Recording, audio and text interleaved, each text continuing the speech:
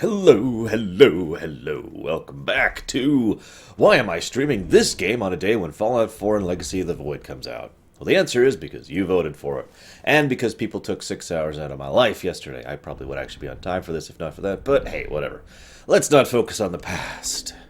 Let's focus on essence.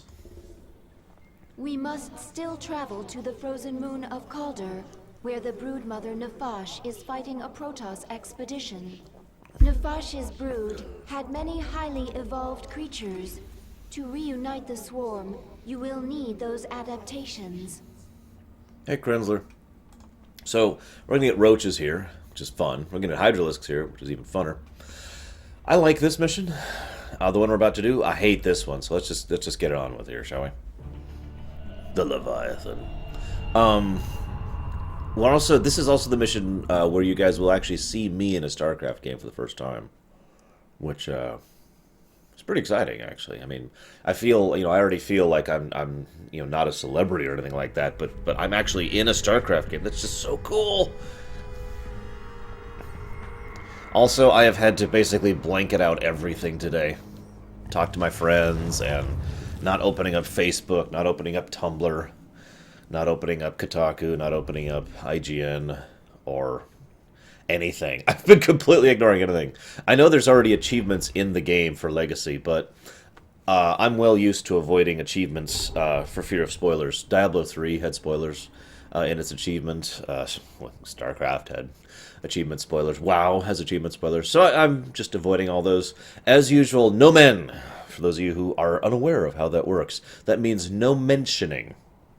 I should make a video clip of the no men thing sometime, just so you guys can see what I'm talking about. Because I was laughing so hard when no men popped up on my screen. But seriously, no mentioning. I don't want to hear it. Okay, I'm not just saying no spoilers. It is no mentioning. I don't want to hear about Legacy of the Void. I don't want to hear about Fallout 4. This is a complete moratorium. As usual, my mods have my permission to time out on site for anyone who they think is being spoilery with regards to the to either of these games. Now, so we're on the ice world of doom now. I have to admit, I really like the ice tile set. I think they did a lot of good stuff with it in this one, and I enjoy ice tile sets in general. I really liked it back in Brood War, so seeing it here was just a treat. And well, I'll talk more about it when we get into the mission. The scouts report that Nefash set up a hive on this plane, but abandoned it shortly after. She moved off into those ice valleys. That must be where the Protoss are. There is so little life here for a brood to assimilate. It is one of the least hospitable places in the Kaprulu sector. Perhaps Nefash thought she could hide here. Nefash was strengthening her brood by putting them in the harshest environment she could find. Of course. Forced adaptation. Adapt or die. It is our only choice. I'll allow that, Krenzler. Just the one word, though.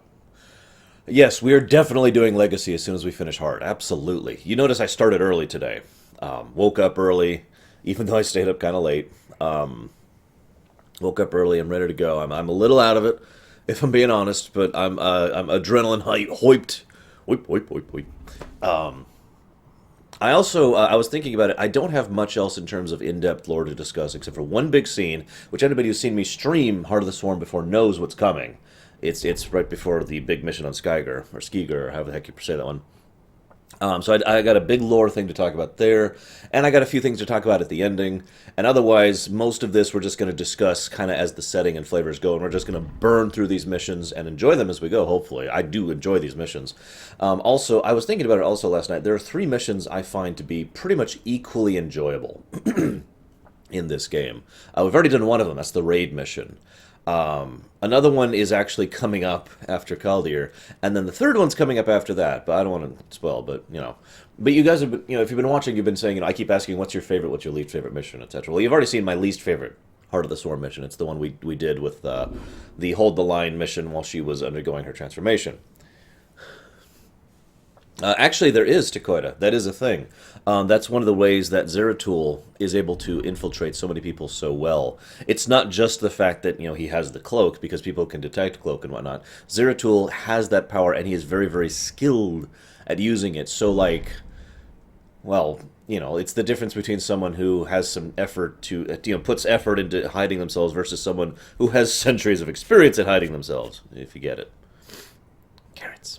You have said you wish revenge on the leader of the Terrans, but there are no Terrans on this moon. Nefash's brood has valuable adaptations. I need them to strengthen the swarm so that I can take down Minsk. Surely my brood alone could defeat his forces. Terrans are weak. Isn't that what you thought about me? Why are you so obsessed with collecting essence? It will mean survival. Because new essence makes you powerful? Power will be a trap. The pack leaders fell to this. If it's not power, what is it you get from essence? Essence is change. Change is survival. Collect and live. Stay still and die.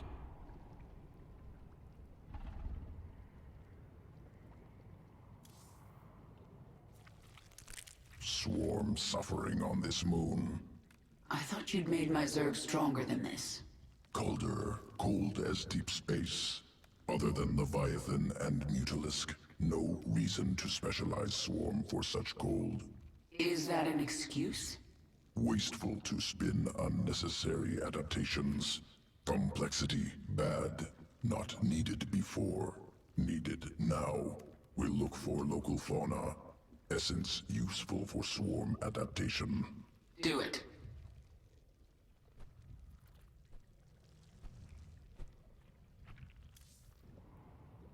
I like Abathur's answer there, by the way. As we've talked about, the Zerg's greatest strength is not that they're just whacked out powerful. It's not that they're just capable of enduring anything. It's the fact that they're super adaptable. We go to this planet, and we are, like, completely unprepared for the hostile environment. And yet, by the next mission, we will be completely prepared for the hostile environment. That's the power of the Zerg, that adaptability on the fly. We go here, and it's like, oh, well, let's fix this around. Bam! And we're ready. I like that they actually lay that out flat, because some people were like, well, oh yeah, thank you, Aded. I like that because some people are like, well, shouldn't the Zerg just be able to endure that by themselves? And you guys, in fact, remember, some people are asking, why is it that certain Zerg can function in space, etc., etc. Yeah, no kidding, Leander. He actually comments on that later. So this is one of the reasons why the Zerg are specifically adapted to Char, or specifically adapted to Kaldir, or specifically adapted to space travel, etc., etc. They're adapted based on the needs of where they are at the time. Because, as Abathur points out, it is actually inefficient to try and make each Zerg adapt, have the knowledge and power to endure any environment everywhere. That would be incredibly inefficient. And that really wouldn't work for the benefit of the Swarm as a whole. It's funny because this is actually very similar to the great power of the Borg, one of the great powers of the Borg. You may be able to destroy a cube, but the moment you do, they'll be like, oh, okay, well, you did this to destroy the cube. Okay. And the next cube you'll go after and you're like, aha, destroy! And it doesn't work. Mission. Nefash moved her brood into these ice valleys to fight the Protoss. It is unknown if she will join you willingly. I also like this because that adaptability thing, this really showcases an inside look into the Zerg. It shows how the Zerg are not just whacked out powerful. If that doesn't make sense, I'll talk about it during the mission. Remind me to talk about the whacked out powerful thing during the mission. Because I'm going to have a little bit of time. By the way, I'd just like to say, this was actually the second hardest achievement for me to get in Heart of the Swarm. And I know you're going to make fun of me for that, because it's not actually that hard of an achievement, but as I've said before, building fast just doesn't work in my head. It's something that I have to, like, basically have, okay, I need to do this, and I need to do this, and do this. I really need to push myself to do it. It's not something I can just do on my own. The achievement for this one is beating the mission under a certain amount of time. And I kept missing it by like 2 or 3 minutes. I'm like, damn it! So I'd restart it and do it. And, damn it! Actually, I had to get some advice from someone in order to actually figure out how to do it. This moon has pockets of intense cold called flash freeze storms. one such storm is approaching. It will push temperatures down so fast that almost all thermal energy will be lost. By the way, the hardest achievement is the one I pointed out, which was The also on a storm timer. will pass quickly, but while it is here, your troops will be frozen in place. I can sense indigenous creatures nearby. Their matriarchs have powerful essence, strong enough to help us adapt to this cold. Okay. Retribution will be mine. Boldly. I have to find an Ursidon matriarch and get her essence. Oh my god, so many essences. Make your peace. I thought Tahako was going to be bad. This Zerg is feral. It is not under the control of any higher entity. Another feral roach. Something is very wrong. Yeah, we're not going to talk about the physics of Starcraft planets. The flash freeze is near. I just have to find an Ursidon We've already kind of matriarch. mentioned this. Fine. No. The flash freeze has arrived. Your troops are frozen. These Ursidon, led by Matriarch, strong essence. Once local essence assimilated, Swarm will resist flash freeze. That would be cool, Leander. Flash freeze now ending. Get up there. Speak. Retribution will be mine. Essence assimilated. Swarm resistant to flash freeze. Excellent. And now I can sense Nefash's hive cluster nearby. Injured roaches able to burrow, regain health. What's up, Polite? Shoutouts. I'd say welcome to my stream, but apparently you're a lurker, so just take this as like a retroactive welcome to my stream.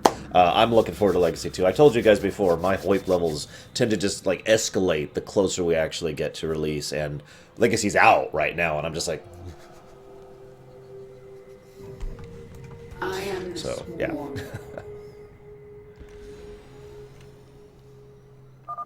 Nefash's brood.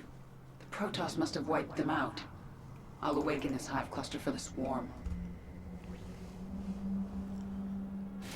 For the swarm. The Protoss sense the awakening. They are aware of our presence. Queen of Blades, without your swarm, it was foolish to venture so far from your main hive. Protoss. I wondered when you'd show yourselves. We must inform Shakuras. They will send the Golden Armada. They will destroy you. Isha, tell me the Protoss are out of range of Shakuras. They are, my queen. However, the Protoss have silent spires that can amplify their psionic communication. Then we destroy those spires before the Protoss can activate them. Yeah, I actually have quite a few lurkers who occasionally show up and are like, aha. No men! I'm pretty sure I'm going to go forward on hard. And if hard is too much, then I'll just push it down to normal. I'm not going below normal. Matriarch essence. nearby. Essence. If collected, Swarm can become more efficient in flash freeze. I do like an efficient swarm. If I have a chance, I will hunt down some matriarchs. The Queen listens. So this is basically the roach mission. Roaches are just... Basically, they have no counters for roaches in this mission. That's, again, they don't make roaches mandatory, just like they don't do that for pretty much all of the Heart of the Swarm missions. But, Brave Protoss, slow her down. Take the fight to her. but roaches, like I said, they have no defense against roaches. They are screwed. Oops. Protoss approaching the hive cluster. Flash freeze approaching. The Protoss will be vulnerable until it passes. The Protoss are defenseless. Attack No, it'll now. take too long, Psychotic. So what was I going to talk about? I asked you guys to remind me of something, talk about something, and I've already forgotten it. I'm telling you, my short-term memory is just going away. I'm getting old. I need 2, 3, and that. Retribution will be mine. That is actually possible, No Dakota. time like the present. Which would be an interesting take on it, certainly. We adapt. Wow, this flash freeze lasts forever on casual. Look at this! They're still flash frozen. Oh my gosh. I am just... wow. I am wowed by this.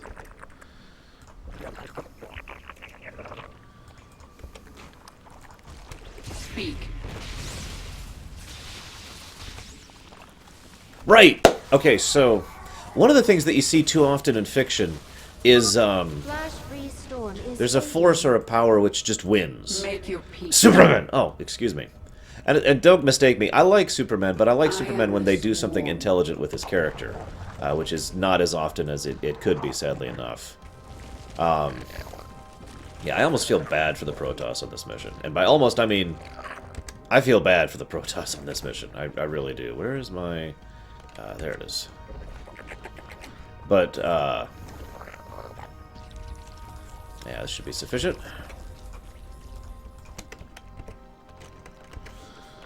Put that there, put that there.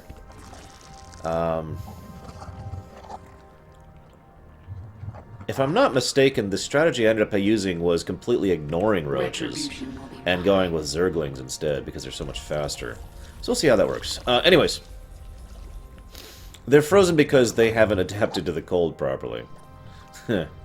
Anyways, so, you know, it's too often there's someone who just plain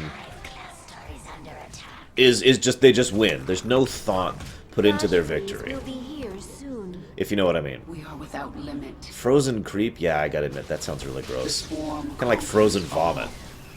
Except literally Our frozen conquest vomit. continues. Because that's just really gross when you think about it. Zonk. Yes. Flash freeze storm has arrived. Go. Press our advantage. I like Destroy the villains who Protoss. instead are more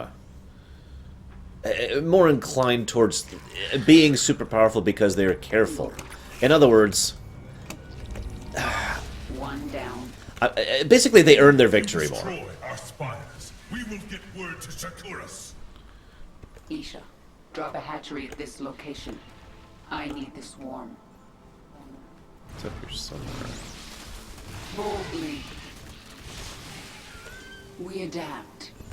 This world is mine. Don't worry, Sanashi, no heater repairs today. We're even starting early, just to make up for it. Essence useful. Essence. Visibility during flash freeze increased. We are without limit. Oh, that's what it is. The swarm conquers all. Make your peace. I do like the gimmick of this map, quite a bit Flash actually. freeze now ending. I mean, feel free to make fun of me for that, but... More overlords. But, What I is feel it like this this is a time? very fun map. It's... No, the Protoss are basically at a huge disadvantage here. But, screw them. Hey, Shmadov. Okay, I feel like I'm still failing at explaining my point, so I'm gonna try really hard here. What do you think is more interesting? A character, who is, you know, whether they are a villain or or an antagonist or a protagonist or whatever, it doesn't matter, but, you know, a character who wins all the time, but they win because they've been, you know, because they're careful, because they're devious, because they bother to put the effort and time into thinking about how they apply themselves. Every Protoss on this planet, the Firstborn will destroy you. Like, in other words, rather than it just being the kind of character who can just win by cheating, basically, they have to earn their victory. You know, I've talked about this when it comes to the difference between a Mary Sue and, you know, a character that we actually like. Yes, Batman, when he's written properly, is a good example of what I'm talking about. Batman, when he actually bothers to earn his victories rather than just A pushing the flash I win freeze button. storm has hit. The Protoss are defenseless. Attack now. I love the gimmick on this mission, by the way. I really do. Yes.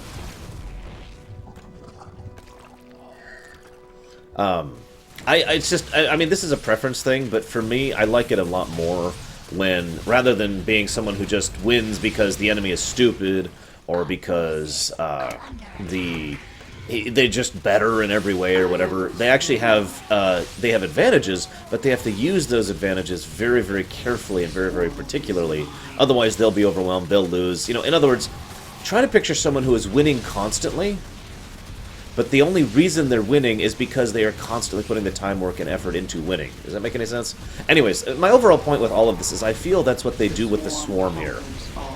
Rather than the Swarm just plain winning, which arguably they could do, and I hate to call them out on this, but I just like to say Warhammer 40k kind of does that kind of thing with the Tyranids. But rather than just having them win, It's no use, Kerrigan. they have to constantly adapt. They have to constantly be working towards it. We actually saw this before in Brood War, actually. This is not unique to Heart of the Swarm. In Brood War, we got the inside and outside perspective of just how hard the Queen of Blades is working. Matriarch essence assimilated. Swarm perfectly adapted to fight in flash-freeze storms. I am the Swarm. We should wait for a flash freeze before Yeah, we got attacking this. this heavily fortified location. Seriously, I think we actually got this. Time like the present. This world is mine.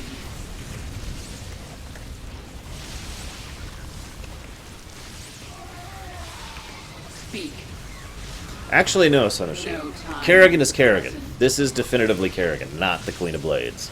Her official moniker, designation, whatever, is actually the Primal Kerrigan, or the Primal Queen of Blades, if you Flash prefer. freeze storm approaches But this is not the soon. entity that is the Queen of The Blades. flash She's freeze gone. storms are getting shorter. It will be harder to take advantage of the storm. Yeah, the Protoss are probably like, oh god, oh god, oh god, oh god, oh god, oh god, oh god, oh god. Also, do you think this is just casual Protoss arrogance, or a hint of things to come? Flash freeze storm has arrived. The spires have fallen! Retreat! The Protoss expedition will be unable to contact Shakuras. Now they have to deal with us.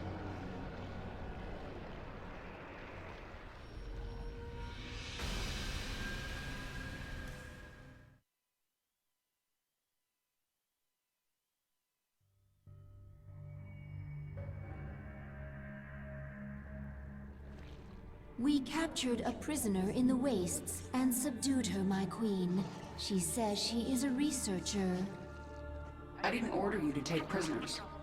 Abathur requested it. He wants to dissect her. What's the point? He won't be able to use Protoss genetic material. He likes to try. Actually, keep her alive for now. I might find a use for her.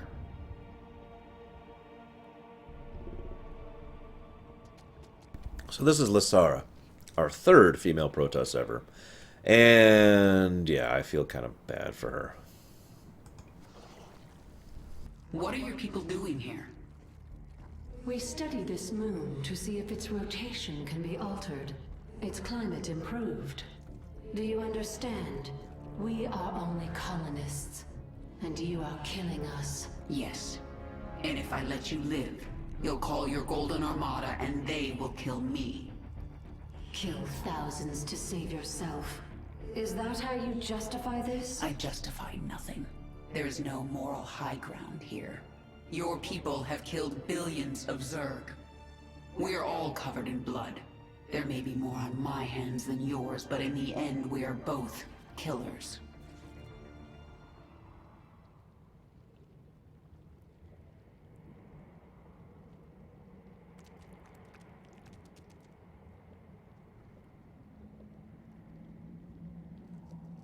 Was it a mistake to come here?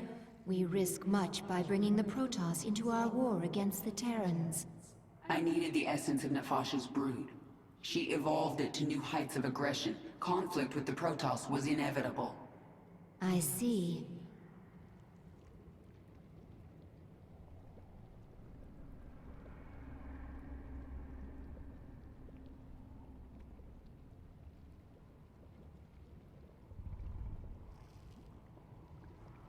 Sorry. So That is an extremely Protoss way of thinking, isn't it? She tries to appeal... Basically, Lashara here... Excuse me, Lasara, no H there. Lasara here is like, well, we're Protoss, and therefore we matter more than you, first of all. But why would you bother to try to kill us? And I mean, I just want to stress this.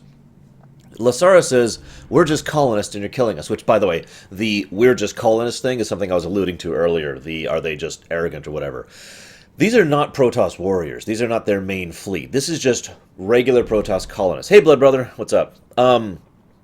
This also helps to emphasize a point.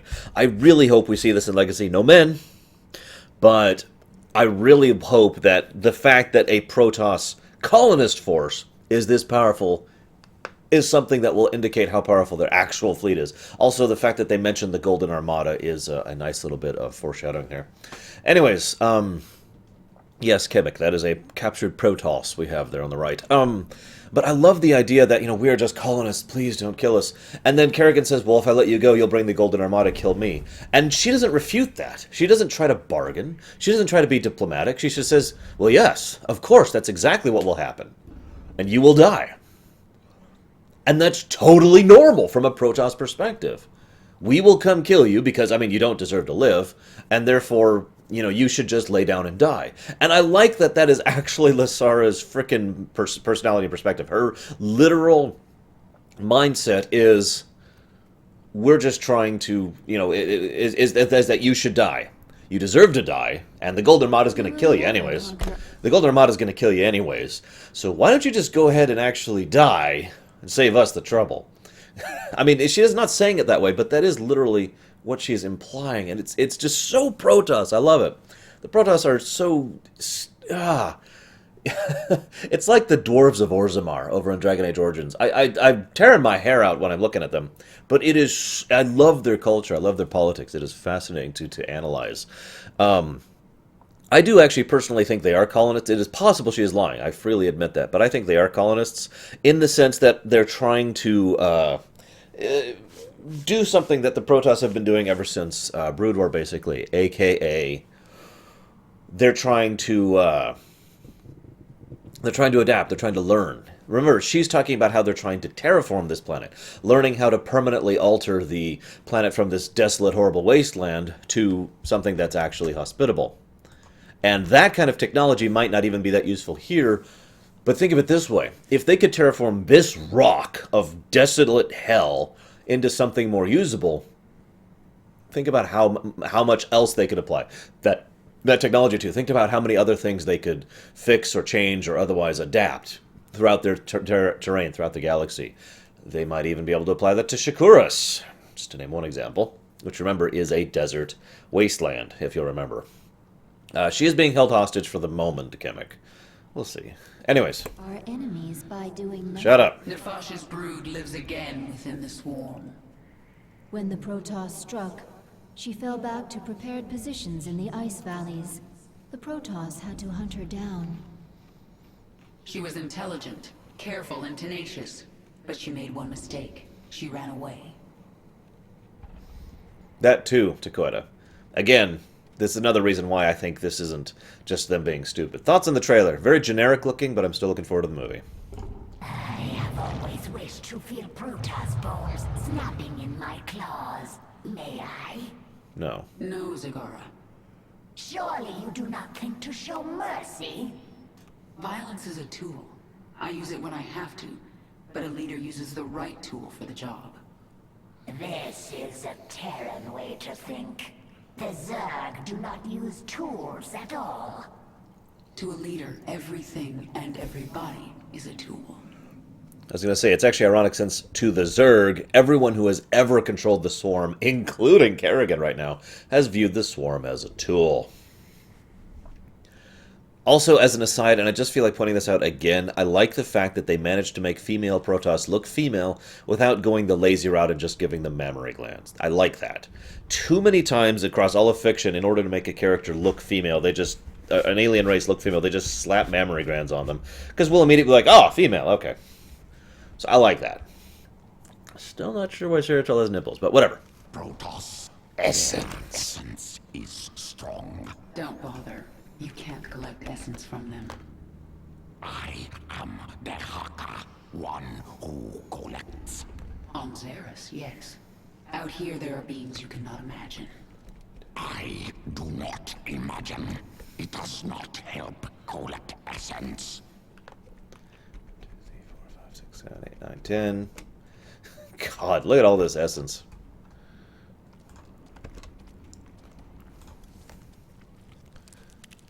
In the past, did I ever give you humans to experiment on?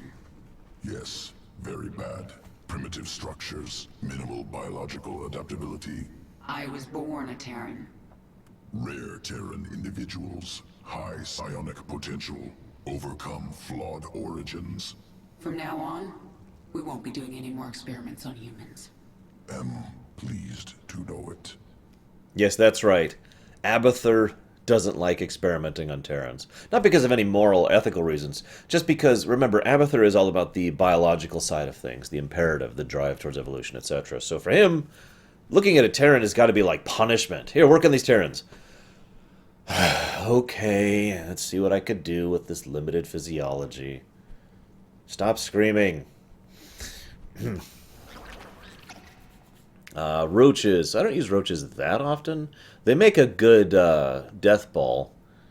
So we might actually use them this time. What do we got? Full speed while burrowed and more health while burrowed. More armor when low, and no, we're going with tunneling. Just easy answer there. We leveled it all.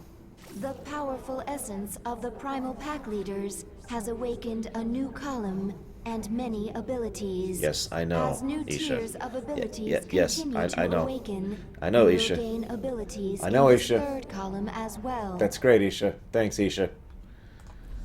The Protoss still seek to warn Shakuris of our presence. They are preparing to send shuttles through their warp network to Shakuris. Well, the Protoss are different. The Protoss are fascinating, just beyond him, basically. So,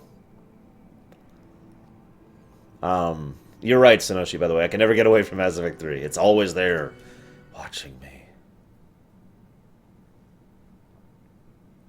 Also, as an aside, the whole earning your victory thing is also one of the reasons I prefer not to cheat in gameplay that I enjoy. I do have to mention in gameplay that I enjoy, because that's relevant. The Protoss are preparing shuttles for launch. A warp conduit. I sense millions of Protoss minds on the other side. Shakuris!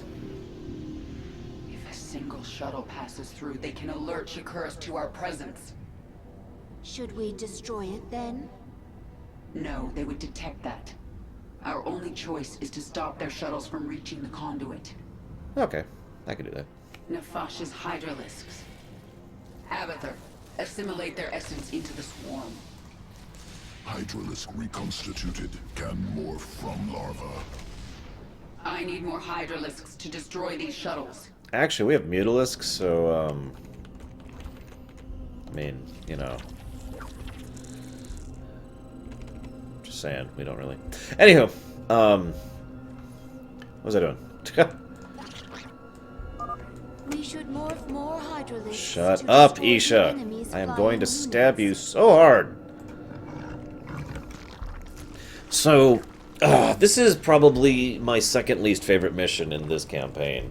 It's like the worst kind of a hold the line, in the sense that not only is there very little way to speed it up, but, My queen, the Protoss have launched a shuttle. It is en route to a warp conduit. Not if I have anything to say about it. We will bring down that shuttle. anyways, the other reason I don't like this mission is actually kind of a personal reason. I'm sorry, Prog. I don't like this mission because the achievement for this one kept pissing me off. Basically, by random chance and my own screw-ups, I kept missing the achievement for not letting a shuttle even start to try to start going through the warp gate. And so I had to replay this mission several times. And again, it's my own screw-up that caused it, but that doesn't make it any less irritating.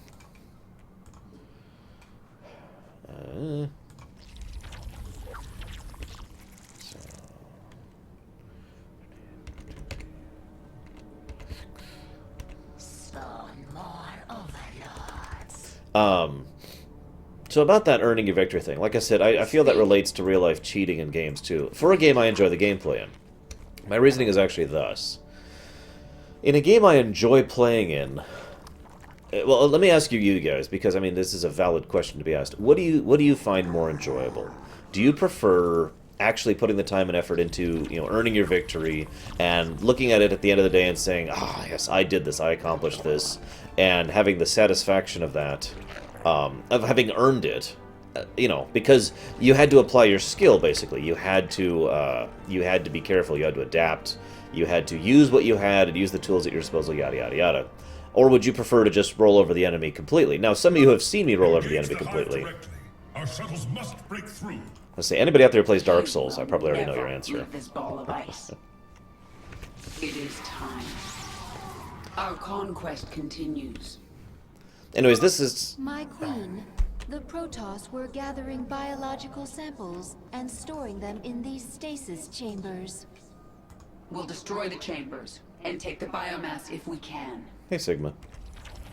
Well, it's funny you say that, Deutsch, because that is actually kind of my answer, too. Legitimately.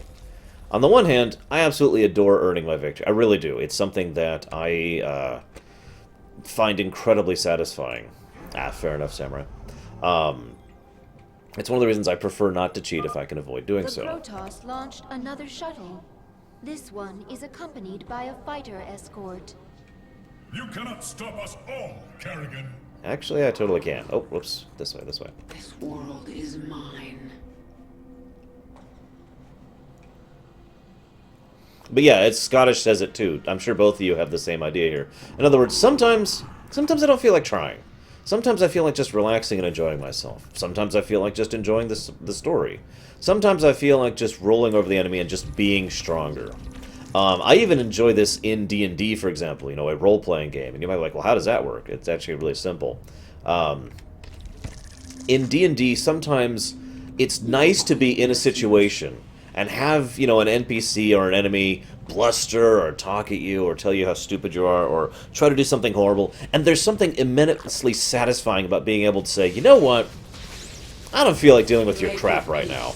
And just utterly, abjectly forcing them into, you know, just like forcing them down. You don't even have to destroy them. Just like, okay, look, you're not going to do this horrible thing. You're doing things my way now. You know, there's something very satisfying about doing that. And, yeah.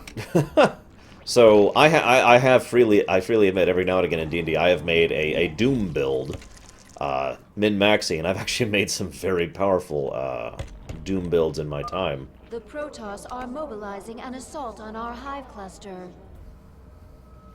Now, some people like to have arbitrary limits. Like, for example, I know several friends of mine who will not cheat in a game until they've already beaten it legitimately.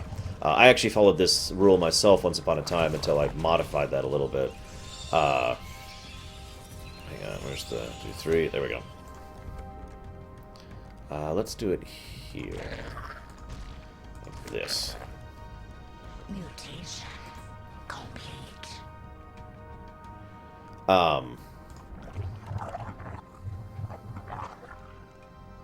Let's see.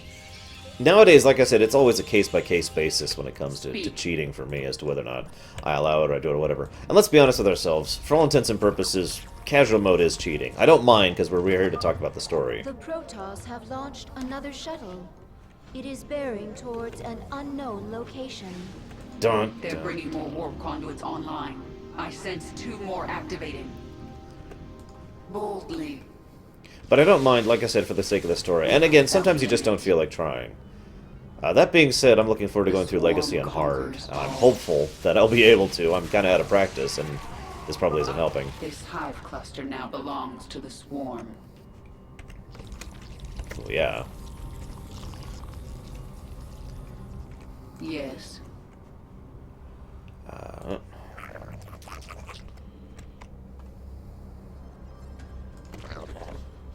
Come on, spread. No, Deutsch. I hope she feels better soon. The swarm has met the enemy. Yeah, I also don't mind cheating for many other reasons. I've actually discussed that in the past. What For is it this example, time? the idea of the artificial New Game Plus, you know. Boldly. Actually, yeah, they should, Psychotic. Maybe we're on a more equatorial part of the planet? Possibly? I don't know. There's no excuse for it. Let's be honest, this is a gameplay reason why there's no more flash freezes going on. And that gameplay reason is because we wanted, we didn't want to double up on gimmicks. Can you imagine if this mission with the flash freeze gimmick?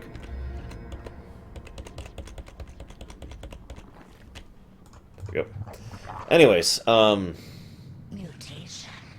complete. I guess you could turn the difficulty down, Blood Brother. But I'm not sure you could cheat to, you know, win, basically, to keep everyone alive. Okay, so let's talk about one other thing. So Kerrigan is destroying these shuttles. Okay, this is part of that whole anti-Protoss thing that we've already kind of discussed a little bit. The idea here is that, and I really want to stress this, Kerrigan really doesn't have what you'd call a lot of reason to trust or like or otherwise care about the Protoss in any positive manner.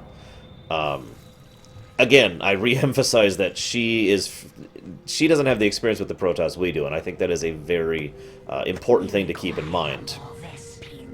So, all she sees here is Protoss who are trying to kill her. And in fairness, these Protoss are trying to kill her. Remember that earlier comment by Lasar, whatever the heck her name is. Shut up. That earlier comment by Lasar that, you know, we will kill you. We're not going to possibly even think about diplomacy. It's not even in our minds to discuss the ability of, you know, trying to work things with you or trying to make this. No, we're just going to kill you, and you're okay with that, right? You're okay with that, right? Because you better be. Because if you're not, we're just going to kill you. I really need to reemphasize that I don't think Kerrigan is necessarily in the wrong here. For all that she's doing with these Protoss, because they are in more ways than one the aggressors here. And, of course, that's standard Protoss philosophy, and, of course, she has no particular way to understand the Protoss as we do, which is kind of a shame, actually. It's funny I mention that because I feel like that might be part of why she acts the way she does in Whispers of Oblivion. Not that I'm forgiving that. Let me make that clear. Because, in my opinion, Kerrigan is needlessly antagonistic to the nth degree in Whispers of Oblivion, so whatever, but we'll get there when we get there. And we are going to be doing Whispers of Oblivion right before we do Legacy of the Void for anybody who's curious. So the other thing I want to talk about is these warp gates, because there's two possibilities for these warp gates. I guess I should say three. Hey, Kelson. Possibility three, which I'll tell you first, is there's no lore significance to them. Oh no, I forgot to... Oh no, I totally screwed up. I think I know what I'll do. Anyways, so, possibility 3, it's just there for gameplay mechanism reasons. Yay! Nothing really worth noting or anything. Second possibility is that these, basically that this was originally a Protoss world, that this is one of the old Protoss worlds, and the reason they're so interested in this world in specific is not just for the terraforming reasons I mentioned, but because they're trying to reclaim it. It would explain why there's these massive warp gates that happen to connect straight to Shakuras, especially since we have a pretty good idea that the warp Protoss didn't come here through these gates to get here. They came through that ship, which we'll be seeing in just another, I think, one more mission, actually.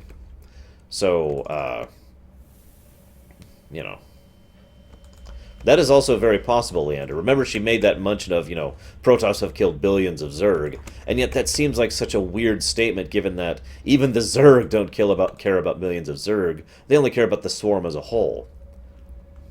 So, you know, why would she care if they've killed millions of Zerg? That's not really relevant to anything, you know? So it is possible she is being affected by the swarm just as they have about her. That's the second possibility, or excuse me, I should say the first possibility, which I list first because I think it's the most likely. And I like it because it also shows how the Protoss not only operate, but how they've begun to advance. In other words, it makes a lot of sense to, for me, I should say, it makes a lot of sense that the Protoss, shut up, Isha, that the Protoss got here in a ship, and then once they get here, build the warp gates to help them keep in contact with Shakuras and to facilitate further travel. I mean, that makes perfect sense, and a lot of science fiction does that exact idea. Once you get there, build the gate, and the gate travel facilitates in the future. In fact, Freelancer did that exact same thing, if you recall. And there are several other settings that do pretty much the exact same idea.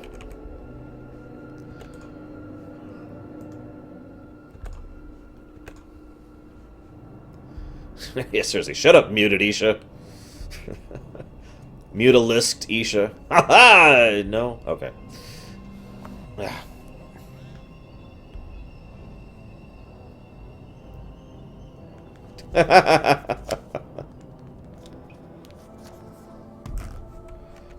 Yes, Krenzler, you do.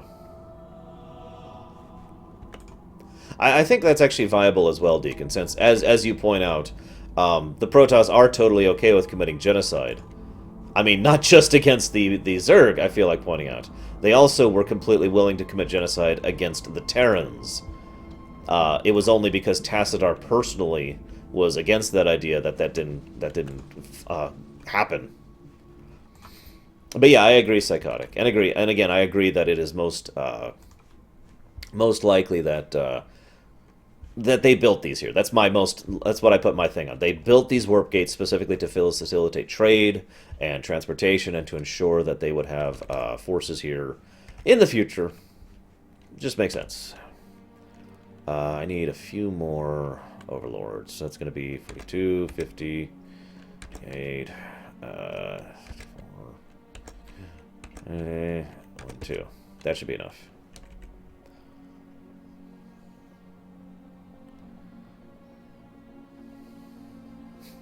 Protoss for life, yo. Although I didn't main Protoss in Starcraft 2, so I'm not actually that good at them. I'm really curious how bad I'm going to be in Legacy. They could have just walked into one, yes, Nardu. I know what you're going to say, well, why didn't they just put through a Dark Templar then? Because there are undoubtedly Dark Templar here. There's a Dark Templar in those ships right there. So there's actually two possible answers here. First of all, the fact is, sending down troops through here is probably tantamount to suicide. Second of all, trying to sneak through is unlikely, given that we can detect cloaked troops, or at least they think we can. We can, but, you know, whatever. The third possibility here is this is not just them trying to warn Shakuras, this is them trying to evacuate at the same time. Since we do actually know that they are, in fact, actively evacuating while this mission is happening, that makes a degree of sense to me. God, Mutalisk takes so much Vespene. That's true, Takoida. The Protoss from the Zerg perspective are very wasteful. They are willing to genocide entire species for no real reason. There's no big, you know, oh, we must do this for the survival of our people kind of a reason, or we must do this to consume, or to move on. No, they're just willing to genocide species. Because they are. Which is, admittedly kind of messed up when you think about it.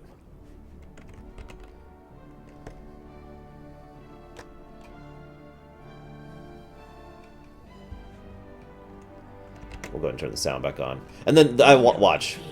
I was going to say, the first thing that happens when I turn the sound on is Isha's going to be like, Master, I detect a 42% chance that the Zerg you're controlling are currently killing people.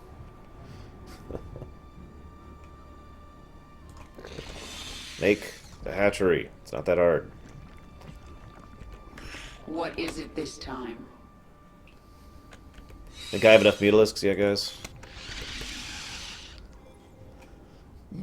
By the way, this is an advantage for doing this mission after Xeris, because you get Mutalisks. Protoss have launched more shuttles. Normally you have to do this one with basically just Hydralisks. And, like, that's your only anti-air, which is a little irritating. Oh, Isha's a lot better than Fee. I was just making fun. Fee... Well, Fee is Fee. I know, very zen, right? I like how the Vespene geysers glow red when there's no Vespene left. Just a nice touch, because they did that with the Terrans, too. But, you know, consistency is nice.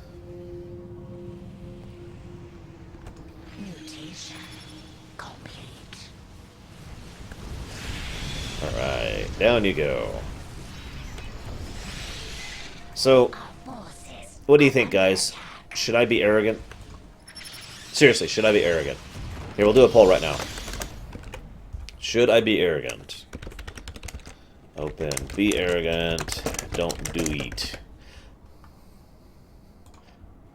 And, oh, sorry, I completely missed that. Yes, Taz, you can. You're not required to. It's all good. I set that up a while ago because my viewers requested it of me. You'll see me being stupid if you do it. You got a very little time to decide if I'm going to be it, so we're going to close this off pretty quickly. Looks like right now we're tied. Of course we are, because we're always tied. Yeah, we're fine. I'm seeing don't do it. The arrogance is attacking their base. One of those times I mentioned okay, the first time I failed the achievement in this mission, which is don't even let them start to go through a warp gate. The reason I failed it was because I just started destroying their base. Because their base is actually not that well defended against a proper assault. So I was just kind of laying into their base, and then they launched a shuttle. I'm like, okay, I'll get over there. But because I was limited to Hydralisk, I'm like, okay, go down, and go down, and go down, and oh god, they're way over here, oh god! And I couldn't reach the damn shuttle in time. 3 shuttles at once. They're bearing toward the same conduit. Dun dun dun! Protoss have launched a mothership. Dun dun They must be dun! using it to cloak shuttles. Dun dun dun! All forces, defend the central conduit. Tear their ships from the sky. I also like the idea that this is like their only mothership here. Especially given what the motherships are in lore, which we'll be discussing at some point. I haven't brought it up yet. I suppose this is as good a time as any to talk about it, because there's not much to share. So, the motherships are old Protoss technology. We're talking really old. And they were basically abandoned, and the ability to build them was lost because Protoss, arrogance, you know, dying, stagnant situation, civilization, etc. So, you know, they went off just before, That's the last. The warp conduits are useless to them now. You've done it, my queen. The Protoss threat is removed. Nothing is done. Until they are all dead. Wow, Kerrigan, seriously?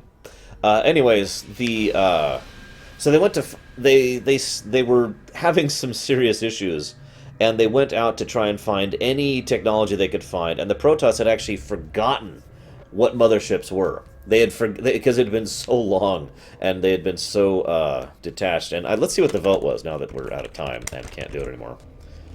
Okay, we followed the will of the chat, thank goodness. So they went out and they were just trying to find, like, anything they could. Anything they could as far as to help them rebuild their...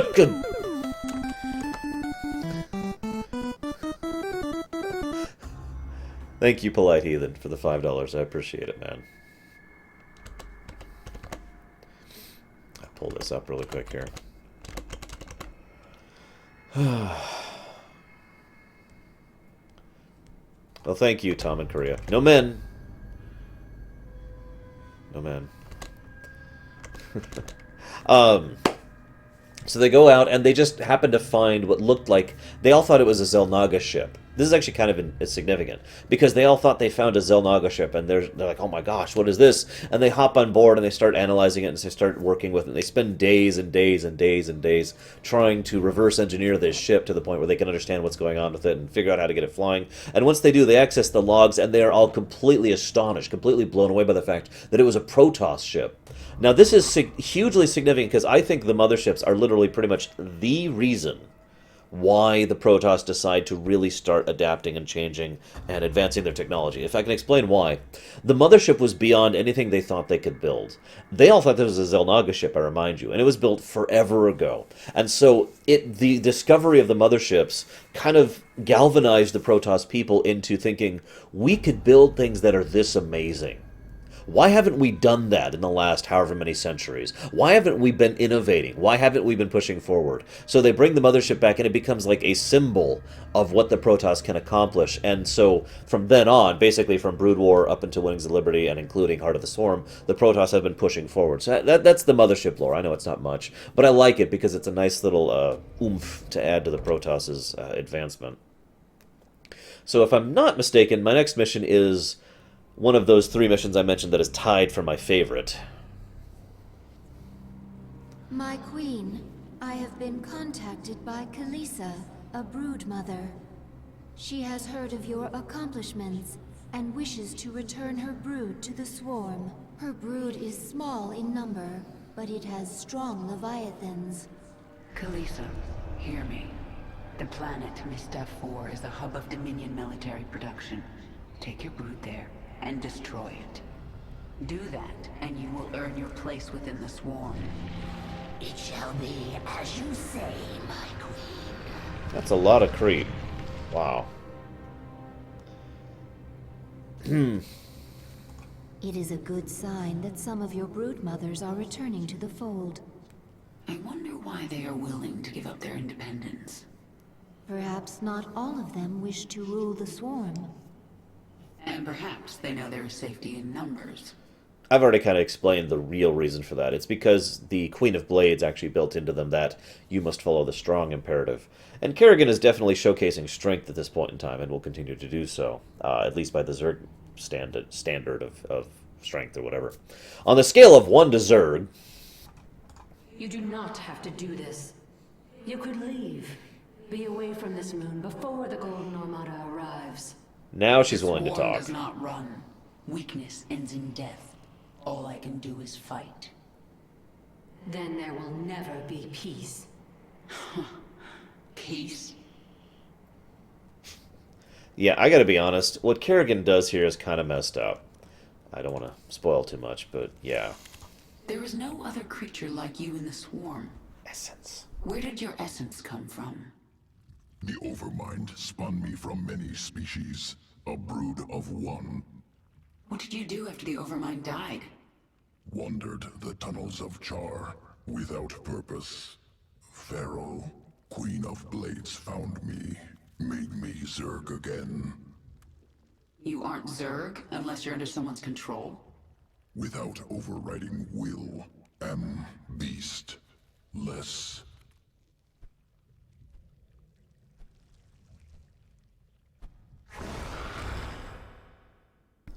Alright, Hydralisks, which I just like to say look freaking awesome. Look at this. Okay, what do we got here? There's the attack boost. I agree, I did. I do agree with you completely. Gained a life, increased range. Yes, range, definitely. So, time to be morally questionable. The Protoss have launched a vessel from the dark Very side morally of questionable. Calder. We are still able to sense its presence, but time is running short. Actually, I want to point out a couple of things, but first I want to do something just really quick. Forgive me. We'll call this the Lorerun save, as I usually do. I need to reload a previous mission. Is this it? Oh, hang on. Where is it? Where is it? Aha, here it is. Don't worry, I'm doing this for a reason. Doing this for a reason. The only thing I will say, and I want to stress the only thing I will want to say in defense of Kerrigan, is that you get the impression she doesn't want to do this, that she's doing it regretfully. But she does it anyways, and it's also really messed up what she's about to do here. Speak. Alright, where is it? We adapt. Where is it? I have to find an Ursadon matriarch and get her essence. That's basically just trash talk, Kemek. Don't forget she's also, at this point, hasn't regained her... It is her... not under the control. Shut up, we don't need your voice for this. He's reloading morally questionable. I don't know, why don't we ask Undertale? It is... in my opinion, Kerrigan basically isn't actually thinking properly at this point in time. She will not be doing that until she discovers that, well, something that she'll discover fairly shortly. The only time prior to this which she has any kind of moral turnaround at all is when she interacts with Warfield. And even then, all she does is let people go. I mean, that's like saying, well, he did kill all those people, but at least he didn't kill more. You know, I mean, I'm not, I want to stress, I am not trying to defend her. She is definitely on the evil side of the Force right now. Oh, where is it? Hang on. I'm trying to find something that I meant to do in this mission that I completely forgot to showcase. I just gotta remember where it is. Yeah, exactly, Chemic. Which I believe is actually after this next mission. Not this one, but the one we'll be showcasing in a bit. Where the heck is it? Ugh, hang on.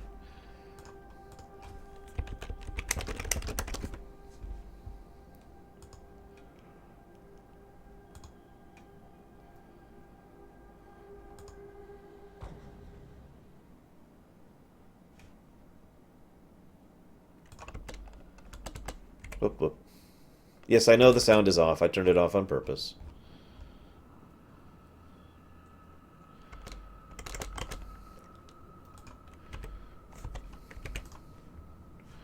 Where the heck is it?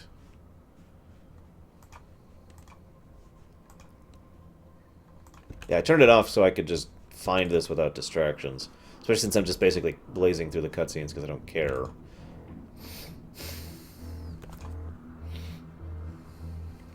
Kerrigan and friends! In this mission, they brutally butcher everyone in the Caprulu sector. In the next mission, all life dies. Yay! Is it up here? I don't remember exactly where it is, and that really bothers me.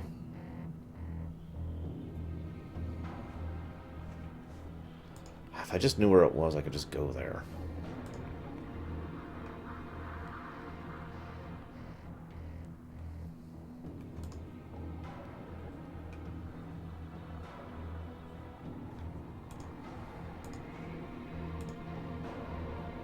Aha! I know where it is now. Oh, jeez. Okay. Okay, okay. Go, go, go. So that's like way southwest. It's okay, I found it. I know where it is. In fact, I'm not even going to try to live through it. We got like 50 seconds to get there. Go, go. Ignore the Protoss. Ignore the calculated blows of the Protoss.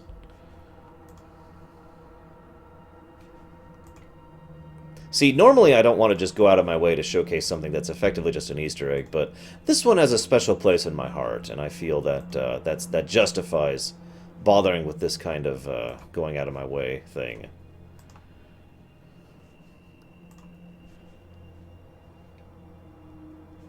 Should be right around here.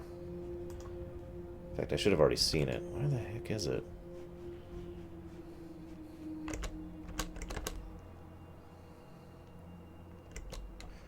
See, staring at the map. Yeah, it should be like right there.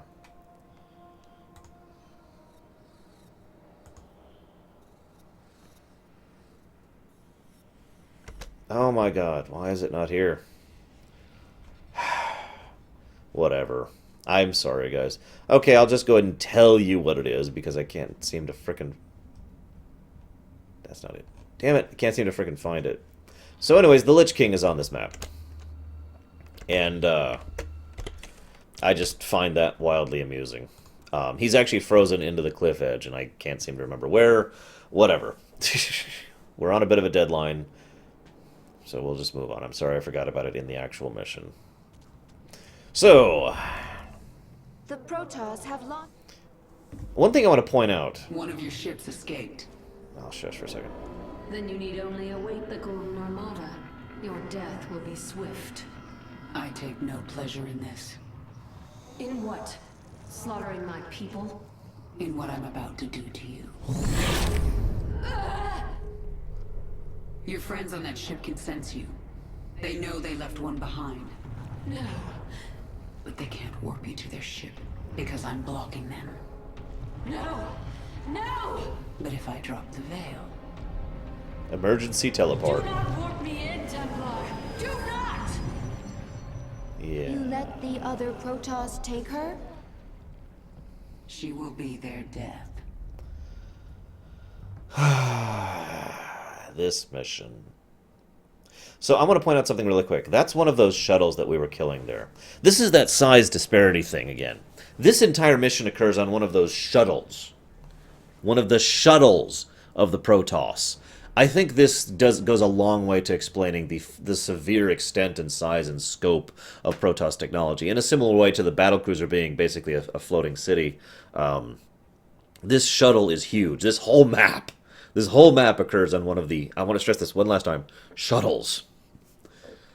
So yeah, she doesn't infest that Protoss. You can't do that. She just kind of puts something in the Protoss and then lets them do this.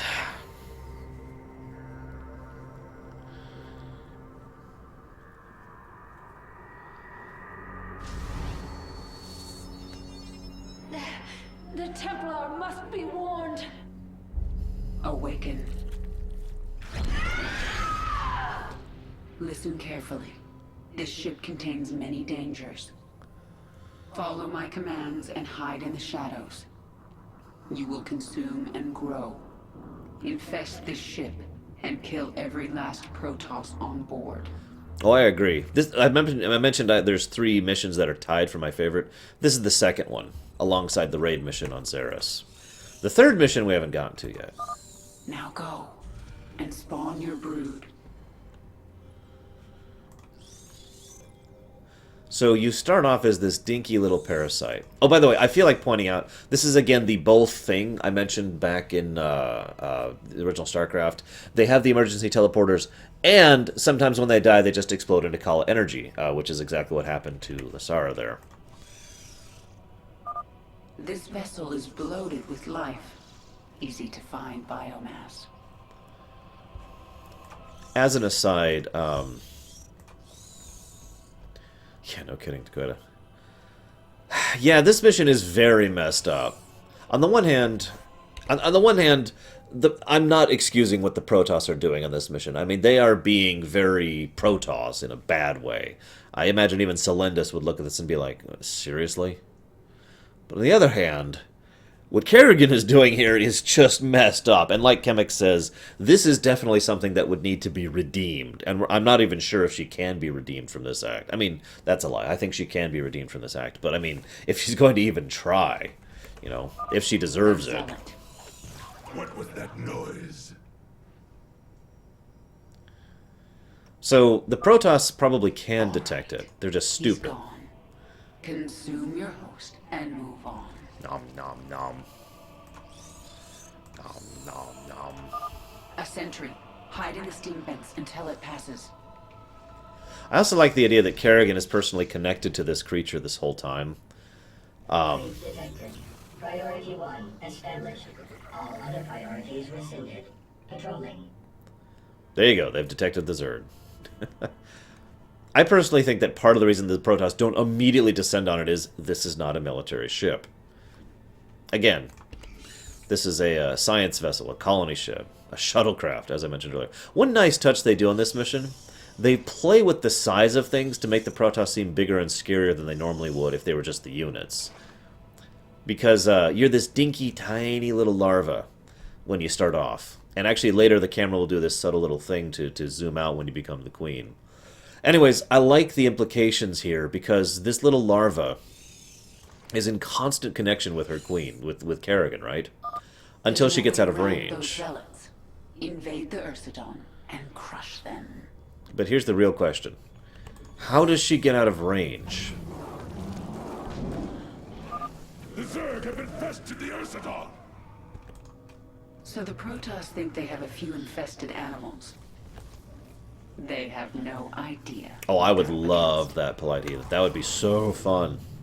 One person playing the infester, the parasite, whatever. Everyone else playing everything else. For you to grow into a brood mother.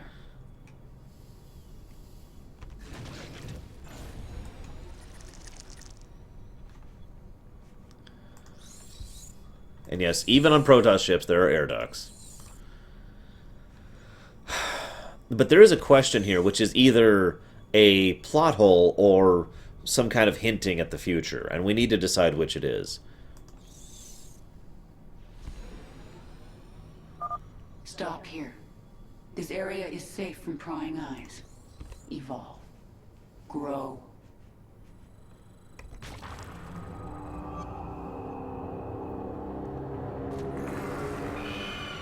Niadra. I hope we see you in Legacy.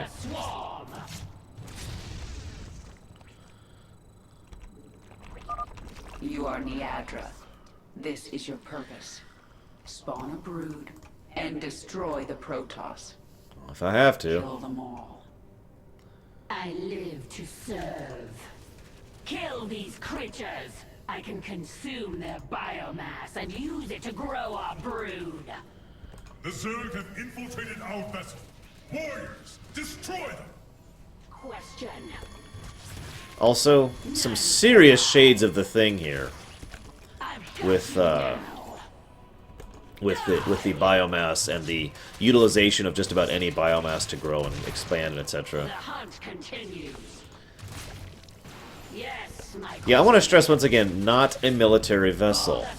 Now, if you don't understand the significance of that, how many Zerg civilians are there? There is nowhere to run. That's a silly question, of course. There is no such thing as a Zerg civilian. But there is such a thing as a Terran civilian.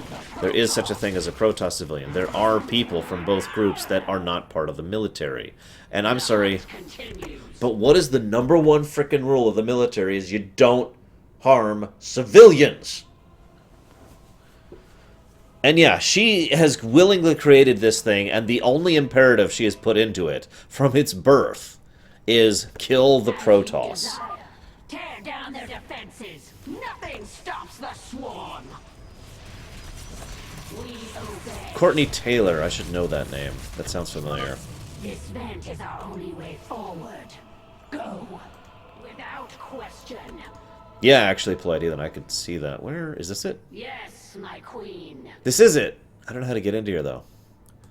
I hear. How do I get into... Guide my brood. Let me in! Let me in. I am Niadra. Damn it, let me in. You can see the meat on a thing. There's the refrigerator, of course. There's actually a bunch of little... that woman! Yes, that's probably why I like her voice. She's, yeah, I like her. She doesn't do a lot of roles, but I like everything I've heard her in. That's probably why I like her voice, despite the fact that she's technically hideously evil. Although, in fairness, it's not her fault that she's hideously evil. As you desire. How's that for a weird thought of the day? It's not her fault that she's insanely This vessel will horrifying. burn. Anyways, the other thing about this mission that really gets to me... There. That structure powers Aha. the shield. Okay, this is how we do it. The shield no longer blocks my path. Let us move forward. A strong energy emanates from this part of the ship. What is its purpose? Oh, come on, the shield should be down. Let me go into the kitchen.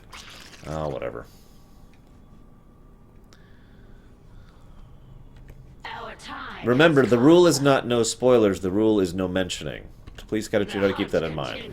No banning, no nothing, just reminding.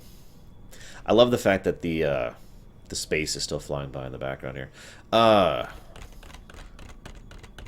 So we really need to discuss this, because I want to hear your guys' thoughts.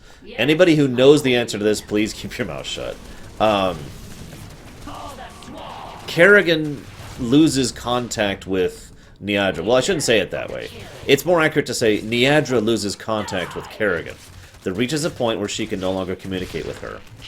However, we know for a fact that, we know for a fact that Kerrigan can reach literally across worlds, across huge, vast distances. This is not only established in canon, but has been established in canon since before this. So, like, really, guys, let it go, okay? So really, for all intents and purposes, there's no reason Kerrigan should have lost contact with Niadra. She has the ability to reach her, so why doesn't she? Now, it is possible this is a plot hole, that someone just screwed up and forgot that Kerrigan can reach across, star systems in order to communicate with creatures in light years away, or there's something else going on here. Now, before I even go any further, what do you guys think it is, you know, in a vacuum, with only that information? Yes, my queen. The energy, it is overwhelming. You found their warp drive. Destroy it, and this vessel will never reach Shakuras. The shield is down. I'll destroy the warp drive myself. Possible, Chemic. That is actually a good option for that. Psychic interference is a thing in StarCraft, so it's entirely possible that there's just something blocking her. And this thing is on a straight shot to Shakuras, which is very far away. But theoretically, she should still have the ability to reach it. Breach has occurred. Evacuate immediately. Contain them!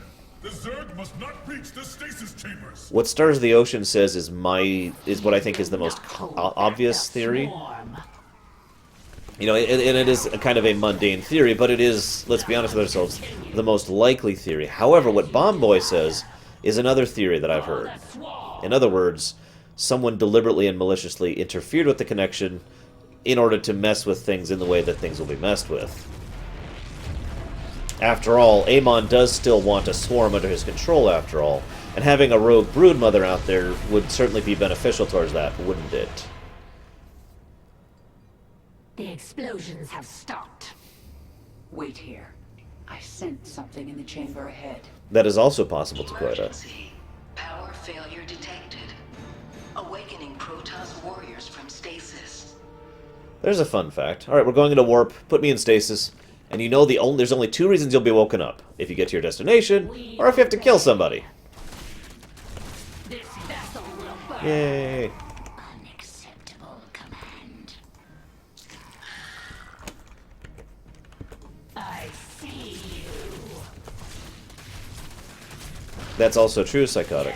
Like I said, it is a little bit suspiciously convenient that this brood will perfectly fit Amon's And plans. expand your control over your brood, Niadra. So, you know, it does make me wonder if this separation was done deliberately. After all, I mean, while there is such a thing as getting out of range, there's no gradual. You know, it's not like she slowly gets out of range and, oh, my queen, I can barely hear you. So, you know, why does it just suddenly get chopped off? It is also possible there's something, this is a hint of what the Protoss are doing, and that she gets in range of something that's happening on Shakuras, and that's what cuts her off. Exterminate the specimens! Do not allow the Zerg to consume them! Kill their warriors. There it is, right there. Do you see how the camera zipped out just another step there? To show that we've grown and are bigger and all that fun stuff. Like I said, some nice touches in this. And yeah, this is a freaking civilian vessel.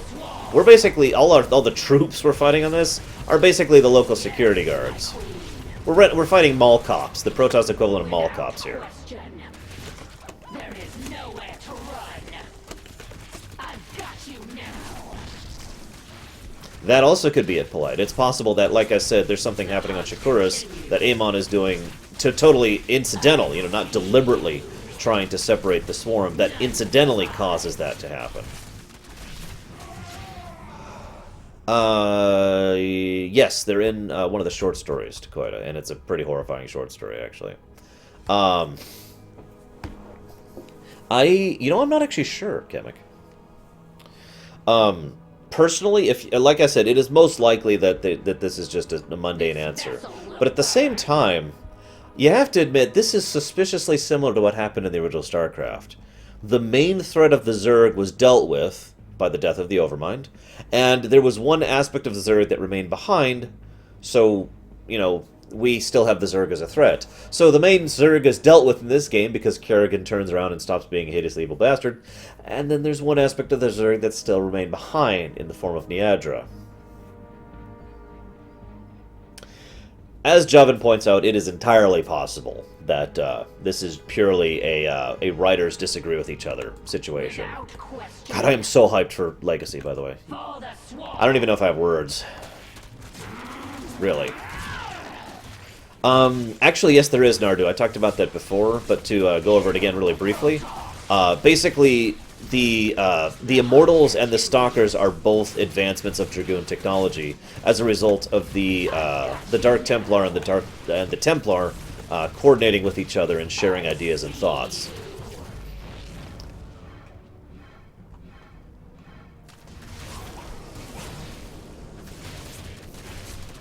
Must have all the biomass. You must evolve. Grow stronger. The final battle approaches. With Amon, wait.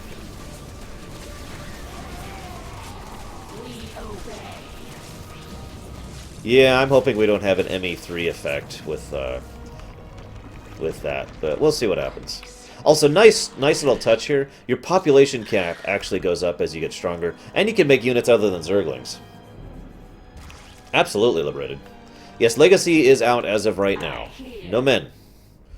For those of you not aware of what that means no mentioning. For those of you who don't know why I say no mentioning rather than just no spoilers, it is... Do not let them kill the Orthodon. I'm trying to think of a direct example. As you desire. The idea is to go into a game as blind as possible. It's not just that I don't want you to spoil stuff. I don't just want, no spoilers for the story. I want to go in blind so that when something cool happens, or when there's some kind of cool aspect of gameplay or whatever, that I have a genuine reaction to it rather than it having been spoiled for me beforehand. I know some people roll their eyes at that. I know some people think that's a little bit extreme, but for me, I do genuinely like to be, again, as blind as possible going into a new work, especially if I'm doing a video on it, like I'll be doing with Fallout 4 and Legacy of the Void. So, oh god, Silver Dragoon. Don't joke about that. That might be true. The hunt continues. The Protoss are fortifying the bridge. Prepare your forces.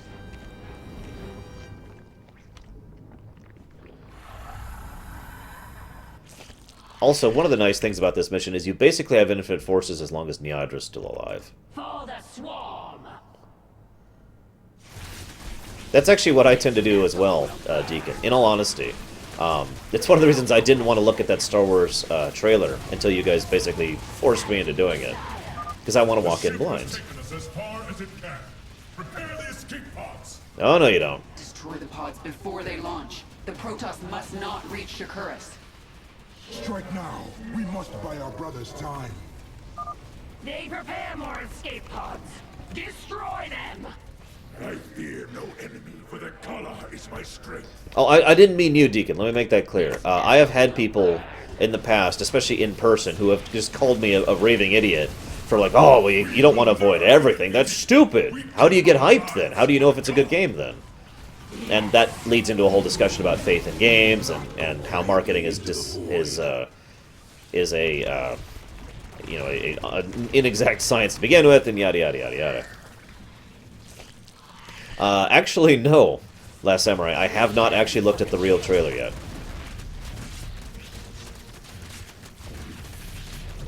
I've got a favorite example here. I've got an example right here, guys. I walked into The Matrix, the first movie, completely blind. I knew nothing about it. And that so made that movie so awesome for me. Walking into that without any expectations, without any understanding of what was happening, no knowledge of what The Matrix was, I loved The Matrix, and my experience of enjoying it was taken to new heights because I walked in blind. I think I can point to that specific moment because I think The Matrix, the first movie, was the first time I really instituted what I now refer to as the no men policy, where I don't want previews, I don't want trailers. You tell me that Skyrim's coming out, and I'm like, sweet, and then I don't look at anything about Skyrim until I actually watch. Until I actually play Skyrim. And, new Star Wars movies coming out, and I saw the trailer, and I'm like, yes, and then I didn't know anything about Episode 1, and so forth and so on. So, walking in blind, for me, personally, just really elevates my experience. And I know it's not always possible, especially in my business nowadays. But I'm just trying to explain why I have this policy, why I do this, because, yeah, The escape pods now. Oh shoot, we forgot to do the bonus objective. Whatever. The Protoss are no more, my queen. So notice this. Sudden lack of contact. Even though we had contact like a few minutes before. My queen, can you hear me? We are alone. Yep. So, did Kerrigan abandon them? Is something interfering with The it? Queen of Blades has given us one purpose. But yeah, this right here... The Protoss. We will be prepared. Yeah. We will serve again. Yeah.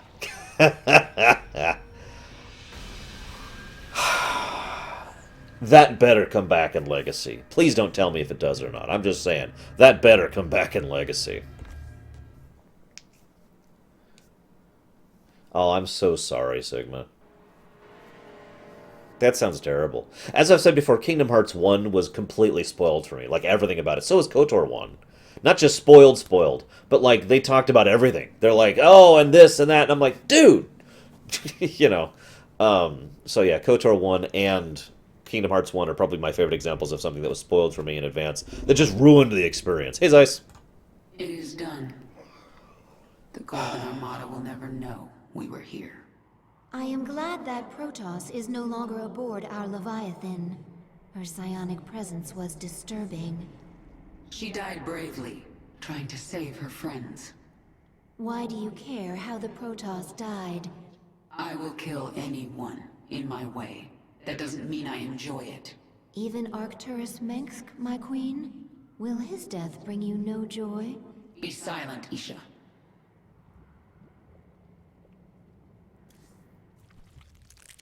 Placed parasite into Protoss host.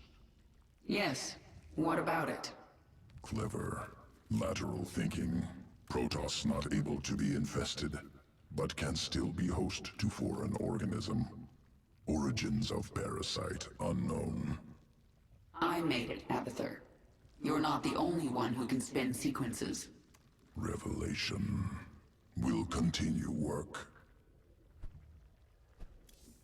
Roach strain ready for augmentation. Protoss research facilities discovered. Experiments within useful to evolve swarm. Must acquire. Destroy Protoss. Improve swarm.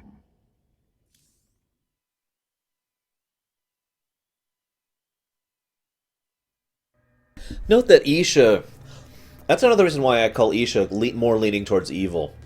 She seems to be a lot more the kind of person who's like, you know, the manipulative, oh, you mean you're not going to enjoy killing him? You know, she says several things like that throughout the campaign that make me think she had an alternate agenda. And that's because she did. In the first draft of the story.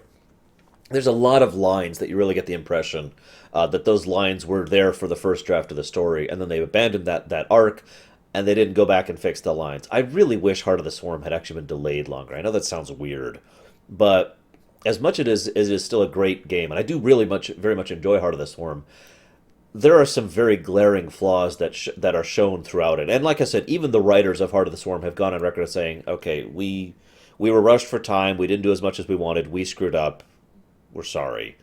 You know, it is also worth noting that it could be what Adet and Deacon just pointed out, that she could literally be speaking from that childlike innocence. You know, so you don't like killing? But will you not enjoy killing the one bad guy? You know, just put it into those terms and her tone does become a lot less insidious. Planet Kantar. Concealed Protoss facility.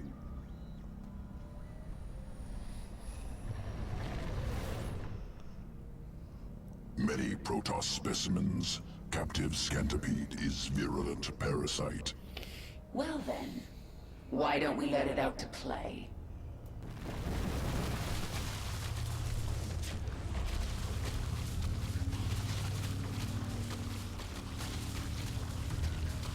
It certainly does fit the theme. I'll agree with that, Blight Heathen. Absolutely.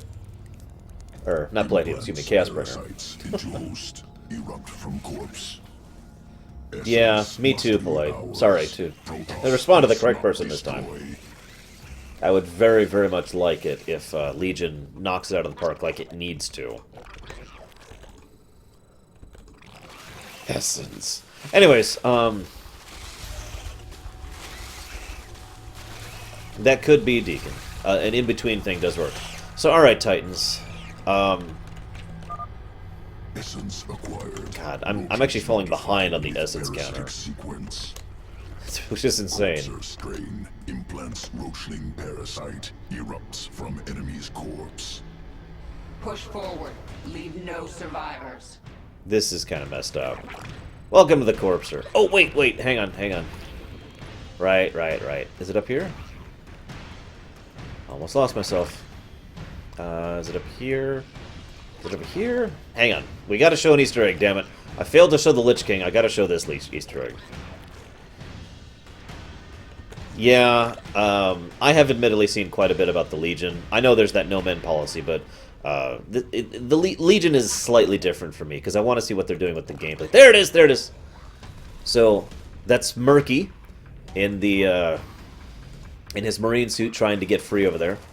And that's Diablo, the Lord of Terror. Specifically, that is Mini Diablo from WoW.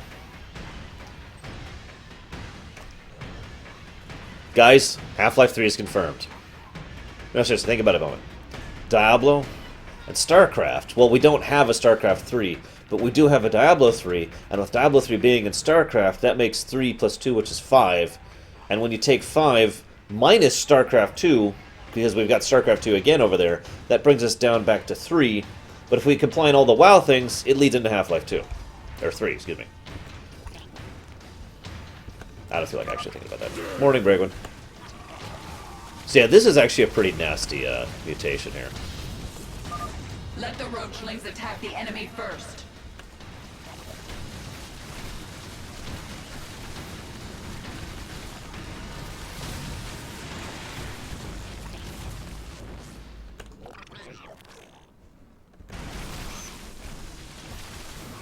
Long story short, I just like that little Easter egg there.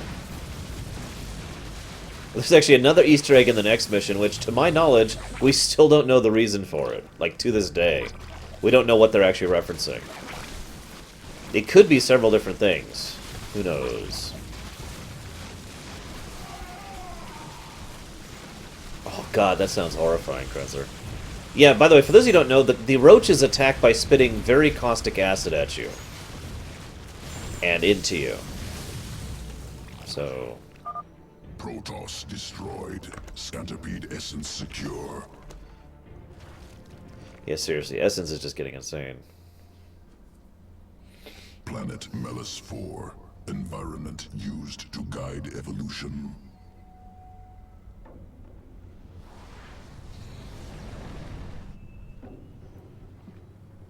Microbial organisms reproduce within pools.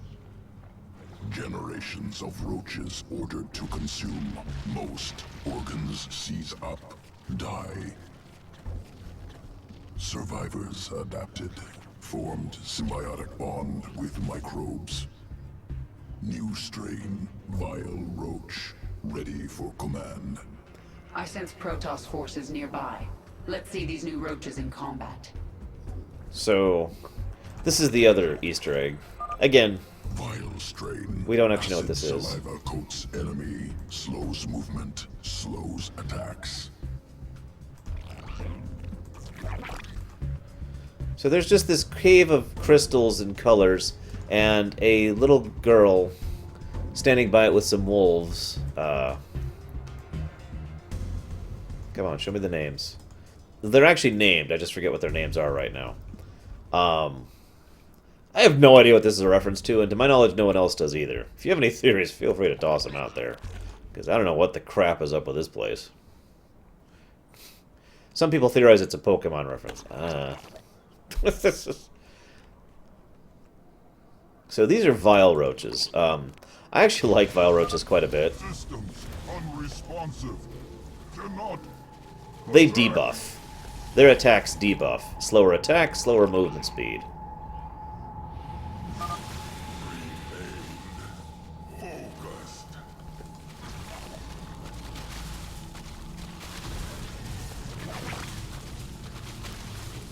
Yeah, that might be Princess Mononoke. I could see that.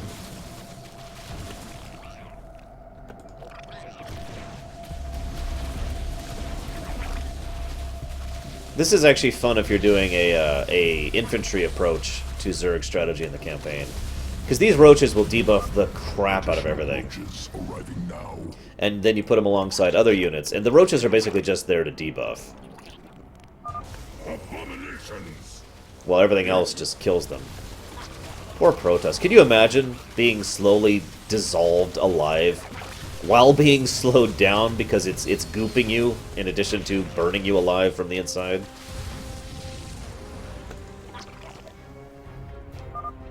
Vile strain successful. So, Protoss eliminated. Corpser Repair or sequences. Vile? Returning to Corpser is the evolution spawner, Viler is the one we just saw, the debuffer. And of course, Corpser. ready for And this makes sense. This is one that actually is sense-making.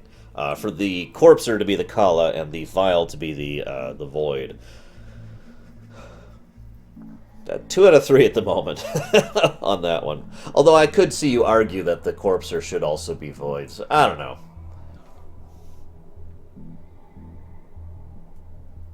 Oh. See you around, Samurai. I better see you later. Or there's going to be hell to pay. Well, that's a surprisingly close vote. I don't know why I'm surprised by that. It's my chat. Everyone is always tied on my chat.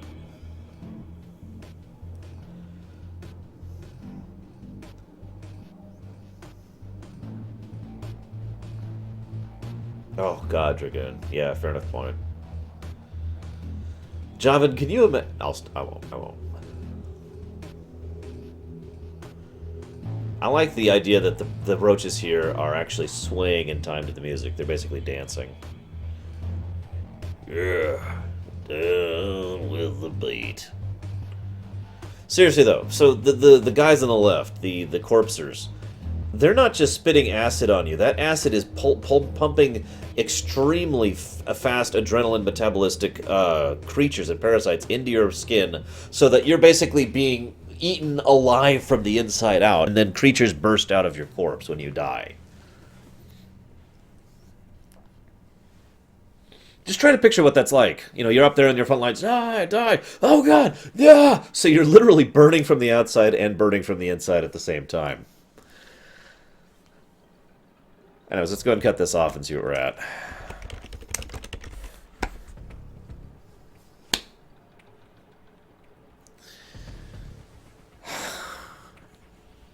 Really, guys? Really?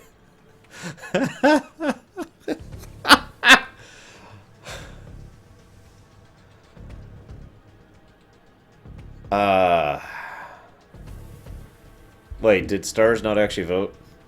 Oh, you're right, he didn't. Stars of the Ocean did not vote. So, by one vote, we will take the Void. Evolution complete.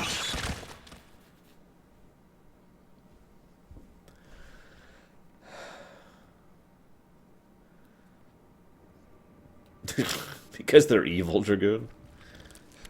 Okay, so, on with the show. A Terran automated vessel appeared and launched thousands of these devices at us. They are not weapons. I love Mengsk's way of getting her attention. It's a two-way communicator. The Queen of Blades. I knew you'd return to your true form. A monster. Now, you'll do exactly as I tell you if you care at all about Jim Raynor. Yes, he's alive. So you'll keep your swarm away from Corall and away from me, or he dies. That man sacrificed everything to give you back your humanity, and you threw it away. Oh, he must be disgusted by you. Why, he'd be first in line to kill you. I can't sense Jim out there. You're not If that he's strong. alive, nothing in this universe will stop me from finding him. Yeah, I gotta be honest. This is a weird situation because what Mengsk did is simultaneously smart and incredibly stupid. The smart part is he now has a backup strategy. If you go after me, you lose Raynor, and he knows how much Raynor means to her. He's not stupid. Sort of. So, no, come back, Sanashi, come back. Oh, whatever. Damn it, Twitch! Stop attacking my poor viewers with your terribleness, except it's totally probably not their problem. But anyways, so on the one hand, he now has basically a cast iron defense against her and against her invasion. Because if even any Zerg show up in orbit of a Corall, he could just send the command and bam! But the reason why it's incredibly stupid is the same reason all hostage situations are incredibly stupid. I've actually done an analysis on the very concept, the philosophy, for lack of a better word, that goes into hostage taking, and why it is inherently stupid. And yeah, I'm just going to say it that way. I don't want to quit the whole thing. I spent forever researching this. But it boils down to this. No matter what you do, the moment you take a hostage, you have just ensured that things will not go your way one way or another. Because the worst you can do is kill the hostage. The worst they can do is a lot worse than that to you. And yeah, exactly, Kemek. That's pretty much exactly the situation Mengsk has made here. If he kills Jim, well, that's horrible for her, but then he's screwed. She won't hold back at all. And if he, and she, of course, is going to try to rescue him, so he has to make Raynor be incredibly well defended and incredibly secretive, and just try to do everything in his power to make sure that Raynor is never saved. You know, yada, yada, yada. And, of course, that is exactly what we're going to do. We're going to go and try and save him. Some people pointed out, I think Zeissman attention, for example, you know, if you had Raynor in the Imperial Palace, would it be better? Well, no, because the only way then, at that point, you were literally forcing Kerrigan to come to Corall, either to kill you, so you kill Raynor, or to rescue Raynor, so she kills you. There is, this is basically a no-win scenario with Mengsk here. And he did have, it is true, he had several backup plans. Plural, by the way. Remember, he's still pushing the hybrid project. And he still thinks it'll be under his control. For reference, I want to stress, I don't think Mengsk is stupid for thinking that. Really, I don't. He is being outclassed in terms of manipulation, because Duron. And also, honestly, there's no real reason for him to believe there's some ancient alien god out there that's going to come forth and take his people that he's working on from him. I mean, if you really think about it, that does seem kind of silly from Mengsk's perspective. So, I mean, there's no reason for him to suspect that. So he thinks he's got the hybrids in his back pocket, and he's got the Psi Destroyer in his back pocket, and he is doing nothing but building up his military forces, and he's got the artifact in his room.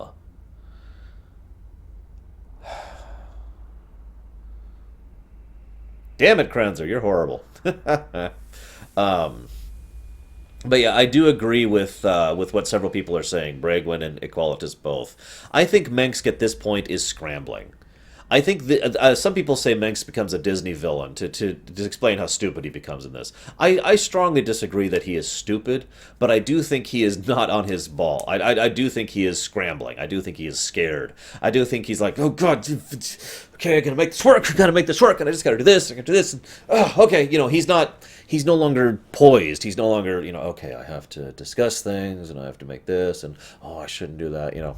It's another one of those examples of in the moment, except instead of in a moment, he's just constantly scared. Now, I gotta be honest, I would really, in lore terms, we really should go rescue Raynor, like, bam, straight off. But I'd kind of like someone else to be there for that, so we can get a little bit of additional lore, and, well,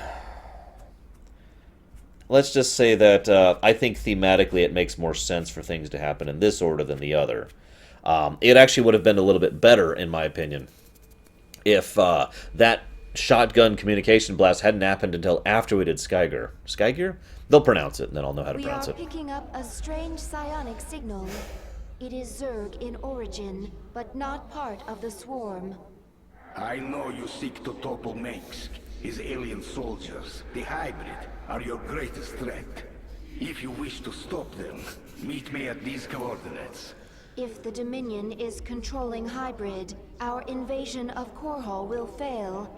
This lab must be destroyed. Yeah, no kidding, Sigma.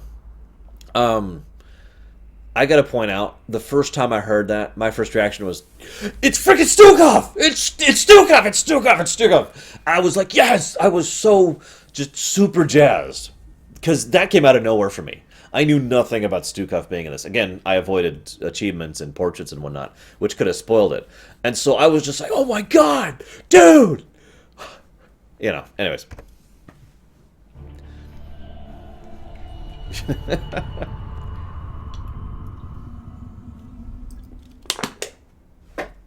See, one of the big questions that a lot of us had for a long time was, were the bonus missions and were the StarCraft 64 missions canon?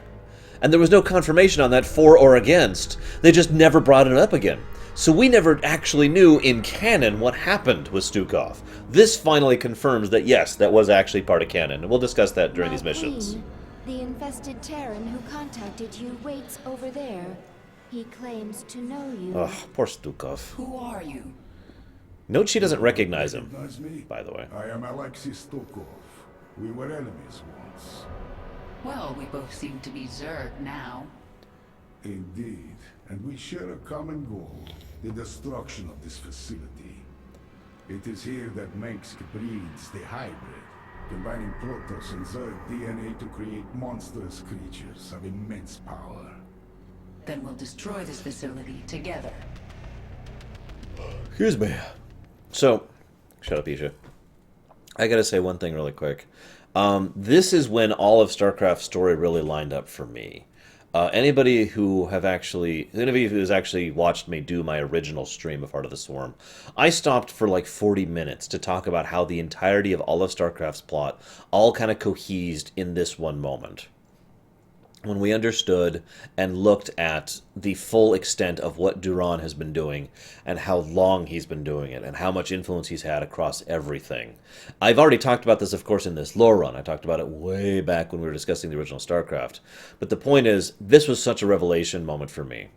Really seeing how Duron has been manipulating the entire events of the entirety of the series, literally going back to the Terrans on Earth in the UPL era, was just such a huge game changer for me.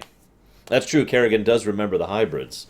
Like I said, I'm pretty sure my theory is being more and more confirmed as we go through this game. She either willfully does not remember all the details of being the Queen of Blades, or she unwillingly, she has no choice on it. She just has fragmented memories. It's one of the two. And I mean, that actually makes a lot of sense. But moving on. So, Stukov! New voice actor, unfortunately, but he's good. I like this guy. This isn't just about getting rid of the hybrid threat, is it? Why are you helping me? They held me here for many years. I survived experiments, torture, and worse. Now I will see it burn.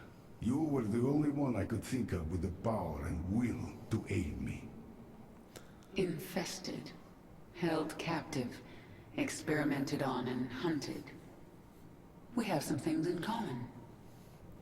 So, Stukov is not actually infested. Not really.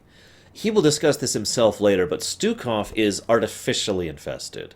In other words, normal infestation is a Zerg parasite attaches itself to you and starts forcibly converting your DNA into the horrible, disgusting creatures and all that fun stuff. Stukov had a scientist show up and carefully, meticulously splice his genes and his cells and his body with that of Zerg DNA. And Zerg concepts and Zerg essence. And that's why Stukov is actually as powerful as he actually has psionic powers here because of the extent of the experiments that were done on him.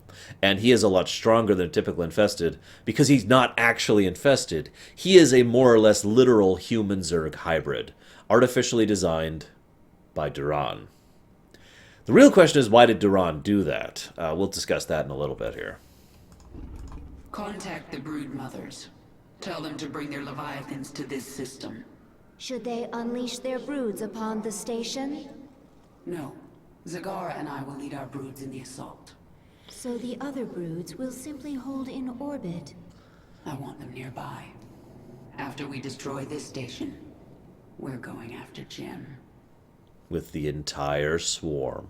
Again, nice callback there. You remember how the entire swarm, the whole thing, went after one person in the original StarCraft? Because the Overmind needed Kerrigan for its various plans? Well, the leader of the new swarm needs Raynor. Not for her plans, just because she flat out needs him. We'll discuss Stukov's whole backstory, kind of. Some people, well, I'll save it. I'll save it. We'll get there, guys. Trust me. Trust me. This is the source of Mengsk's hybrid? Just getting inside is going to be an achievement. Yeah, Skygar Station is the second most defended location anywhere. I mean that sincerely, by the way. The only other possibility of someplace that is more defended than this is Earth, and we don't know.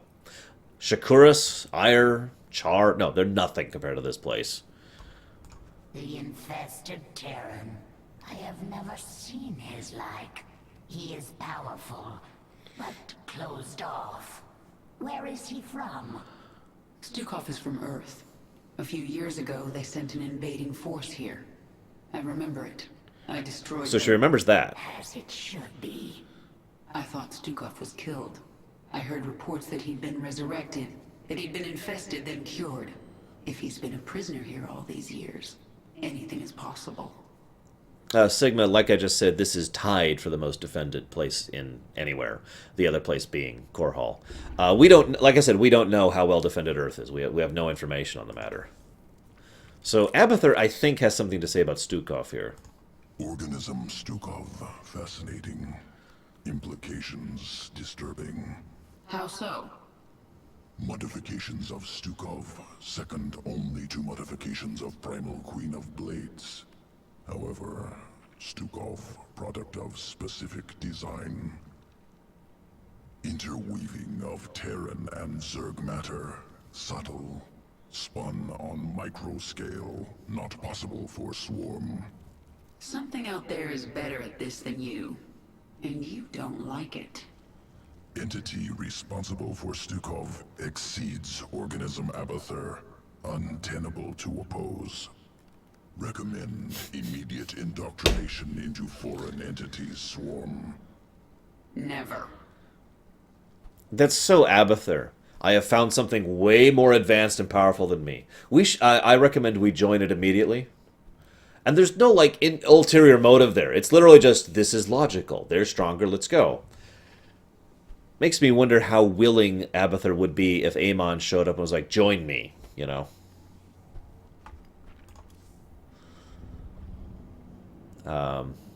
That's pretty much my theory as well, Leander. Because after all, remember, he is not just a hybrid in the sense that he's physically powerful. He has a surprisingly large amount of psionic power, too. Like, I don't actually know where he sits on the scale. I don't know if anybody actually mentions what his psi power is, but it's damned high, whatever it is. The main entrance of the Skygar platform is heavily defended. We must dislodge this Dominion force before we can assault the lab itself. Skygar, that's how you pronounce this one. So, this is actually a really fun little mission for me.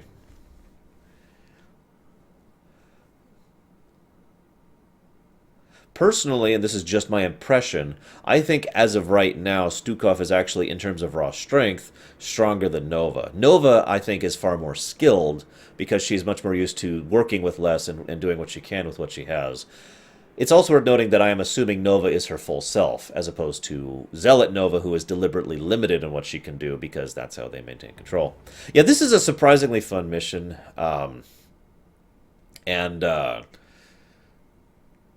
yeah, this I like the design of this one. It also is another way to emphasize how the swarm can work, by infesting rather than just conquering. This lift is the only entrance into the laboratories. Damn it, Bregman. It is also the second most heavily defended location in Dominion space. So they've got a lot of Marines. We'll use those numbers against them. Bring in my infestors. We're going to implant virophages at these garrisons. Yes, Doug Once Andes. they've infested the Terrans inside, I'll use them to secure the landing bay. There is Doug Andes, We'll and it's clear called before Mass the Effect. Dominion can even react. So, You can make a base and do all that fun stuff in this mission, but honestly, that's not really what you're supposed to do. As weird as that sounds. Can't move. Move to that garrison. See you around, Krenzler. So, this is what you're supposed to do on this mission. You infest buildings, and then they produce an infinite supply of marines and units to kill the enemy. And the more you infest, the more you get. The infestors can now move See? on. The virophage will infest the surrounding buildings. I want control of that Banshee. An infestor is out of energy. Infestors can consume Zerg units, including the infested Terrans, to regain energy. Sorry, Big J. Couldn't resist. So yeah, this is a great mission to emphasize how the swarm isn't just a swarm. And it shows the insidious nature of what the swarm can accomplish if they try to. Use parasitic domination on the Dominion's heavy ordnance. Turn their weapons against them. Oh, I guess.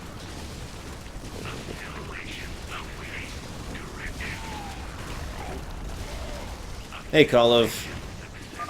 Kill every last one of these Dominion bastards. Whoops. I'm stupid. Note you actually cannot control the infested, by the way. Which again helps emphasize the point, because you cannot control the infested. All you can do is swarm them over someone. Yes, we are playing the zombies, Javan. And we can't control the zombies. That's just... I don't even have words to explain how poetically ironic and beautifully appropriate that is. Especially from the Zerg.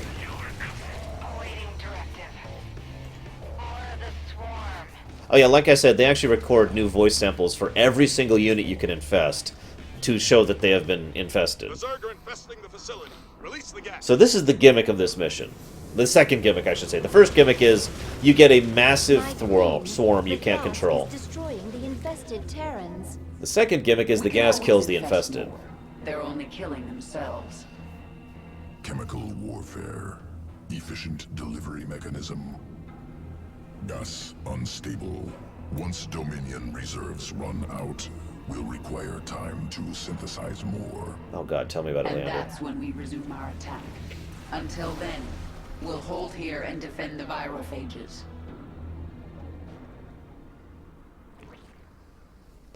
Also, Voltron is on this map. You think I'm kidding? I'm not. Okay, so we'll make you 3. What is... Awaiting directive. Your command. Awaiting directive. Your command.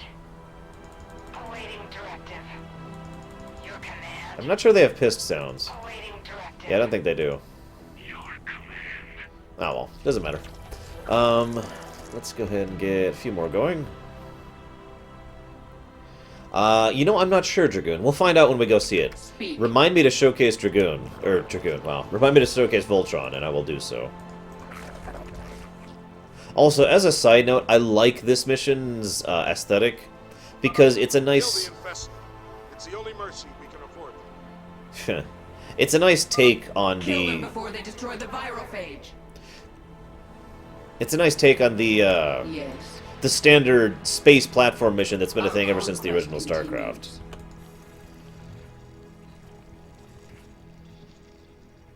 Our allies' base is threatened. Yeah... Gotta admit, well, some people think the Dominion kind of have it coming in Skygar Station.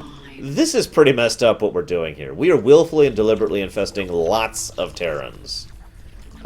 Because screw 'em, basically, is more or less our philosophy here. Mengsk will suffer. So... Yay?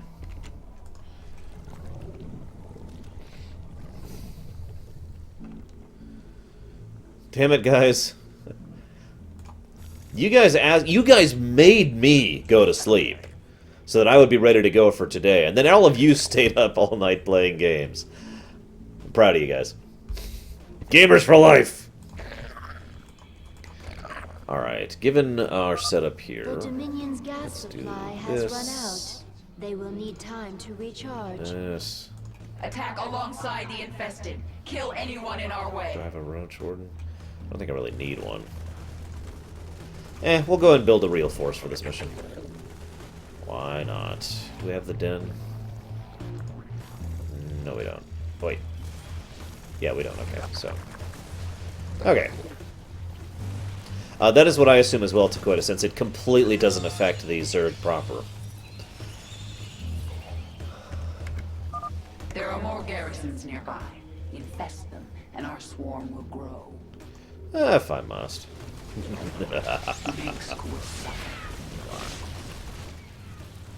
Infest, infest, infest! Retribution. That's what everyone else says when they're infesting innocent people, right? One of the things that I find that they did really, really well in this mission... Infestation successful. This garrison is now under the swarm's control. As horrible as it sounds, I like the fact that they kind of humanize the Dominion on this mission. Defend this facility, men. We are the sword of the Dominion. Mainly through that guy. It is time. He really does strike me as the kind of guy who sounds like he's just in way over his head. Facilities to conduct research on live Zerg. If you place a creep tumor here, you can infest them and steal biomass held within. Another garrison infested. Why don't you chill for a bit? Where's my forces? There they are.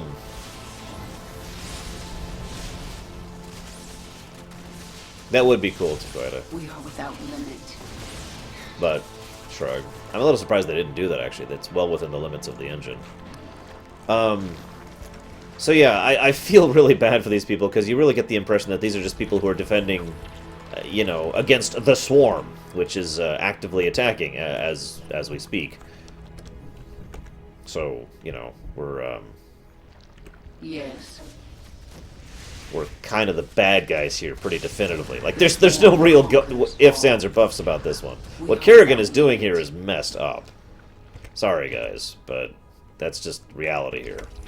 Let's get you up here, and just this. That should be plenty for everything. Also, the way it infests the buildings is just gross. In case you can't tell, it's just kind of constantly spitting this substance all over the building, which is, of course, then infesting those within the building. Because, They're assaulting the base. because Don't give 'em the an inch. Zerg are kind of gross.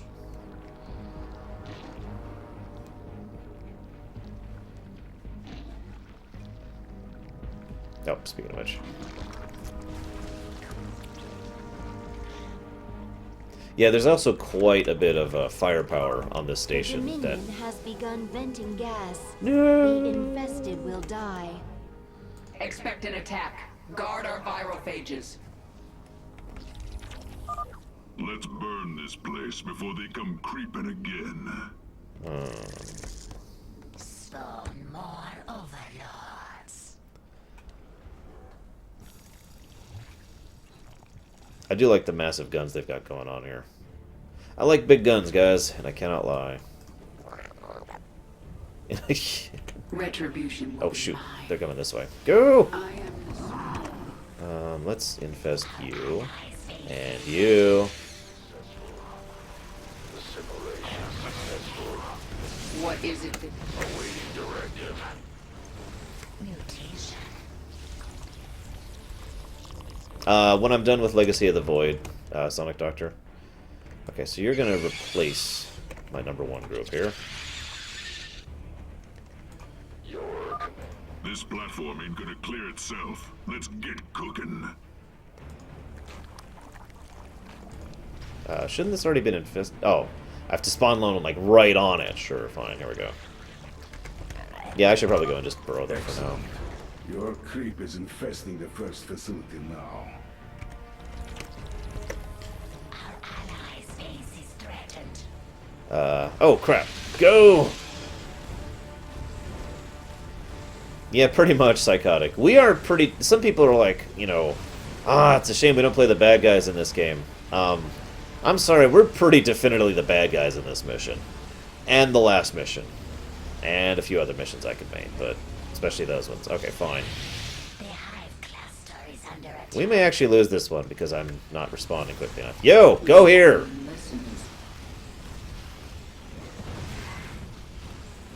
Yeah, we're gonna lose that one. The Dominion destroyed one Oh, well. of our virophages. Ironically... The garrisons are still there. An infestor can replant the virophage. Oh, about time, Brigwin. Jeez Louise. Another garrison infested.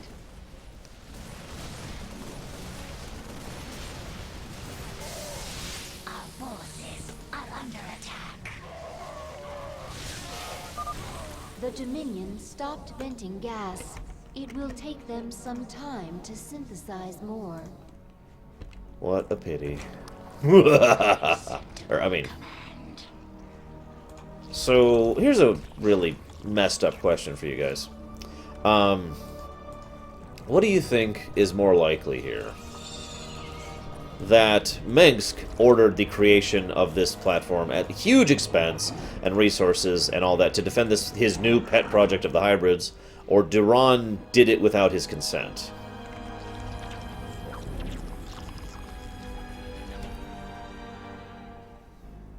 No, Zeiss.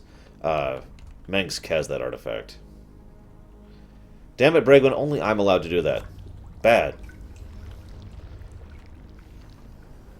No dessert for you today. Okay, enough screwing around. Let's make an army. I asked that question because, I mean, everyone's going to probably say, oh, really? Never mind. Bragwin actually, Oh, I'm not sure about that, Zeiss. I'm really not. Keep going. The entrance is within our grasp. Wow, on casual difficulty, these guys do way better. I should still be struggling with the base I'm at right now, if this is hard. Creep tumor, more than meets the eye. What, Bragwin? I wouldn't do it with cold water, because that's just going to feel weird.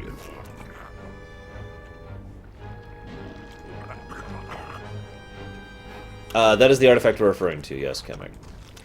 So I notice only Bragwin answered my question here. Personally, I think it's more ironically appropriate if actually Minsk is the one responsible for the creation of Skygar, basically. Because, well, Skygar is quite literally responsible for the creation of what will destroy the entirety of the galaxy. It is also very, very likely that this is where Amon was personally resurrected. So, I like the idea that Minsk, in his own, you know, lack of foresight and pride and desire to win and conquer and all that fun stuff, kind of... What the hell is killing all them? Oh, that's what. Is the one who created this situation, created this platform, which would end up destroying everything in the end. I don't know, just the irony of that amuses me significantly. No. No. Yes, Minsk created the Star Child from Mass Effect 3. And honestly, couldn't you just see him doing that? Yeah, the new AI is actually pretty nice. Gas is venting onto the platform. Oh, that Prepare sucks, to defend Cashel. our virophages. Sorry. All right, let's clear it out, boys.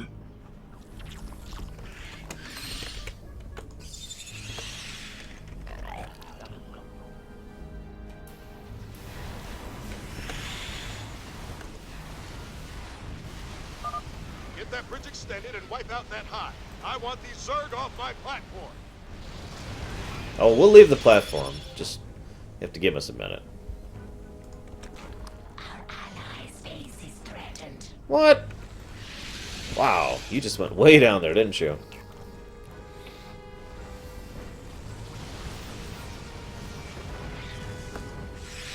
Mutas are a boon on this mission for response time to the attacks. Usually I don't go bigger than this with the mutas. Because that's not what I use for my main assault force.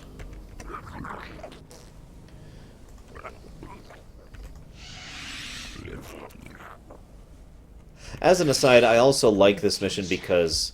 Well, I already mentioned that it shows the infiltration side of the Zerg, right? But it also, it makes sense. Good luck, Scottish. If I could explain what I mean a bit better about the makes sense aspect of it.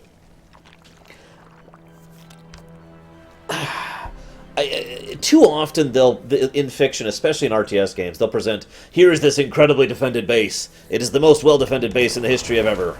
You will never defeat it because it is so well-defended, you know. It is all doom and gloom and blah, blah, blah, blah, blah. And then you just win because it's just another base. In this case, I like the fact that the way we defeat this force, and on hard difficulty, this is pretty difficult, the way we actually... the way we win here is not by simply rolling over them or using stand attacks or whatever, by literally swarming the unholy crap out of the enemy with their own forces. I mean, it's a great gameplay mechanic, and I love the gameplay of this mission a lot, actually. But the reason I adore this mission so much is not because of the gameplay, but because of the lore significance of that action.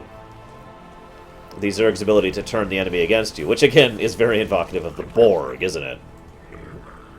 Oh, you've got all this advanced technology? Fantastic! The Dominion stopped venting gas. It will take them some time to synthesize more. Our infestation spreads to a nearby garrison. You're doing well. The Dominion is losing control of the platform. Yes, Kerrigan is currently Kerrigan. Oh yeah, it's God, could you... Yeah, the Scourge do that too. We need to hurry to get this optional, because I have a feeling that on casual difficulty, the enemy... The swarm that is happening here, the line of green, is just going to win. So hurry up, spread the creep. Well, in the meantime, I have something to do. We need to show a Voltron. There they are! Look! There's yellow, there's green, there's blue. Did you see them? They're dead already, so I hope you saw them. There's red, and there's black. You see them? Voltron! And... Oh, hang on. Voltron is dead. There we go. We did it, guys. We did it. We killed Voltron. No, I cannot, Silver Dragoon. I am incapable of such a thing. There. All three facilities are infested. The biomass within is yours. Oh, God, ew. So yeah, I'm pretty sure on casual difficulty I can just sit back and let them take care of this. In hard difficulty, the only actual use the infested have is to be a meat shield for your real forces.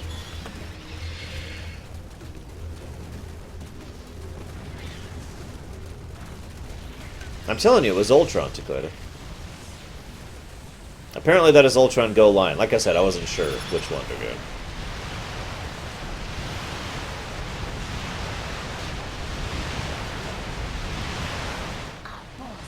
Fun fact, proper micro of mutas with the regeneration thing is amazing, because, watch, just watch. Oh, hang on, we gotta kill them first. Okay, now watch. We're out of combat. Ah, okay. Now we're out of combat. Watch their health bars. Watch how little time this takes. And... full health. So yeah, hit and run tactics are just awesome with mutas as long as they've got that regeneration thing.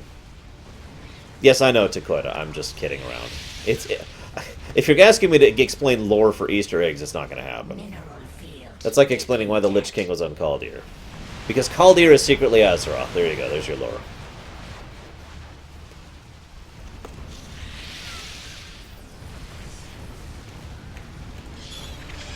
I remember in this mission basically just crushing the enemy without issue, and then getting to this last platform and actually having trouble pushing onto this last platform. It's elevated, it's well defended, they've got tons of units up there and of all varieties. And they've got tons of production facilities up there to constantly be building new ones. I had a hard time assaulting this last platform. Gas is once again venting onto the platform. No, quick! Regen! Regen! Okay, we're good, we're good. God, I love that Mutalisk regeneration talent. Or whatever. Mutation? We'll just call it a talent. That's what it is.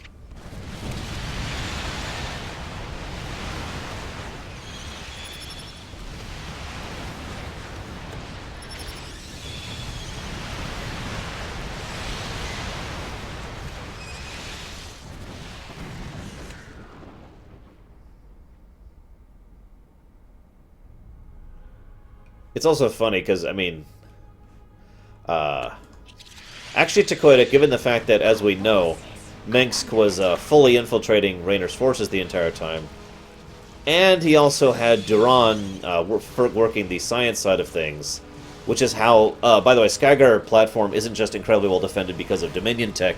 There's actually Xel'Naga tech built into this place, which is part of why it is so well defended. But anyways, yeah. Mutalisks are bigger than humans. They're not as big as jet fighters, though. They're, I'd say like 8 feet long-ish. That's a rough estimate based on pictures and whatnot, but yeah.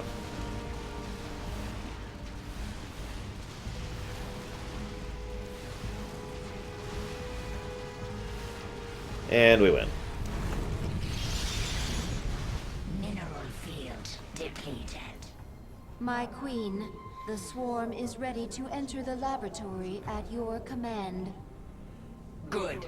It's time we found out what's waiting inside. One other thing I like about Skygar, it's not just incredibly well defended on the outside, it's incredibly well defended on the inside as well. Hey, Night Forager.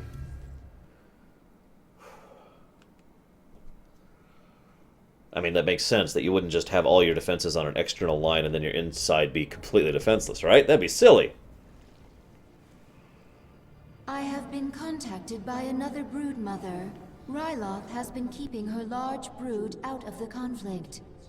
She is impressed with you and wishes to bring her brood back into the swarm. Broodmother Ryloth, hear me. Take your brood to Jontor 2. This is where the Dominion manufactures their newest ships. Destroy that world for the swarm. It shall be done, my queen.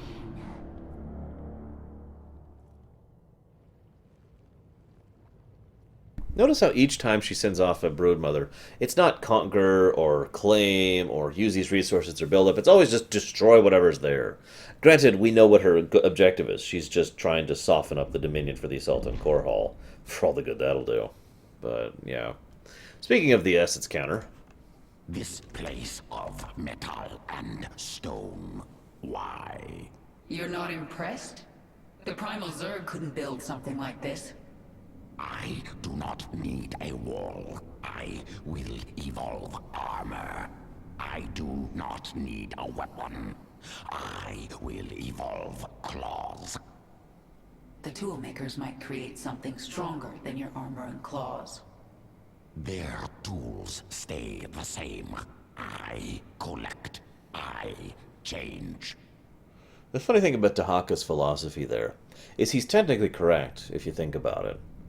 In other words, humanity as a whole might grow and advance and become stronger, but a person is generally only going to be using the same tool, or the same type of tool, or the same general range of tool. Whereas he, the individual person, will continue to grow stronger and grow better and advance and collect more essence and etc. over his incredibly long life. Remember, the Primal Zerg don't really age, not in the strictest sense of the word.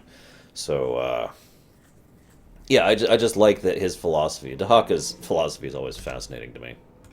This place is very far out of the way, but it's guarded as if it were Corall itself. The Terrans must greatly prize that which lies within. But technology at this scale, this is beyond Mengsk's engineers. Perhaps they have help from something greater than themselves. If there are any answers, they are inside. So like I said, Xel'Naga tech combined with Dominion tech, and Dominion tech isn't exactly shabby by itself. Once again, we're left with the question, did Mengsk build this place, or did Duron build this place? What I mean by that is which one of them is the ones that turned this place into the mobile fortress of doom. And honestly, we could see a strong argument for either of them, since Duron is pretending to be working for Mengsk, so it's entirely possible Mengsk ordered the construction of this place, put it under Duron's control, and yada yada yada. Skygar Station, the Dominion's secret weapons lab. This is the heart of Mengsk's hybrid breeding program. Tell me about the hybrid. Zerg and Protoss DNA combined. Something that should not be possible. And these creatures will follow Mengsk's orders? He believes they will. I am not so sure. Yeah. Oh, I'm with you on that, Dakota. We see Augustgrad is ludicrously well defended. And we get to enjoy the full siege of that, too. It's actually tons of fun bulldozing into Augustgrad. That is very, very cute, Chaosbringer. I like that. Okay. Let's talk to Abathur really quick. Hydralisk strain ready for augmentation. Expeditionary brood discovered ancient Zerg essence in Dominion space. Brood under attack. Limited time. So, Impalers or Lurkers? You guys know what Lurkers are. They were in Brood War. Impalers are slightly different. Slightly. This is a fun variance between these two. I'll go ahead and tell you the stat differences right now. Impalers will do a decent amount of damage to one target. Lurkers do a decent amount of lesser amount of damage to an area. So, Planet Merrick 5. Swarm hive cluster under assault.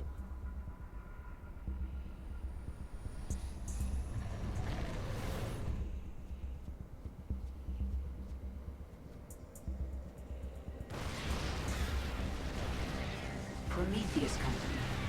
The Dominion's infestation specialist. We need to move fast. Essence nearby. Overmind creation. Impaler colony. Slow attack.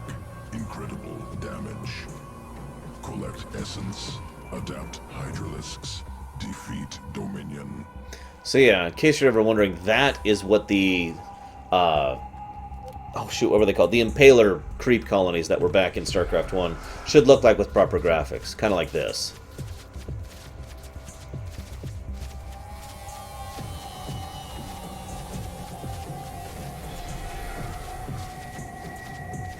Yeah, sunken colonies, thank you.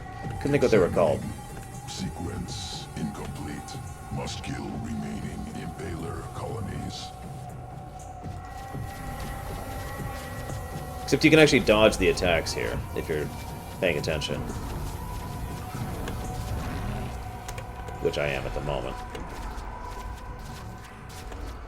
Yeah.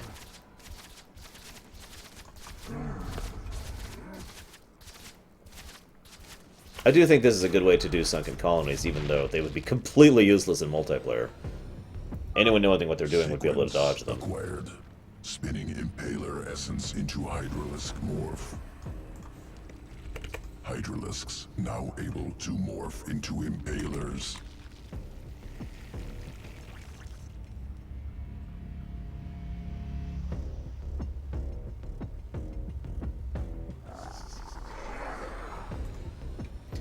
So as with Lurkers, Impalers lose their attack. Attacks well burrowed. Damages single target.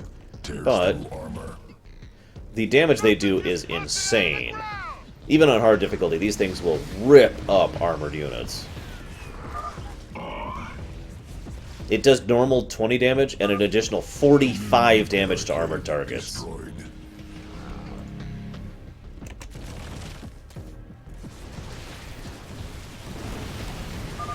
That missile turret can detect our Impalers while burrowed. Take it out first. A few weeks still, Booten.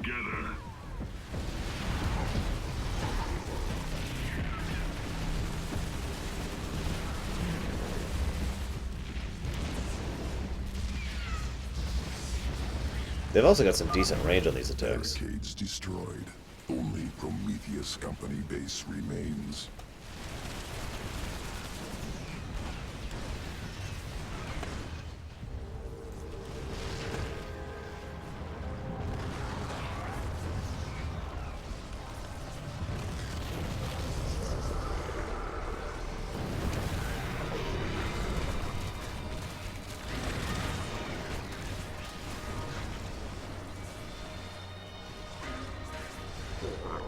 Yeah, they attack pretty damn fast, too. These are basically base crackers. Terran forces eliminated. Alternative Hydralisk morph possible. Surviving Lurker dens discovered. Planet Caver, once birthing colony for Dagoth's brood, now feral. Because, you know, Dagoth is dead and all that. Feral Lurkers, survivors of interswarm conflict. I can control them, but I can't morph more. Key transformation sequence missing. Requires Lurker den. Hey, Formosan. Secure nearby den. Return essence to swarm control. So this is a classic gameplay choice here. Single target, big hits, or room sweeper. Basically, do you want to be able to take out a boss, or do you want to be able to take out a bunch of trash? Zerg sensed us. Burrow, quickly. Lurker. This is what Lurkers can do. Many foes while burrowed. Effective against light enemies. More feral Zerg. Burrow quickly and attack. Now, their range is much less than the Impalers, but any ground units are going to get mulched by a proper defensive line of Lurkers. Which was true in Brood War as well, so I suppose that makes sense. Destination reached. Broodmother Kilisa inbound to extract essence. Overlords en route. Essence. I sense the feral Zerg moving. They're attacking from the south. Defend the Lurker den. The one really significant advantage of the Lurkers is they are effectively a mobile defense. A mobile ranged defense, no less. Another wave incoming. Keep them off the Lurker den. Honestly, though, I've never really found a huge amount of use for Lurkers, offensively speaking. There's just too many other units that function better and quicker.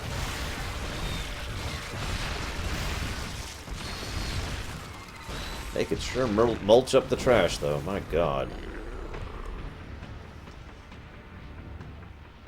Feral Zerg defeated. Broodmother ready to extract essence. Must prepare sequences for Hydralisk morph. Returning to evolution pit. So, Impaler or Lurker? You be the judge. Hydralisk morph ready for integration. Await decision.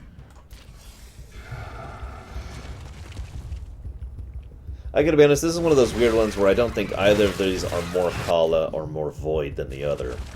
So, I feel like this is just kind of arbitrary.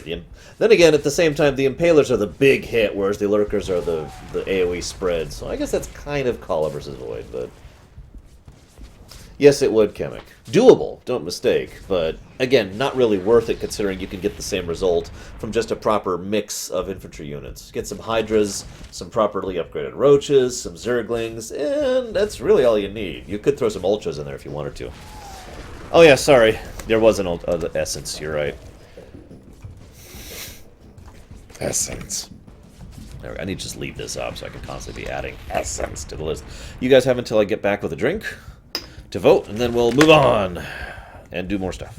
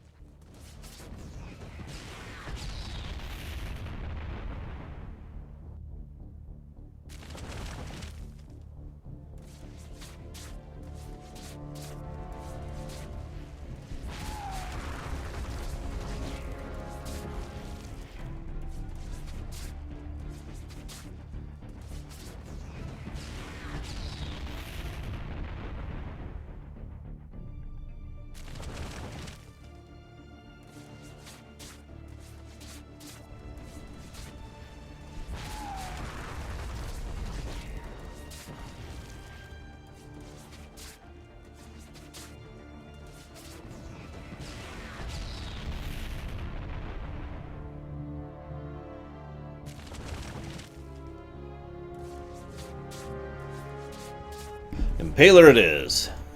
Evolution complete. I also like the look of the Impaler Hydralisks a bit better, personally. For purely cosmetic reasons. So, I want to talk about how awesome you guys are, and how awesome Twitch chat can be under certain circumstances. I'll wait until we start the next mission, though, before I do that. We still have a little time to talk on this one.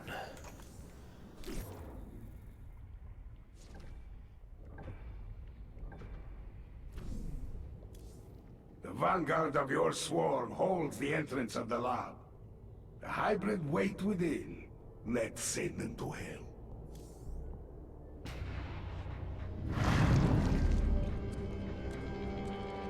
Be quick. I have a battle to command. I must warn you about the being that runs this lab. Dr. Narud, an ancient shapeshifter who has worn many faces over the years. He made me what I am. So he's not a Terran. Protoss? He can't be Zerg or I would know. None of those. He is the servant of an ancient Zolnaga known as Amon. I learned of Amon on Xeris. He's dead. Well, his creation lives on. Narud is the most dangerous being you've ever met. And you will face him in there.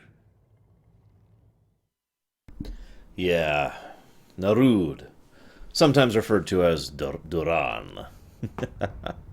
I debate it, Night Forager, but I am still disinclined.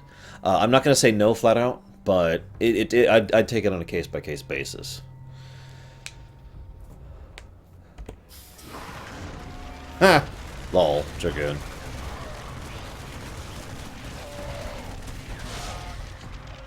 We're inside. Narud Duran Narud. Hey, hybrids. Kerrigan, this lab houses the culmination of Narud's research. The hybrid. They are the ultimate weapon of the final war.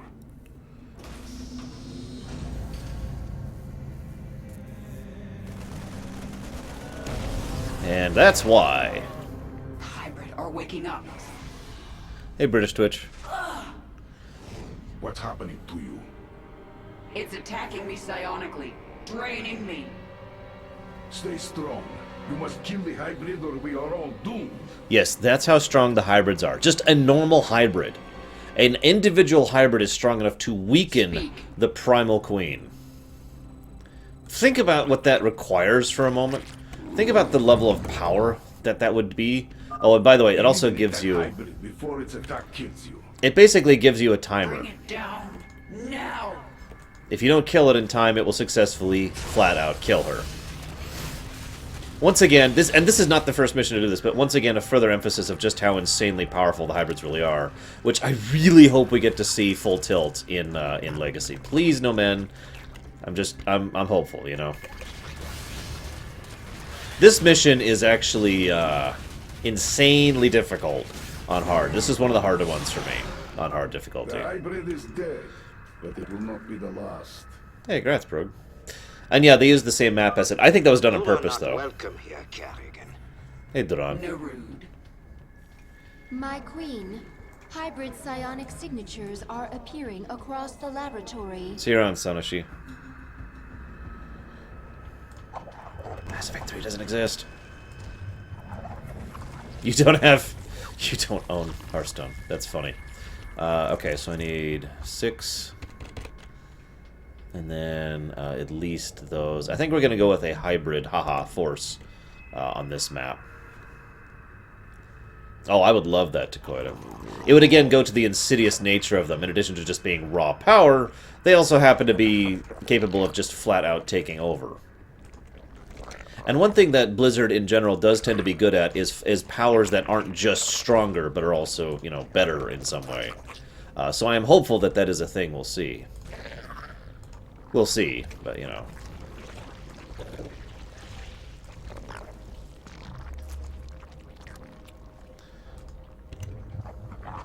Let's see. 1, 2, 3, 4. So I need 3 of these. There we go.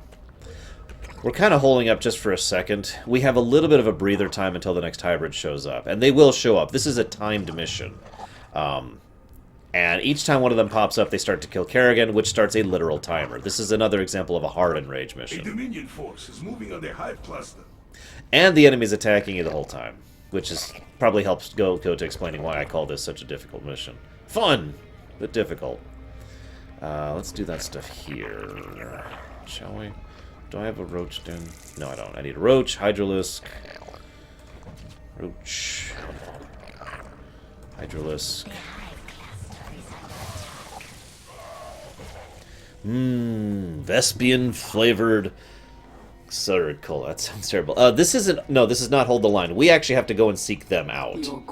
We have to go after them. And that's one of the reasons why I'm kind of trying to increase my production a little bit better here and a little bit quicker. Go, go, go. We need to expand like frickin' now, too. We require more minerals. Fulfill your purpose. Kill everything. A hybrid is attacking you psionically. It must be eliminated. Really? I wasn't aware of that, Fee.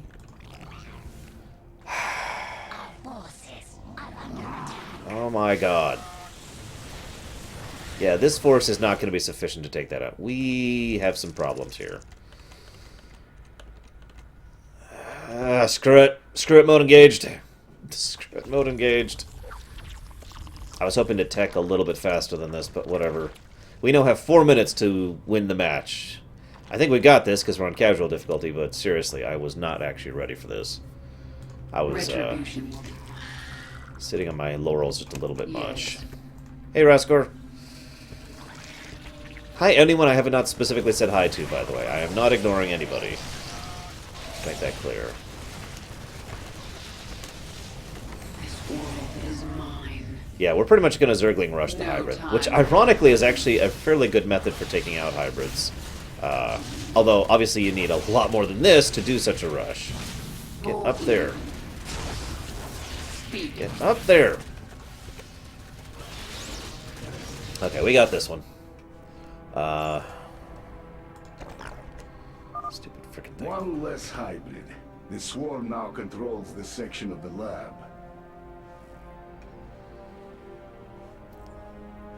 I will never notice you, Dog Andes. Never. We might need Mutalisks later, so I'll go ahead and do that for right now. You guys chose the Jumping Zergs probe, not me. Although they are very cool looking. It is time. And they're actually really useful on a couple of missions. Although, Your queen listens. did I? Oh well, whatever. I thought I took the respawn Zergling power, but I guess not. The Dominion captured a Brutalisk. If we get close enough, I can control it. Haven't decided yet, Zeiss. I might let you guys decide. But for now, I need everything, so... Okay. Speak.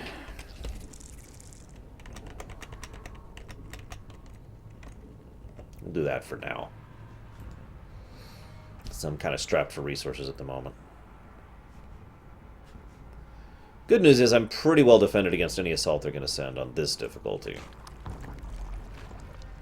Bad news is I'm having a resource shortage, and they're about to spawn another hybrid.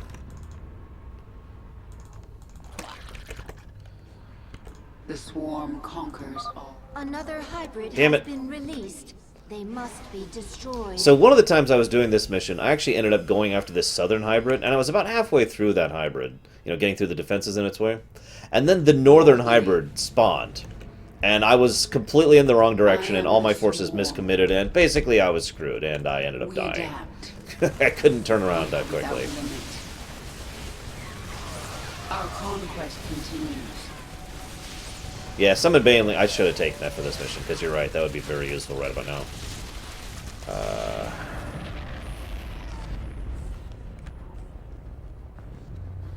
Mutation complete. Go, go, go. We adapt.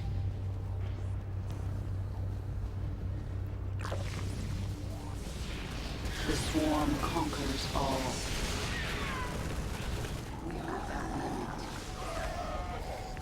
I am the swarm. Okay.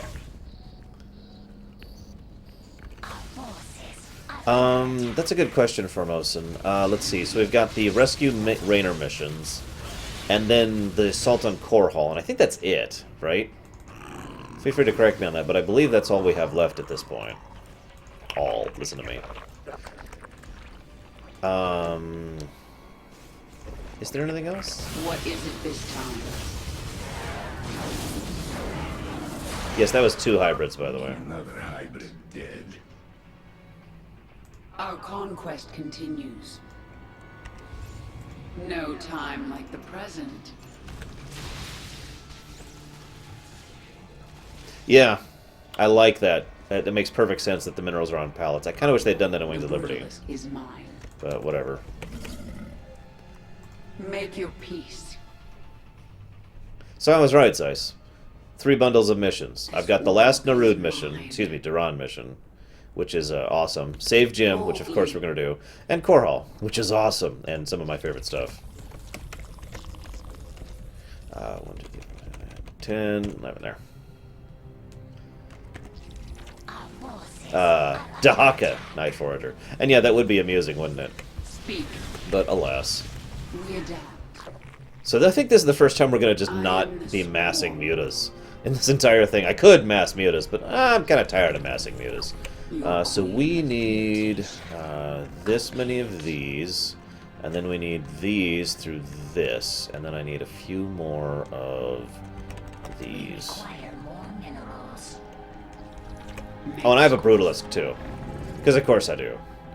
Being the next step past Ultralisk. I don't have much to say about the Brutalisk, because it really is just the next step past Ultralisk. Next rung up on the chain. A hybrid has begun attacking you psionically. Thank you, Fee. You cannot fight the inevitable. You know, the funny thing is, that is a debatably true thing. We don't know yet. Boldly. Raynor talking to Abathur. So you're the one who turned her into the Queen of Blades. Affirmative. You know, if I were to shoot you in the head right now, you'd probably die. Inefficient. Loss of life. Is not conductive towards the goals of the Swarm. Yeah, I suppose that's true. I guess I'll let you live for now. Boldly. I am the Swarm. Oh, that's true. I also have Whisper of Oblivion. Whispers of Oblivion to play through, although those are very short missions. I might go ahead and put the difficulty back up for Whispers, just so I get into the mindset of playing on a real difficulty again. I don't know. The Swarm has served its purpose. It is a broken tool, fit only for the scrap heap. Ignore his prattling. More of the lab has come under our control. That is him preaching his philosophy right there. More or less literally. So let's see. I need... that's 34, so 4. Speak. And another Brutalisk. Both Brutalisks have been claimed by the Swarm. Excellent. Now let's finish the hybrid. See, I don't know. Raynor is certainly the kind of guy who will hold a grudge, but at the same time, he would recognize the usefulness of Abathur to, you know, the cause, for lack of a better way to put it. So I'm not sure he would actually be willing to sacrifice the cause and the greater good of people just for his own revenge. Raynor's a better guy than that, you know. I can't do Raynor's voice, guys. You know that. I can't do anyone's voice. What do you want from me? There we go. Sigma, because the Essence thing has been advancing so fast for the most part that it's easier to just keep track of it that way.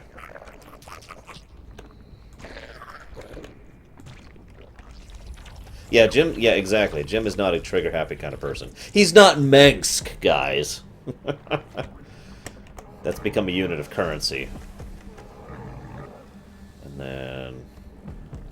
okay. And we'll fill the rest with Hydras, I think. Yes. We've got a decent little force going here. Abathur is effectively irreplaceable, yes. Not counting the original story arc, naturally. I mean, you could theoretically make a new Abathur, but it would just be a new Abathur, if that makes any sense. You know, Isha, I'm well aware of when I'm under attack, guys. I'm just saying. Anyways,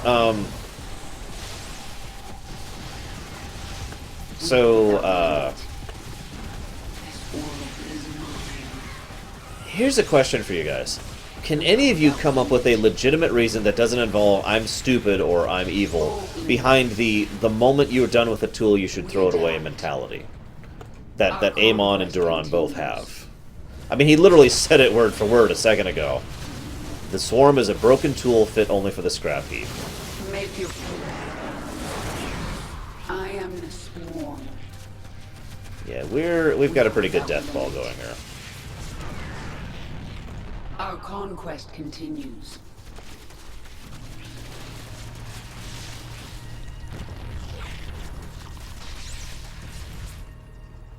What is it?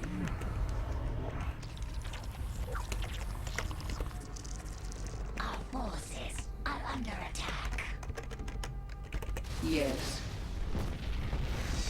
We adapt. Make your peace. Our conquest continues. I actually like a combination of Raskor's and Bragwin's ideas there. And Chaosbringer mentioned it as well. In other words, number one, because you're a hideously evil bastard, you're abusing the tool, and the tool might get, turned against you in the future, and as,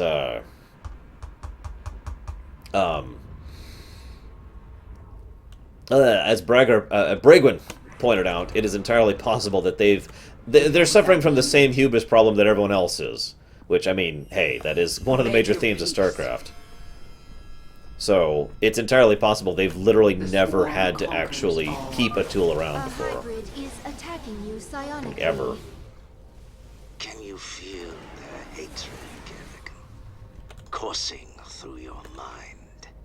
You surprise me, but you still have no hope. When this is over, I'm coming for you, Narud. Detecting 2 hybrid signatures. They are in close proximity. Like the present. Slay them all. Narud has awakened 2 hybrid at once. No. This is it, Kerrigan. Kill them in the loudest hours.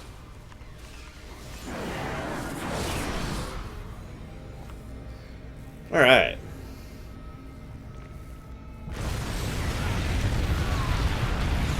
We have succeeded, my queen.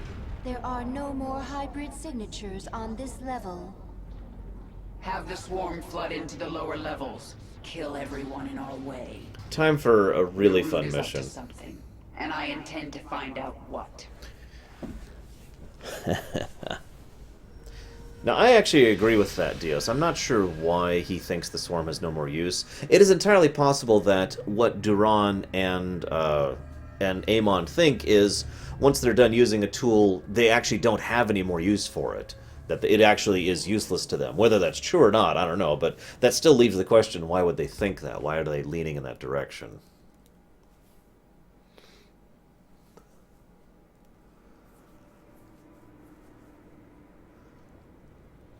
I touched Narud's mind in there. I sensed his devotion to this Amon. Narud's been trying to resurrect his master for millennia. It makes sense. The endless conflict between Protoss and Zerg, the hybrid, all part of a plan to bring Amon back. Unless we stop him. Except he's already brought Amon back, so You have unselected ability. that's kind Your of power level has increased. A new tier of abilities has awakened.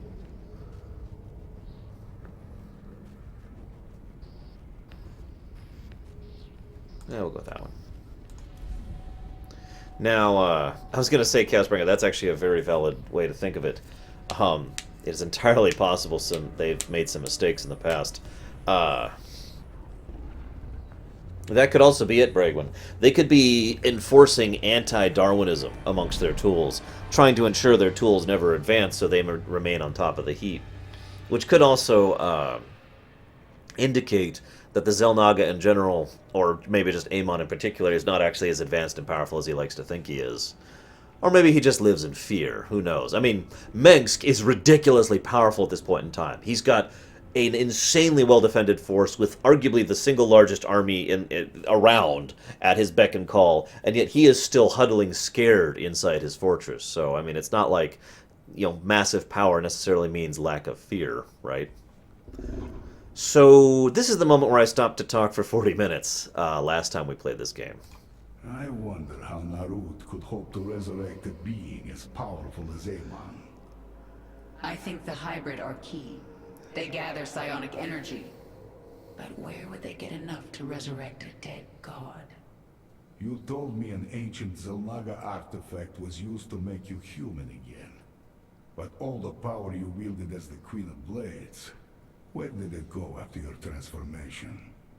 You mean there might have been hybrid nearby who gathered it? And used it to... Oh no. If Narud used the Zelnaga artifact in that way, he may already have enough energy to resurrect Amon. And as I speculated, it's entirely possible that wasn't even the first time he had been gathering energy for this purpose. Since in Brood War, a very, very similar artifact was used in a very, very similar way to kill a fairly large number of creatures, including Cerebrids, which also have psionic power in them. Pure speculation, of course. It is also possible that was just a test run for the final usage of it on her. So,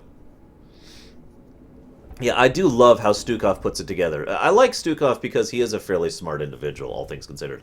In fact, we'll be seeing his intellect after this mission, too, believe it or not. Well, actually, that's not true, Takoida. The Queen of Blades' power was ripped out of her entirely. Kerrigan still has her original power, and then she gains the additional power elevation of the thing. So yes, she has gotten more powerful, but that original Queen of Blades energy has actually been removed from her, and it was a massive amount of it, too. So, it is also possible they absorbed energy not just from her, but from the many Zerg that were killed on Char. We don't know. Like I said, this is just the moment that everything put together. I'm not going to rehash everything I said all the way at the beginning of this lore run.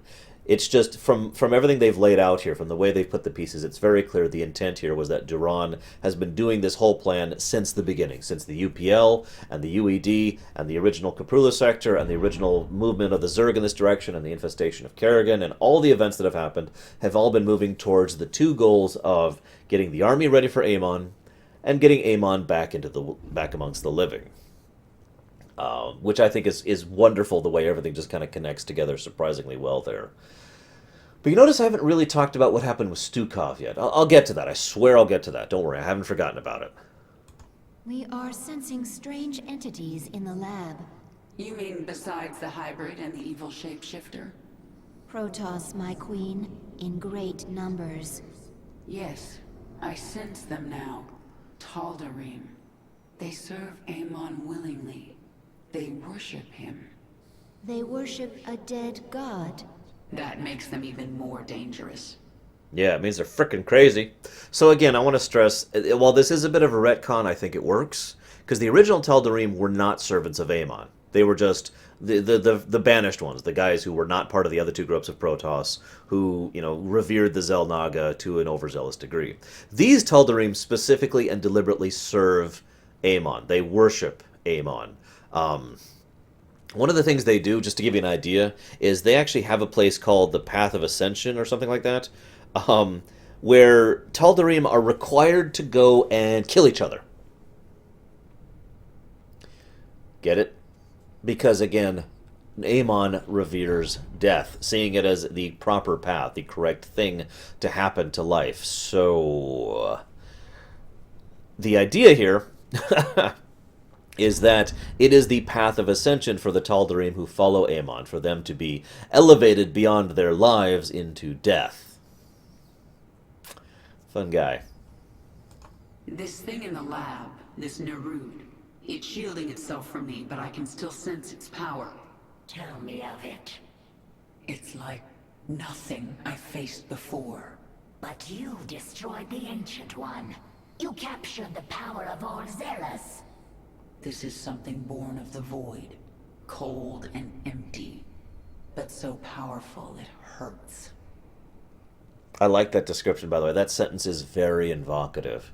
It also kind of emphasizes the the nature of Duron in general as being more or less literally just a puppet creature created by Amon, probably in his own image, relatively speaking. I'm speaking, of course, of the shapeshifter's true form, which we'll actually get a hint of in this mission, and why Duron is so integrally tied into Amon, why he is so loyal. If I could be so blunt, I don't think Duron actually has sentience or sapience. I think he is a very advanced VI. I think he is something that is built for one purpose, and once he has accomplished that purpose, his death or life or anything don't mean anything, which would also be keeping with Amon and Duron's general policies. That's a good question, Bragwin. I suppose we'll find out in Legacy.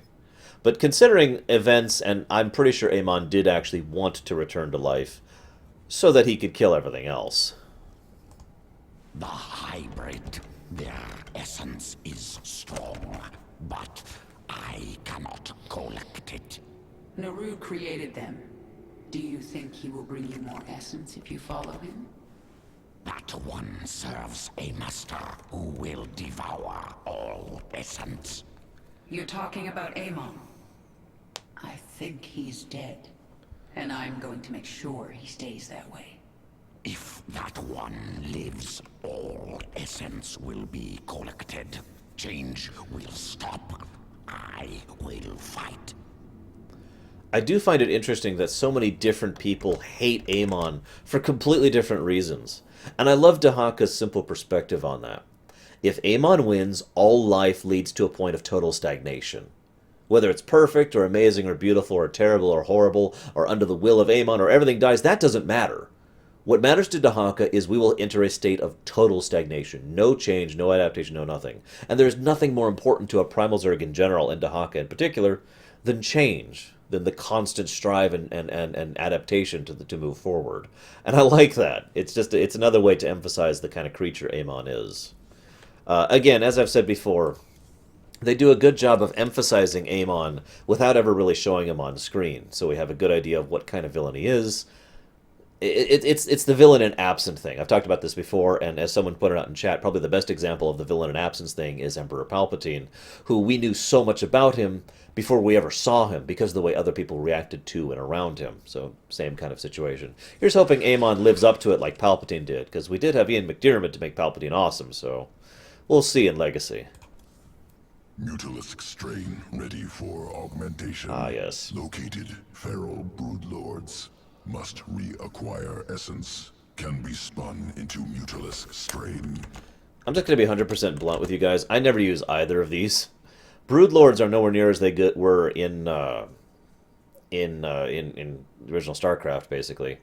And the Viper strain it's a micro fun thing, but ultimately not.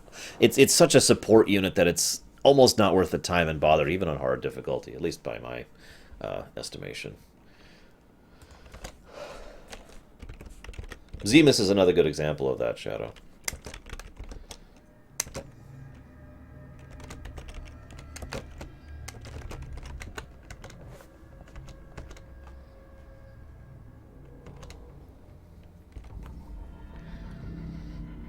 Dominion defense platform, Sigma Centauri. Feral broodlords nearby.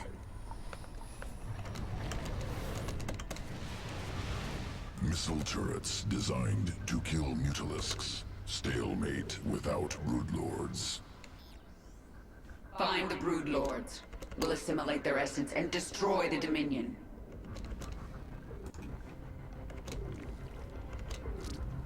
So hi, I'm back. Apparently.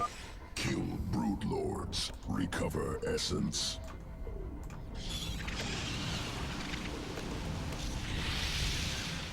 Oh my god, Taboo has been... Is it Taboo or Taboo? How do you want that pronounced? Dude, if Ian McDiarmid voice acted Amon, I would explode into a geekgasm. You have no idea. That man has an amazing voice. Assimilate their essence.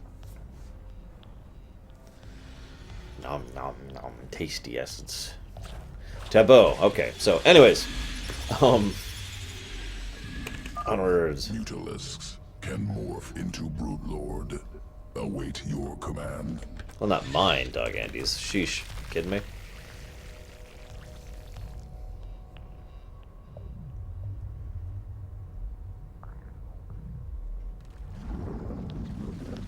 Remember to... Well, I guess that doesn't mean anything. Broodlord launches Broodling. Assault ground targets from distance. Mark Meir. Supplying Mutalisks will protect Broodlords. Complementary skills. Now let's end this stalemate.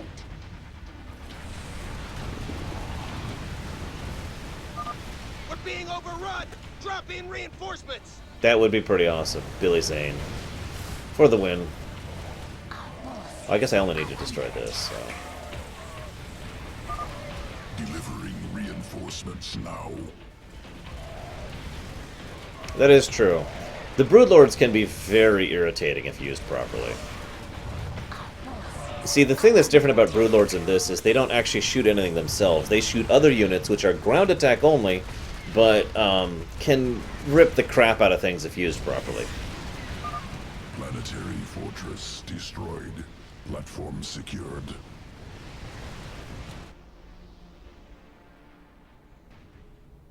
Brocus her. Dominion storage. You're terrible, Dios. I will destroy everything in the world! Yeah! Transport wreckage discovered. I can't do Gilbert Godfrey. Within.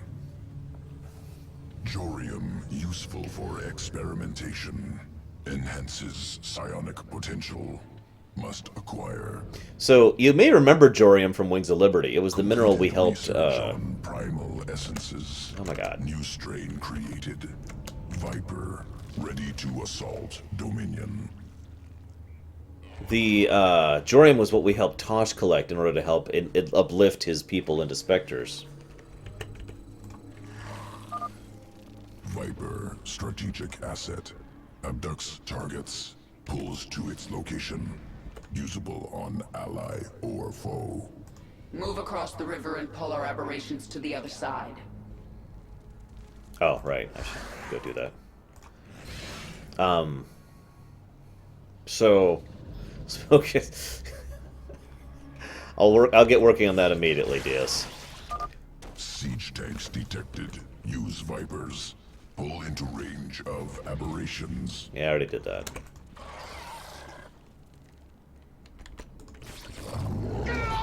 So Vipers are, let's be honest with ourselves, insanely useful in multiplayer if you can properly micro them. Their ability to yank and what around has a lot of creative uses, which can really completely screw up strategies. But it basically would involve you really knowing exactly how to use the Viper properly and being very quick in using it. I am neither. I do not pretend to be some amazing Starcraft player. So, you know. Oh god, Takoida. That would be horrible, wouldn't it? Abathur drunk. Can anyone picture that? Viper emits disabling cloud. Foes within cannot attack. Yeah, you remember the orange cloud from Brood War?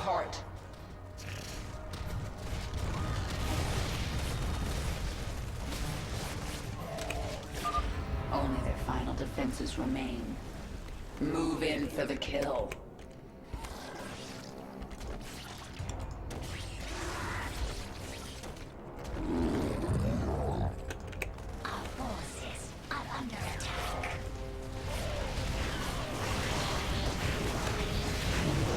Mark Lamo? Actually, I can see that. Let's be honest with ourselves, guys. Amon's gonna have an awesome voice. Because it's Blizzard, and like 1% of their voice actors in anything are not awesome. Jorium cargo secured. Must prepare Mutalisk morph. Returning to evolution bit. Steve Blum is every single person. Mutalisk morph. So, ready for integration. Await decision. Should we go with the Broods? Or wait. Yeah, should we go with the Broods, who are green, or the Vipers, who are violet? Now, this one absolutely is conclusive. This is clearly more Kala, and this is clearly more Void. This is one of the more definitively, yeah, no, really, this is how that lines up situations. Hey, Rory. Not sure why the video's weird.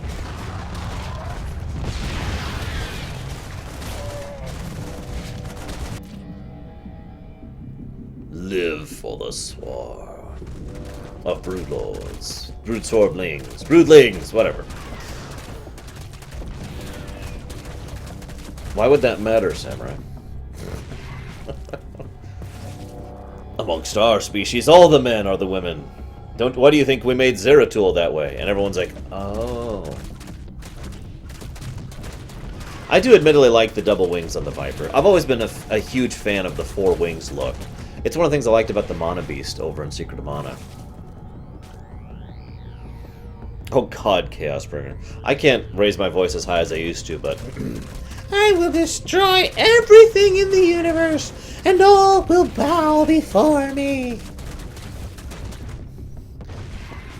You are a broken tool, fit only for the scrap heap. Oh god, that hurts, but I can't do that like I used to be able to. And Crobat, yeah, another excellent example.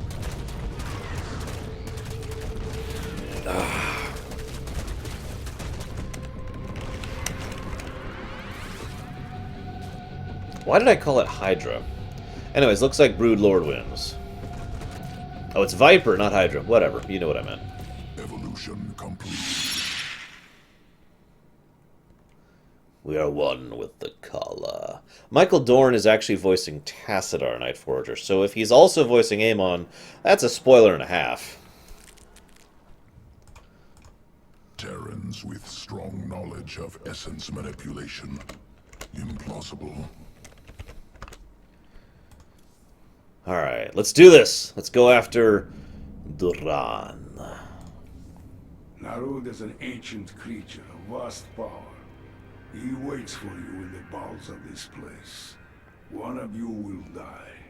Make sure it's that son of a bitch. Yeah, he's a pretty horrible person.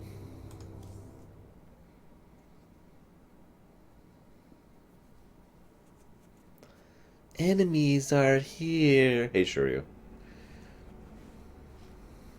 So this is a very fun mission, but I gotta be honest, I had a fairly large amount of difficulty doing this mission on hard. This one kicked my ass. You basically have to manage 3 things at once with a soft and rage timer going on the entire time. So you're being rushed, and you have to manage your base and the usual enemy base thing, and you have to go take out the things in order to make sure Kerrigan doesn't fall. Yeah. So yes, these are the actual Amon Tal'Darim. Protoss. Narud has held these Tal'Darim in reserve. They are his best troops. The final battle is near. Hey, an Ultralisk. A shame. This Ultralisk might have been useful. Organism Stukov misunderstands. Death irrelevant. Only essence important.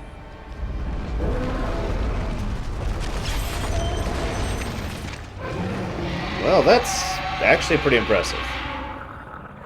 Ultralisk reconstituted. Ultimate expression of swarm evolution. Yeah, Titan. Sorry, I knew I was missing one other step. So there's the optional stuff, the defense stuff, and the timer in addition to the Stukov stuff. This is a pretty hectic mission. We deal with Narud. Am I the only person who really likes the color of the Tal'Darim here? Yes. Okay, so before we get to the timer stuff, we need... Some of you guys... These fanatics. Shut up, Kerrigan. Some of you guys are wondering why I haven't described Stukov yet. Now, let's be honest with ourselves, guys. One of the biggest complaints that I often hear from all of my viewers, especially you, Samurai, is that I talk too much. You know, I take forever to explain things because I don't like summarizing. I don't want to just sit down and say, you know, Final Fantasy VI is a good game. Yeah, I don't want to do that. I want to sit down and really go into detail on why they're awesome, why they're cool, really try to elaborate on it and explain it and go in depth in it. That's my thing. That's my shtick, my niche, right? But sometimes I want to adhere to you guys. So let's go ahead and summarize Stukov, and I think he will do a better job of that than I will. There is no need for formality. I hear you. Our victory is assured. Keep your mind clear. Ow, my eyes are burning. I bring a whole new meaning to Zerg Russian. Let's recap.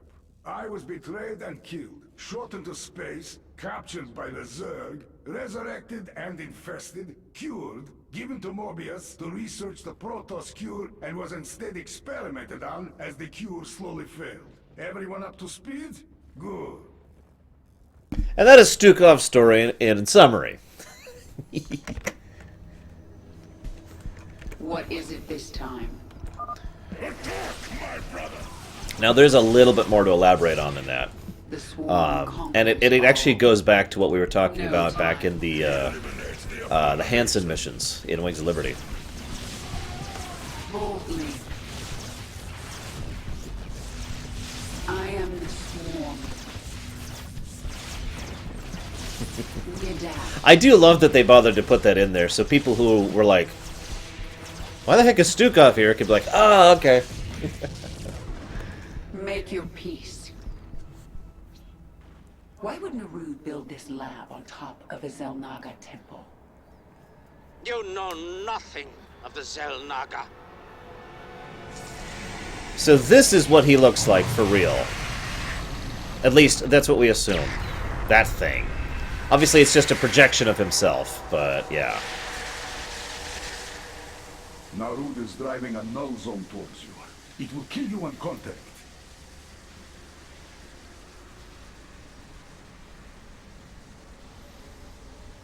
These temples are amplifying his power.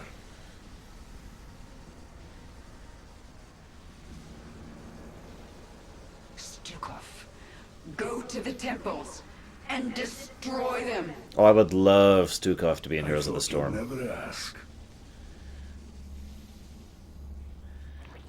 So, make fun all you want, guys. I like this mission. It's a little brutal, but it's fun. Speak.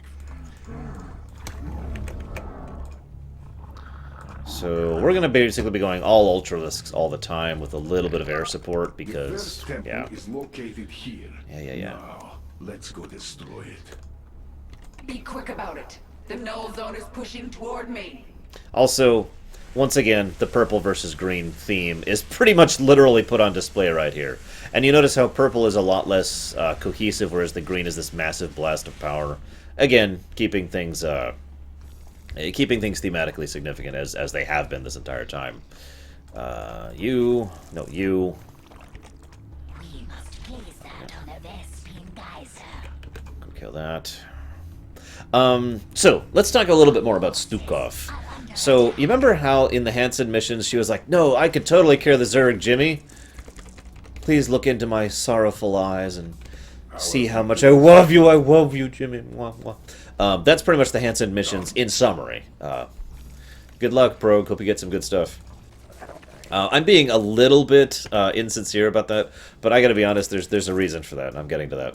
See, the big shtick there, I love that word today, don't I? Shtick. Was the idea that she could cure the Zerg infestation, which I asked a lot of you guys, ignoring how things turn out, in a vacuum, without knowing the endings, which would you have done? Would you have gone ahead and sided with the Protoss, or would you have sided with the woman who insists that she can cure the Zerg infestation? By the way, psionic power, yes. Anyways, Speak freely. Here we go. I am channeling psionic energy into this temple, but it will take time. You dare defile the shrines of our god? We shall strike you down! Okay, I'm ready for that. Must focus, but I can still use my powers for the fight.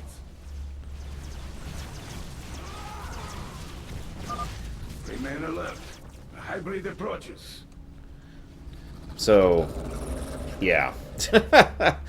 In addition to, how many of you actually failed this mission because you didn't realize it would take him time to shut down the temple, so you waited until the bar was like this, and then put him there, and then he started doing the temple, and then you kind of run out of time, and the first temple is the active. Yeah. Excellent work, Stukov. I can feel Narud's strength slipping. Success, but only for a moment. We must disable the other temples. Yeah, I'm getting on it. I know we're timed. I know how this mission works. God, let's do this. I hear you. I need more forces, like, now. The reason I asked that, though, is what happened... Oh, this mission's insane on Brutal, Night Forager. You are in a constant race against everything. There is no room for anything. In fact, I should have already gotten a couple more units going, specifically for that. Tal'Darim, destroy their hive! She cannot survive alone! That is true. Note his voice has changed, by the way. I just feel like pointing that out. There you are. Knew you were coming. So, the reason I ask is the Protoss actually developed a cure for the Zerg retrovirus.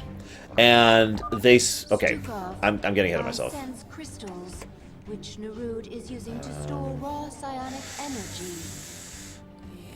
Yes, I think their energy is faint, hidden near the temples. If time permits, we will find them and destroy them. Yeah, so there's the bonus objective. Let's see. 1, 2, 3. Keep your mind clear. Time to start moving on to the next one, like right now. I'm a little behind, actually. How many can I afford right now? Just do it.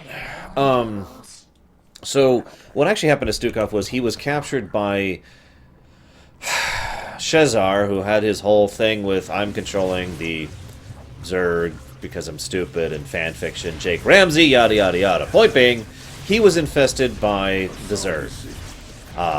And didn't actually die in the Brood War mission. He basically was infested instead and permitted to survive, for whatever positive that is, considering he was infested. But full-on infested, you know, full... Destroy the Protoss quickly. The hybrid approach. The typical infestation, you know, what you picture when you think of infestation, basically. Then he was rescued by Jake Ramsey, and, there we go. Oh, right. There we go. So then he was rescued by Jake Ramsey and given over to the Protoss. Now here's the fun thing. The Protoss came up with a cure for infestation. And it's like, oh my gosh, yes! We have an ability to cure Zerg infestation. This is amazing and fantastic. I can't wait to apply this. Second temple has fallen. Squirm all you like. You will not escape your fate. And yeah, as was pointed out, his voice sounds very Protoss there, which I think is significant, although we don't know exactly why.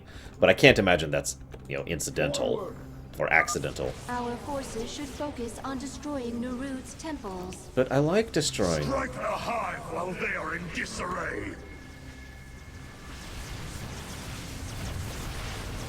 Yeah, it's actually a pretty cool story. It's just very poorly told, which is why I'm telling it to you here, so you can try and appreciate it without some bad writing and other garbage in the way. Okay, we'll stop being stupid. Ah, screw it. Stupid mode engaged. No, they cannot shadow. That's kind of the point. I guess that's debatable. Anyways, so... yeah, different portrait, too. Very much so. See you around, Buster. Enjoy ignoring the outside world.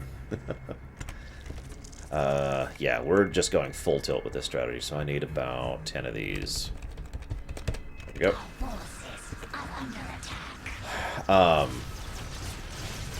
That's what I was assuming as well, Deacon. Like I said, we don't know exactly, but it is very likely.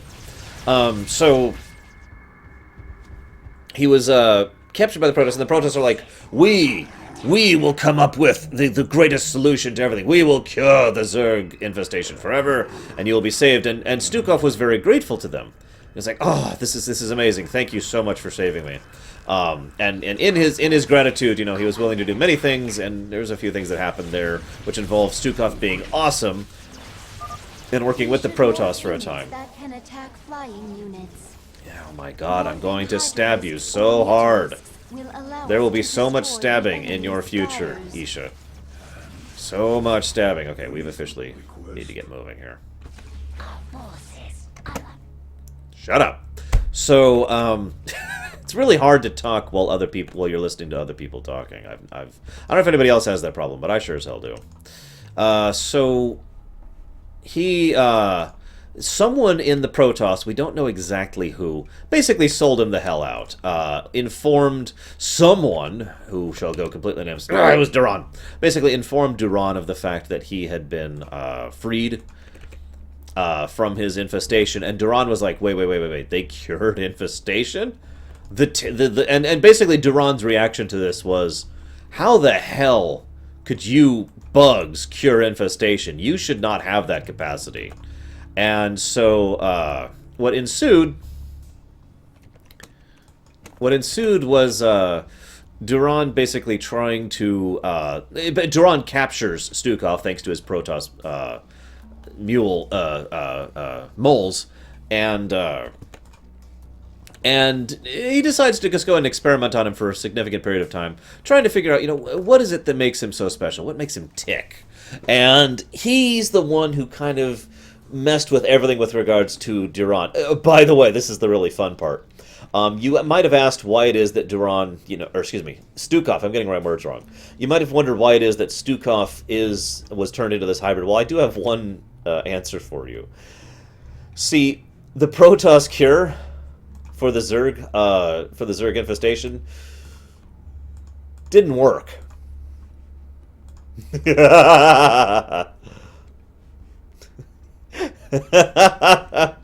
which just amuses the snot out of me. The Protoss cure literally was a temporary cure. It was a way to push back the symptoms of Zerg infestation, but could not actually cure Zerg infestation. So, he reverted to being an infested Terran. And Duron is like, well, this isn't going to do. You'll die before I could learn anything from you. So he's the one who took his infestation and then properly coded it to make him an actual Zerg-Terran hybrid. And then once he was done with that, then he started experimenting on Stukov and trying to learn what he could about the Protoss thing and the cure and etc., etc. I find that wonderfully hilarious, but again, I think that's very relevant when it comes to the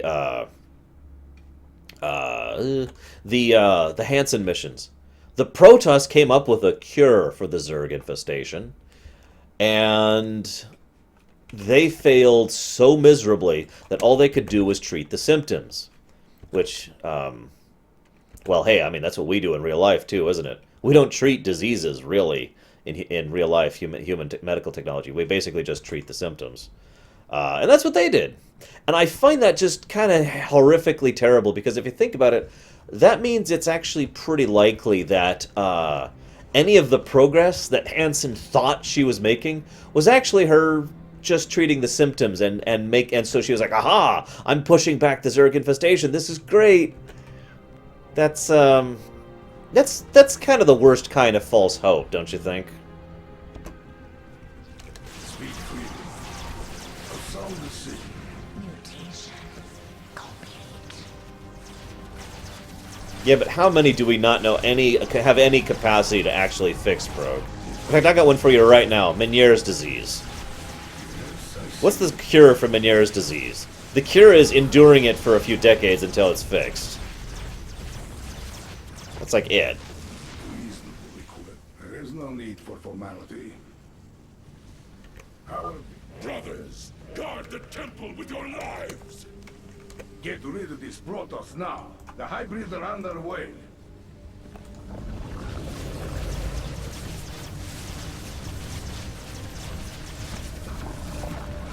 But yeah, actually, Rory, it's funny you say that, because that's pretty accurate. For all intents and purposes, they just gave them some cough syrup. Reinforcements now. Oh, you're infested by the Zerg. Have some cough syrup. Take 2 aspirin and call me in the morning.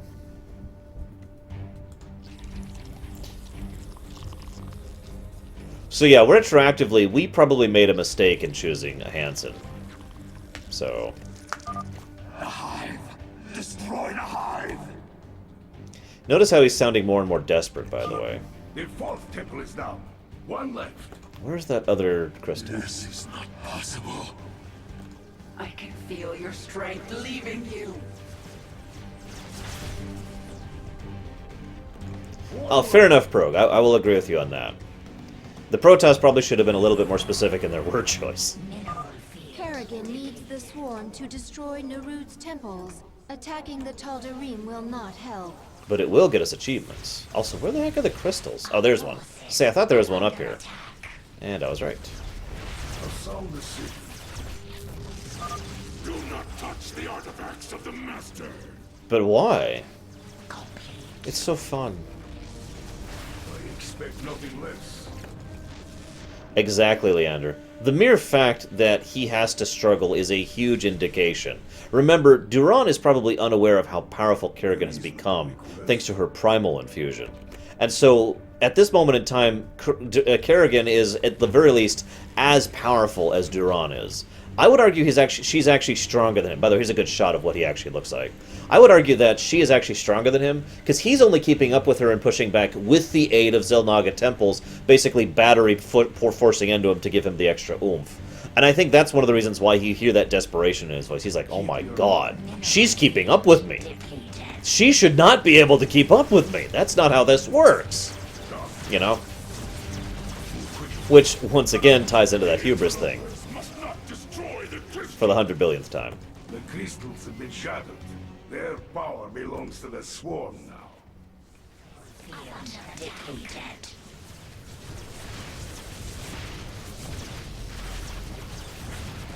Yes, Prog, I do.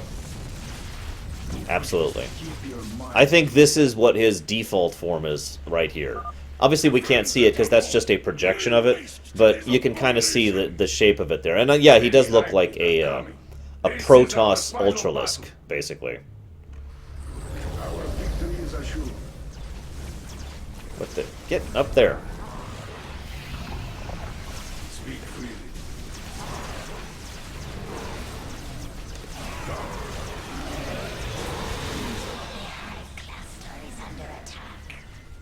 It is also possible he wasn't sure that Kerrigan could keep up with him this long. But either way.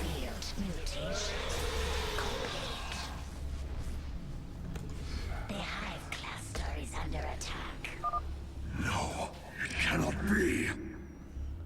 Your temples are gone. Field depleted. Also, notice the moment the temples are gone, she just overwhelms him.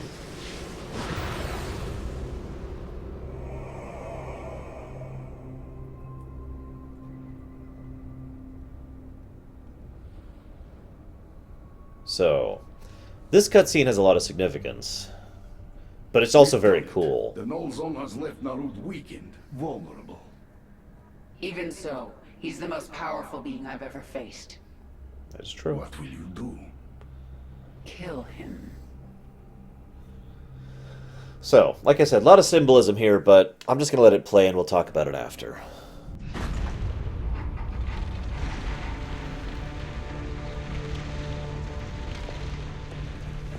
Face me, Narud. It's over. It is only beginning.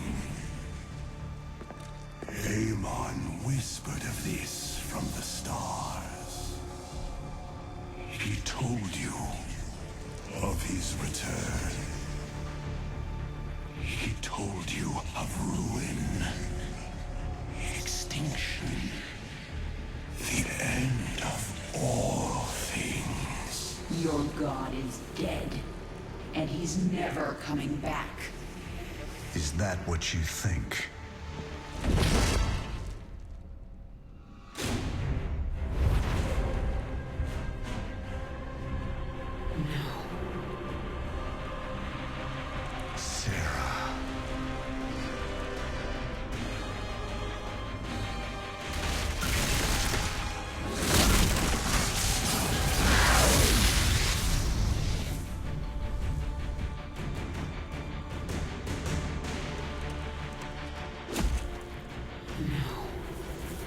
You're not here.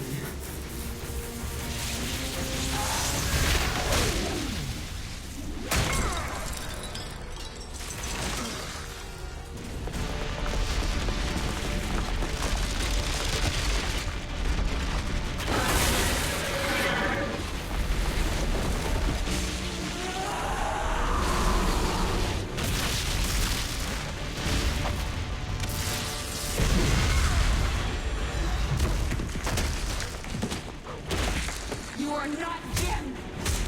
You are nothing!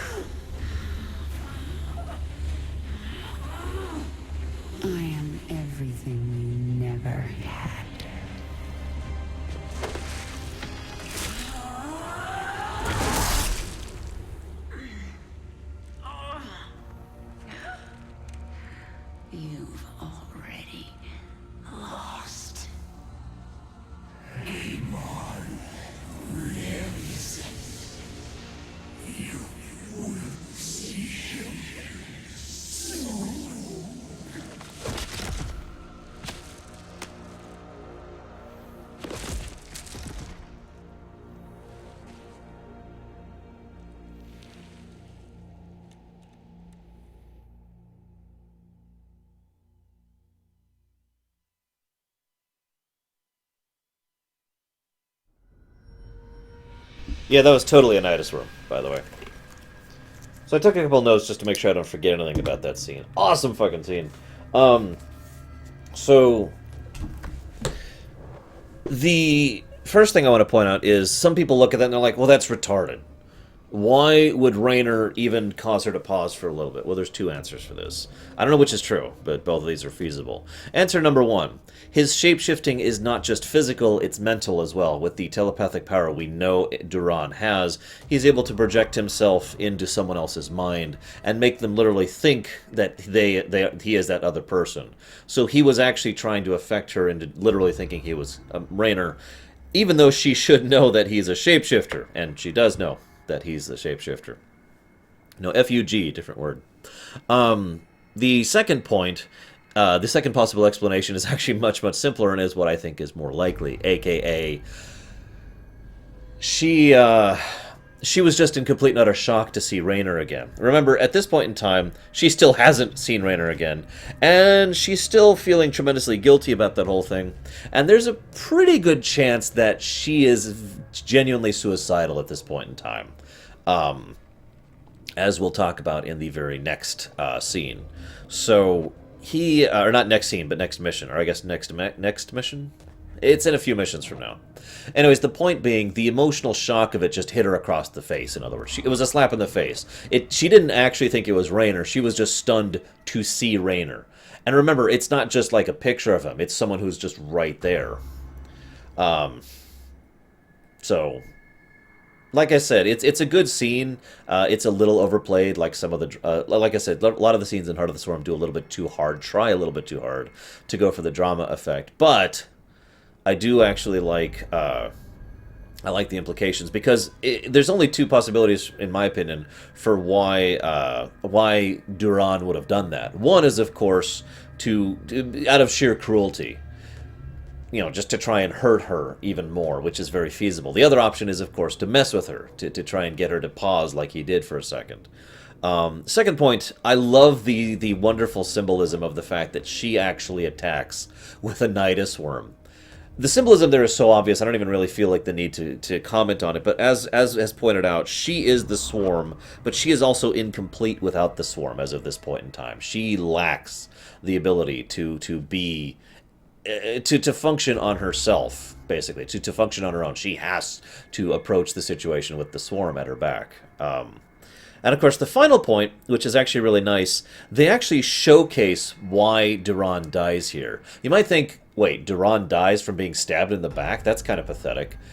Notice that on the tips of her wings, the actual blades, she channeled a huge amount of void energy into those blades, so that when she attacked him, he wouldn't just be impaled. He would be impaled while being impaled with with all the void energy she could confuse. And try to remember, she also knows that void energy is very damaging to creatures like Cerebrits and the Overmind. So it was an assumption on her part that void energy would have actually been able to cause Duron to die, which it did for all intents and purposes. I really hope Duron stays dead, as much as he is a crucial character. To the series, I really would think it would be very cheap if they brought him back. So I also agree with what a few people in the chat said, like Leander, for example. Duron knew at this point in time he was dead, and he probably just didn't care at this point in time, because he's done what he's done to. He is a tool that has lost his use, so he's willing to die. He just wants to do whatever damage he can before he goes. And of course, the second thing there that was mentioned is Duron dies from being stabbed in the back, which I find hilarious. Yeah, that's the second Protoss style thing for Duron there, the Psyblade. Although again, I don't think that's actually a Protoss thing so much as a thing that someone with powerful psionic power could do. Remember, the actual Protoss Psyblades are basically a projection of their internal psionic power. They just have to have a tool to make it happen. Duron can just make that happen without the tool. So it's not necessarily a Protoss thing, it's just a similar thing by unintentional design. Or maybe it actually is a Protoss thing, we're not actually sure. Stukov is fully sentient and sapient. In fact, it's funny that... yeah, exactly, Raskor. That's actually... You know what, I should point that out. There was some great symbolism of her literally grabbing and embracing all that she lost when she took Duron, and then stabs him to death. And also does so in a way that she's pretty sure she would die in the project. She expected to die here. She doesn't, obviously. Oh, I absolutely think Aemon would have killed Duron. I think that My 100%. queen, can you hear me? Barely. We dragged you back to the Leviathan. Rest now. I will control the swarm until you are healed. Why aren't you trying to take the swarm for my own? Because I still have much to learn from you, my queen. Enough. She is healing, but she must rest now. I think Duron would have embraced death from Aemon. Again, that whole Dominion toady parallel comes to mind.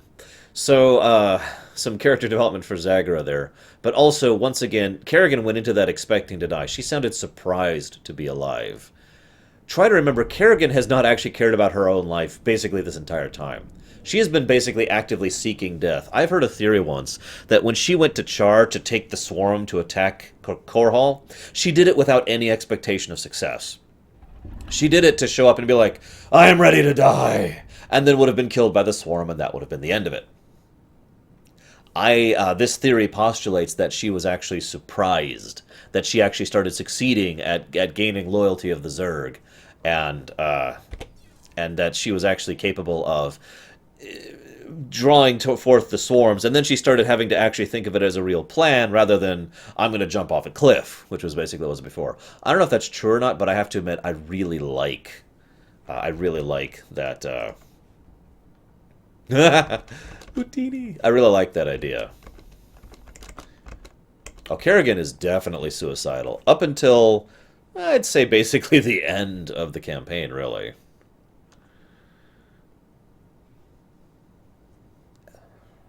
That would be interesting, Titans, but, eh. The swarm was once Aemon's tool. He will seek to use us again. I will prepare for his coming, but not until I'm done with Mengsk. Of course, my queen. Yeah, you don't leave someone like Mengsk at your back. To use slightly better terminology, suicidal is not the word.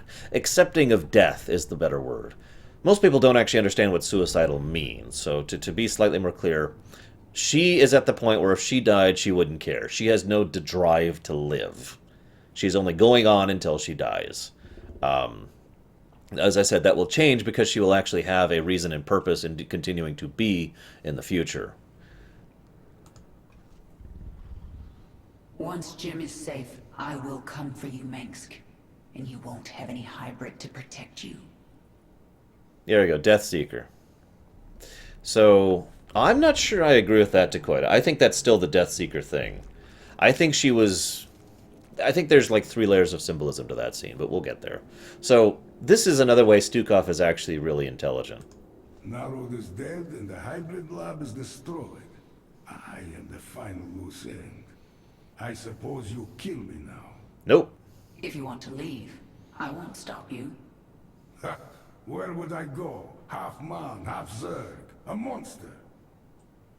I understand. Believe me. Stay with the swarm, and perhaps the way will become clear. If nothing else, it will be interesting. I think that's a good parallel. Kerrigan, at least up until this point, has been very much like Zeratul. In fact, I'm going to be astonished if Zeratul lives through Legacy of the Void. Please don't spoil that. But yeah, I'm fully expecting Zeratul to die in Legacy of the Void. It just makes too much sense. Ultralisks! Burrow Charge! Heal, Vampiric Aura, or Splash Damage. We're going with Vampiric Aura, by the way. Perfection. Deep in the core. In strands. I hope I get one of his random quotes, because it's one of my favorites. So, let's go save Jimmy. Isha, take the Leviathan up. We're leaving. Kerrigan, you saw something in that lab. In Narud's mind. I saw Aemon. Older than the universe, more powerful than I can understand. And now he's alive again. Then he shall fall before the swarm, like all the rest. We don't even know where he is. We must prepare for his coming, but I have a few scores to settle first. Yes, he does, Samurai. I forget the exact quoting, though.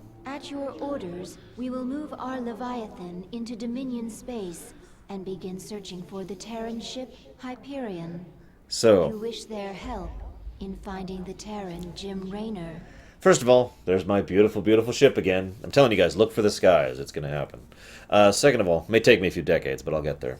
Second of all, this is my third of the tied missions that are my favorite missions. The mission where we control the Hyperion. I love this mission. When I first played it, I was just like, dude! I was just completely fangasming over actually... I'm just going to tell you, we're going to be playing the Hyperion. We will be playing the Hyperion.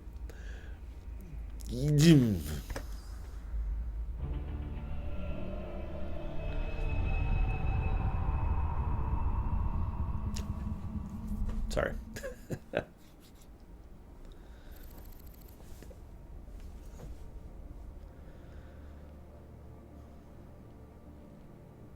Valerian, we're picking up some kind of reading. Warning. Psionic waveform detected. Scale. Unclassifiable. Yeah, literally off the scale. Kerrigan, what happened to you? How? There's no time. Listen carefully. Jim is alive and I can't find him. But you can. Hack the Dominion network and figure out where they're holding him. How can we trust her? Valerian, if there's even a chance that Jim is alive, I'm going after him. Hacking the Dominion security network will prove difficult. Only one man can hack that network. Colonel Orlan. Again! And he's being held prisoner by Mira Han. The mercenary leader. Again. Isn't she a friend of yours? Not exactly. It's complicated. Let's just get this done. Find him, Matt. We both owe it to him. I like how the point being made there isn't whether or not they trust Kerrigan. It's all about we owe this to Jimmy. I like that. Also, great continuity here. If you'll remember, Raynor actually asked Mira to hold on to Orlan and keep him on ice, basically, while we went off and did our thing. And she's been doing it faithfully. She still has him. We have arrived in Dominion space. Should we move on Corall? Not yet.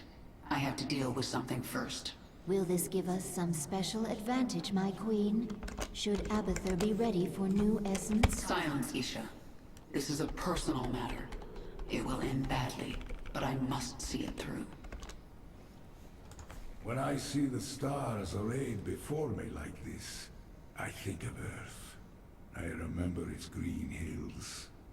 You can't go home again. I know. I have no place on Earth now. I mean, I won't let you. Your return would be noticed by the government of Earth. They might consider another expedition to our little corner of space. They will come back someday, you know. I do, and I will be ready for them. Quiet little hint there. I kind of wish Stukov had said something slightly different, because as I've said, it's pretty much verified that the UED knows exactly what's been going on out here. Either through Duron or through their own technology. So, yeah. I would have liked a little line that, like, instead of, they'll come back, it's just something like, they're still aware, or they're still watching us, or something like that. And then, yeah, UED plot line in the future, Hoip, maybe? I don't know. Anyways, but yeah, I would also agree that it is once again in evidence that Horner is the frickin' magistrate, despite what is said by people who are stupid, but whatever. Not you guys, you're not stupid. I'm talking about, there's one guy at Blizzard. I could actually look up his name, but I don't, you know what, I'm going to look it up right now. Let's do it. Let's do it. Let's do it! Because there's like one thing ever that's like, oh, the magistrate totally just isn't him. Hang on. Here we go. Aaron Rosenberg is specifically the person who wrote that, and I'm just going to quote word for word, the Rangers subsequently transformed into Raynor's Raiders, but the commander, the magistrate, did not stay with them long. He had left the Raiders within 6 weeks of the Confederacy's downfall, and that's the full end of his story arc. No, that's so stupid. He's Horner. He's Matt freaking Horner. It makes so much sense, and it fits so perfectly. I don't understand why they're throwing away perfectly good continuity for no reason. Swarm not evolving here. Lack of evolution deadly. But anyways, yes, there's a good chance the UED might be the next big villains. And I think that would work really well, actually. Especially if they are as deadly as we fear. To hack the Dominion's restricted network, we need the best decryption expert out there. Colonel Orlan. Unfortunately, he's being held captive by Mirahan, one of the meanest and craziest mercenary leaders alive. By the way, this is another example of a mission that was a fully optional mission in Wings of Liberty, having continuity effects later on. So, really not sure why they even tried to not have the optional missions continuity come in Wings of Liberty. I really don't get that, but we already talked about that.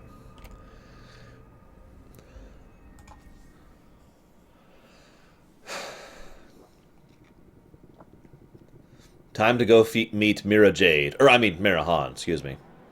You get the reference, by the way. So, yeah, this mission, you guys know I am just a huge fanboy of ships. Especially spaceships. And... yeah. Actually, that whole line was optional, it did. Mira Han, this is Prince Valerian. Do you read me? Of course I do, Princess. I know you're working with Matthew. Put him on, please. You forget yourself, mercenary. Hello, Mira. Matthew, you never write, you never call. It's almost like you don't care. I'm here to ask for your help. You've got Colonel Orlan and we need him. He's the only man who can hack the Dominion's deep encryption network. Well, I'd love to help. I just need the permission of James Raynor. Jim's not here right now. Oh, dear. Then I'm afraid I cannot give you Colonel Orlan. Look, Mira, we need Orlan to rescue Jim. Just hand him over. A mercenary's reputation is all that she has, darling. I will not relinquish my prisoner to anyone but the client. Not even to someone with your devilish good looks and brooding intensity. Sorry. We could destroy her operations in this asteroid field. That will get her attention. We'll have to cripple her prime space station. She won't make it easy for us. We need to set up our own base. And one of Mira's fleet stations is nearby. We can take them out and set up our own station. The funny thing is, this is also kind of a MOBA-style map. Just in space. You heard me. Guys, let's have it. Space-based MOBA. Let's make it happen. So this is just awesome. Sensors are showing the location of Mira's station now. We might as well get started. Hey kids, the asteroids ahead are too dense to navigate. You'll have to do a short-range jump to get past them. Nice and So, easy. I've already kind of talked about this. This short-range jump is the thing that we get because of the Protoss tech infused into the Hyperion. That actually happened in Wings of Liberty. Nice. Those short jumps are good for getting out of danger. Which is why we can do short jumps without completely frying our nav unit and having to completely recalibrate it each time. Which most people, you know, need to do. Yeah, this is true, Shiryu. We're not even done killing people yet. Shoot. Keep your eyes open. Mira's got a fighter patrol nearby. Too many for our main guns to take on all at once. But we can launch a sortie of our own TAC fighters. That'll even the odds. Yeah, that's right. It's a carrier, too. Make it so.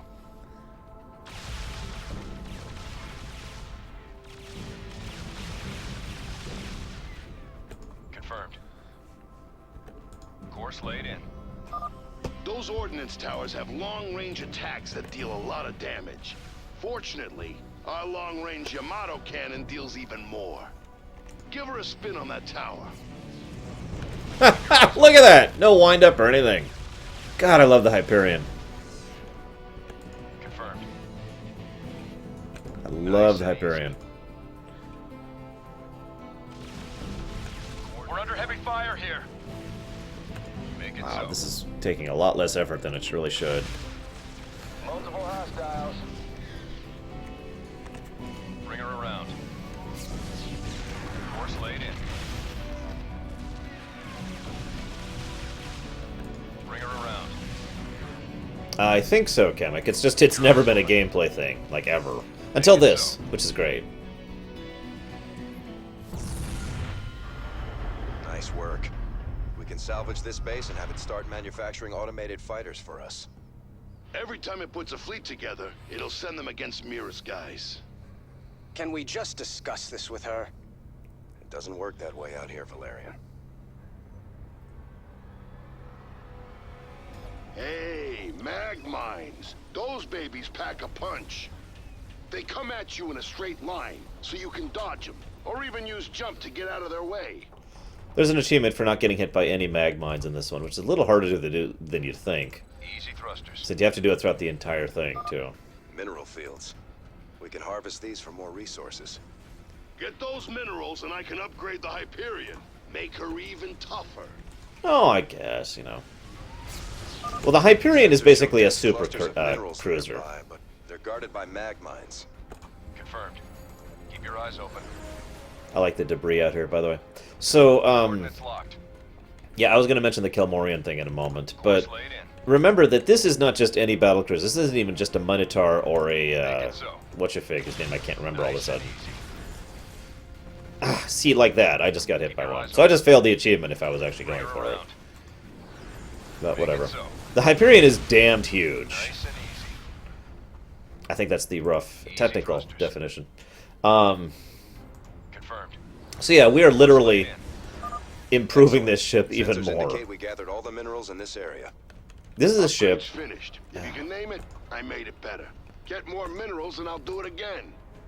Sensors are picking up Kelmorian operations nearby. They've got some tough defenses. And they've got a capital-class ship. We could always bypass them. They might have some valuable resources or equipment.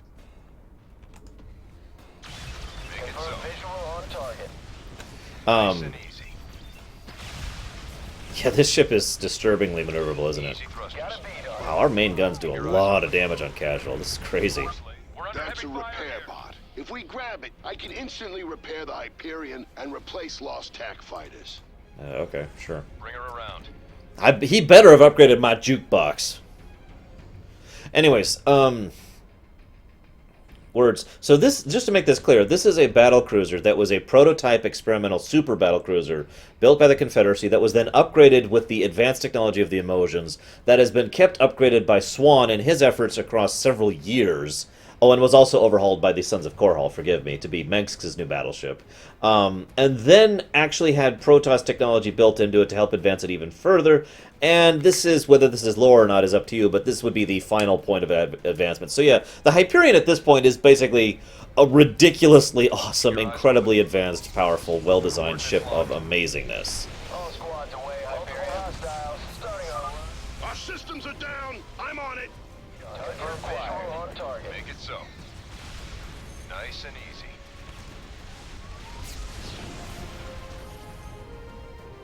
Keep your eyes open. Make it so. Broodlords aren't actually that big in there. You know, 15 feet across kind of thing. Make it so. Keep your eyes open. They had an electric field generator. This baby overloads enemy craft, disabling them for a little while. Let's get it installed, Chief Engineer. It's already online, Scooter. I do good work. Scooter? Poor Valerian. Confirmed. I will say this, by the way. This is actually a really nice, subtle touch that they never really call attention to, but because they don't need to. Notice how Valerian is actually on... Oh, Matthew, I hate it when we fight. Do you two have some kind of strange history? No. Don't encourage her. See you around, Claymore. Enjoy. Coordinates locked. Course laid in. Oh, dude. Starcraft Homeworld. Let's make it happen. That's another genre we can move into. Full 3D RTS. Wow, the ship does repair itself on casual. Jeez. Keep in mind that Valerian is on the Hyperion. A ship full of people who are so violently anti-Dominion that the mere idea of teaming up with him against the Zerg almost made them mutiny. I just mentioned that because it says a great deal about how much Valerian has advanced and grown and basically started to earn the respect of those around him. And these people, and is actually, again, it's that character arc we don't see. We see the effects of his character arc off in the background, And we see that he and Matt are actually to the point where the two of them can actually discuss things relatively normally. They can talk about they can talk to each other without the antagonizement that you might otherwise see. Similarly with Swan, someone who is very anti-Dominion, nevertheless just calls him with a casual nickname as if he was a reasonable part of the crew. My point again, I was going to say, and remember, Raynor isn't on the ship, keeping them together. So at this point in time, Valerian has been doing a lot of his character growth and advancement, and is really trying to endear himself to the crew behind the scenes, basically. And I like that. Again, his character development that we don't see, as I've already mentioned. It's a great way to showcase that. Yeah, Mira and him are married, at least on paper. How valid that is up to you. That starport is building more ships to send at us. We're going to have to take it out fast. Also, I like this. Notice this is actually a Terran starport. It just has extra bits attached to it. Nice little subtle nod there. Well, it's not subtle, but it's a nice nod. Yeah, dude, Valerian better make Matt the magistrate of the New Dominion. He really should. Working on the Hyperion for the however many months this is, he has to know how skilled of an administrator that he is at this point. Keep pushing forward. He has to know that. That was very rude. Fully automated bases are quite expensive. You know, you could just give me Raynor. Just saying. Actually, get faster. It is actually mentioned several times that the Terrans have repeatedly made efforts to try and get the shield tech working for them, and each time they do it, they basically don't have the stability for it. So, in other words, Terrans actually do have the technology to make force field for extremely short periods of time. That's why they don't actually apply it or use it in action. I think that's all the minerals around here. Hey, the Hyperion's even stronger now. Yeah, you can thank me later. I'll thank you now. Thanks, Swan. This is one of the reasons why the Protoss have the advantage over the Terrans in this fray, because they use that crystal-based technology. The main reason why they use that crystal-based technology is the stability of it and the ability of it to pattern itself. It is very, it's very orderly, I think is the word I want to use. Very structured. And so, because they use that as their energy source combined with the warp, let's go ahead and warp out of there. They're able to maintain force fields, even on an individual scale. So I hope that answers your question a bit. Also, am I the only person who totally sees this as logical for Mira? I mean, she is allowing a lot of her automated forces to die, and she's losing a lot of money on this, but this still just seems very in character for her, to me. I'm curious what you guys think on this. Also, notice how quickly the Yamato cannon of the Hyperion recharges. That's incredible. Nice and easy. Make it so. Keep your eyes open. Course laid in. Oh, she is absolutely deluded. You kidding me? Jeez. Easy thrusters. Course laid in. Easy thrusters. Coordinates locked. Confirmed. I'm not sure, Keep Probe. your eyes open. Confirmed. Nice and easy. Make it so. Nice and easy. Well, see, on the one hand, there's her whole playing with Orner thing. But on the other hand, as Takoida points out, this is a professional thing for her to do, in all honesty. If word got out, and it would, that she just handed over one of her prisoners to the guy she's making lovey-dovey eyes at, that would completely ruin her reputation in this sector. And remember, she's a fairly well-powerful, highly placed mercenary. Arguably someone who could be considered a crime lord. You can't really accept that kind of a thing. It's the same exact reason why Jabba was telling Han, despite everything, despite mitigating circumstances, I can't let you get away with this debt. If I do, everyone else is going to start doing it. Everyone else is going to start coming after me. I can't make exceptions. So I think that's why Mira is doing what she's doing here. This way... Alright, she's all upgraded. I don't think we can squeeze any more out of her. Yay. Matthew, you stole all my minerals. Not all of them. Keep your eyes open. And by the way, wonderful quiet irony. Remember we paid her in thousands of minerals back in Wings of Liberty? Well, we've kind of reclaimed those, and it's upgraded the Hyperion. So I think that was a good expenditure. Yeah. Anyways, this way there's two possible interpretations here. Number one, you know, oh my goodness, I tried to hold off, but it was the Hyperion, it was the leaders, and it was the incredible people who, you know, the Rainer's Raiders managed to swarm in and steal my prisoner. Only someone like them could have bypassed my defenses, you know. Thank you, Nightmare. Happy Fallout Day. Hope you enjoy. Course laid in. Shiryu, We're winning. Keep moving forward. Shiryu, I really hate to point this out, but if you read the books, you understand Jabba is surprisingly sympathetic. He is not an evil person. Pragmatic, vicious, ruthless, oh yeah. Evil? No. And then he goes to hell, because he basically gets addicted to drugs, to simplify what happens.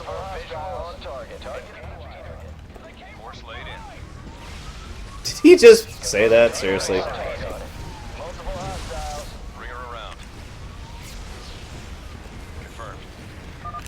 Matthew, don't think I will make this easy on you. And yet, despite her saying that, she is actually making this completely easy on him. I thought you like it rough. How would she know that, by the way? I just point that out because some people wonder if he decided to consummate their relationship back when he was younger and more foolish.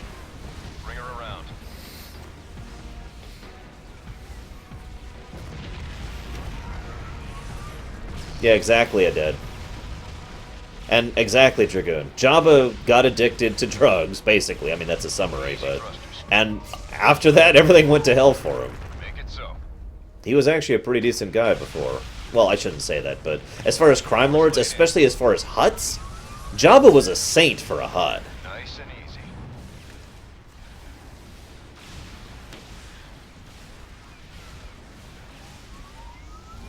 Bring her around. I could totally see Mira spiking his drink, and that's kind of sad. They also might have just been young and dumb. It has been several years, after all, since that incident. Just surrender, Matthew. Oh yeah, by the way, Nice to you, I that's a promise. Minotaur. That's what I'm afraid of. That's a Minotaur, Do not test and this my is the patience, Hyperion Matthew. next to it. You brought And that's this just on in yourself, gameplay. Mira. I wanted to play nice. So this is actually a boss fight, believe it or not. It doesn't quite feel like one because I'm on casual, but this thing will be spawning cruisers, fighters, and mines regularly. And so you have to constantly be on the move in order to stay ahead of things while taking out the boss. It's actually a lot of fun.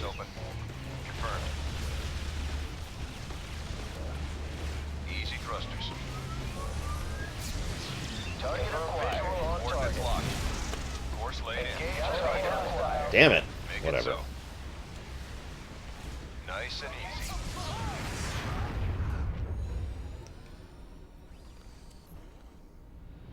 Stop! Stop! You win, Matthew. You've destroyed my base and captured my heart all over again.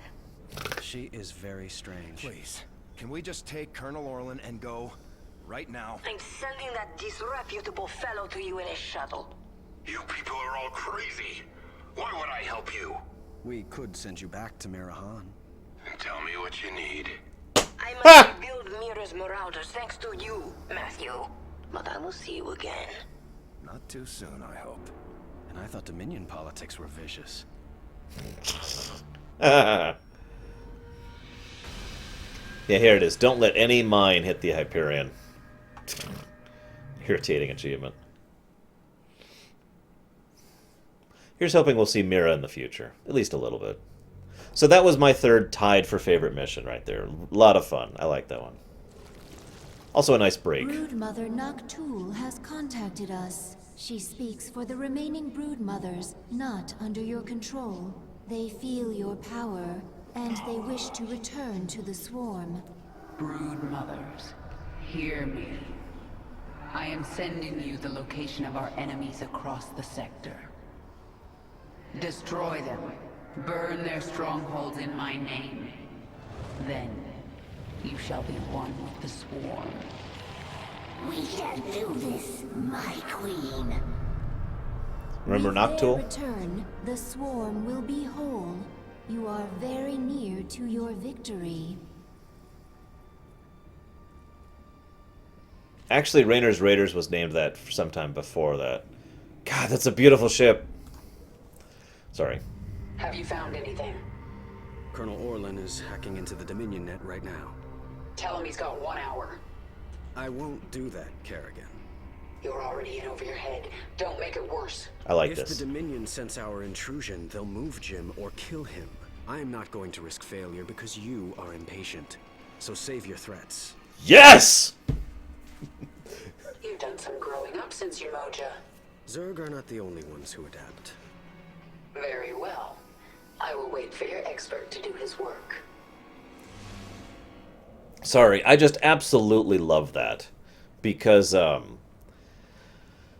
it's him, it's that character development in general, but it's also him standing up to her, basically for the first time. And he's totally right, too. He actually shuts down Kerrigan while standing next to basically her swarm. She could destroy him right now. But he's like, no, you're wrong. You know you're wrong. Not accepting this. Save your threats. And she's just like, wow. Okay. I love that. The brood mothers dislike working with Terrans. Stuff it. They were necessary to my plans. They are asking if we may destroy the Terrans, now that they are no longer useful. Tell them the Terrans are not to be harmed. It is my will. I will tell them, my queen. You lie, Shadow. I can yell if you want. There's that better. Is that all good? Are we good here? Let's hear about the Terran essence. There will be no essence here.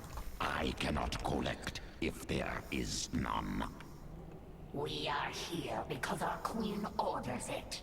Do not dare question. I follow for essence. You must learn obedience, Primal. Yes, come to me. I will collect your essence now. Enough! Zagara, do not speak for me. Tahaka, do not collect from my swarm. Children, I swear I will turn this Leviathan around right now.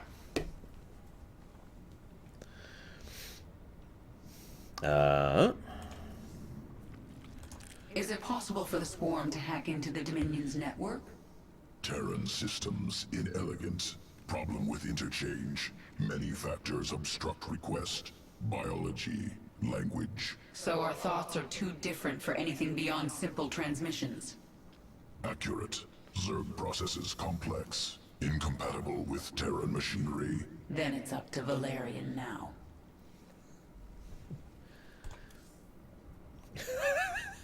Damn it, Deacon. Would you stop with the shipping? If you wish to save James Raynor, I will not speak against it. Why would you? What grudge would you have against Raynor? Let's check our level really quick. Not there yet. Okay. So, Time to contact Valerian this mission. Corner. I have to know where Jim is. By the way, this piece of art right here is a great way to emphasize the difference between the Hyperion, which I want to stress is a freaking huge ship, and the Leviathan, which is a freaking moon. Look at this! Look at this! Seriously! Just look at it! Look at it!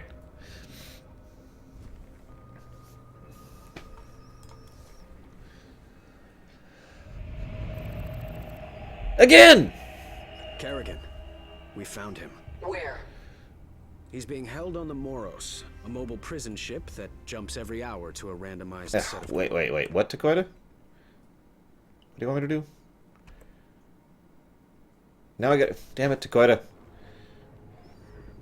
Is anyone else having problems hearing me, like Shadow is, by the way?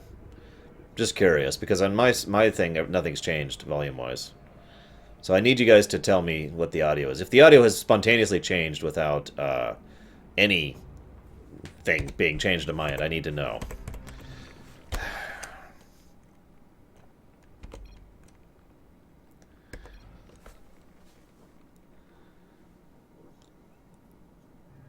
So everyone... What the heck is up with Shadow's audio, then? That's very strange.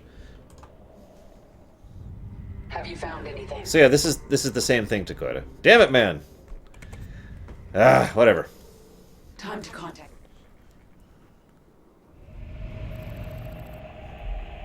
God, look at that thing. We found him. Where? He's being held on the Moros, a mobile prison ship that jumps every hour to a randomized set of coordinates. There's no way to predict where it will jump next. They've got to resupply sometime. Exactly. We know the ship will be at the Atlas station for 32 minutes tomorrow. Atlas will send a tanker out to the Moros, but when the fueling's done, it's gone. Our associate Tosh volunteered to infiltrate. No, you've done your part.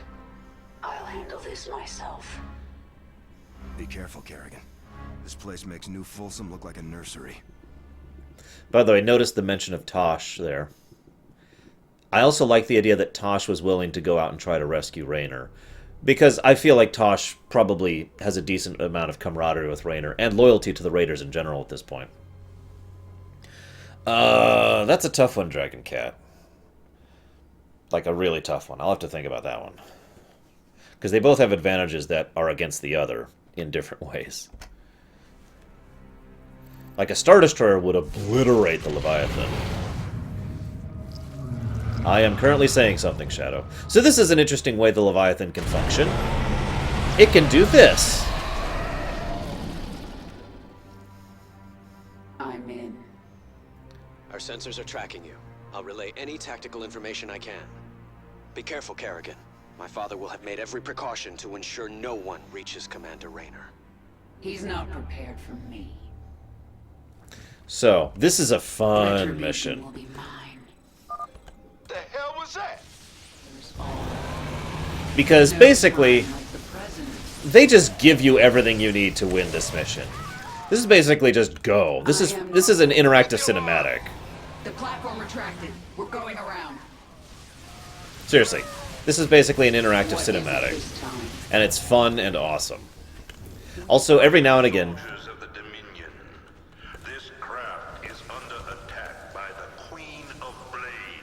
I'm not sure, Sirius, in all honesty. Every now and again, you'll see bits of the Leviathan continuing to take out and destroy the thing. Oh, so this is a nice little Easter egg.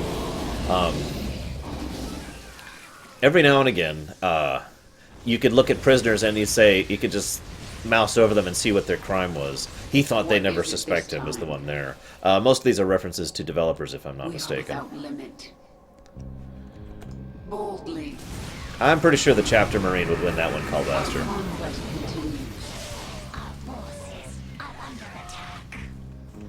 Speak. The swarm conquers all. They're bringing out the big guns. No time like the present. Wow.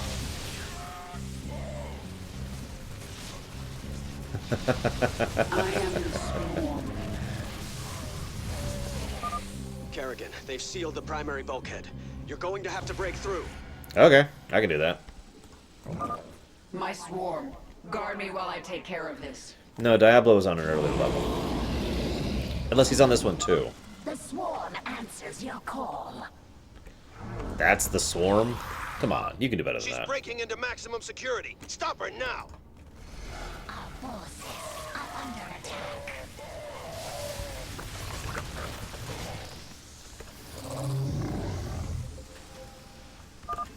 Bravo engaging. Send backup. I'm suddenly reminded of the Lich King's quote, "Fight, kill, and die in my name." That's basically what Mengska's saying here. So here's a question for you guys. Why did Mengsk not order Raynor killed the moment this invasion happened? Be careful. What do you guys think? Now, I have a pretty good answer for this. But I'm curious what you guys think.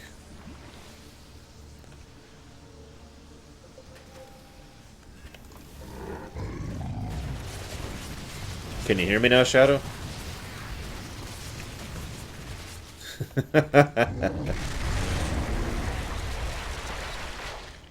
Also, that may not seem impressive, but Kerrigan just melted about, it looks like about 15 feet of solid steel. Reinforced solid steel.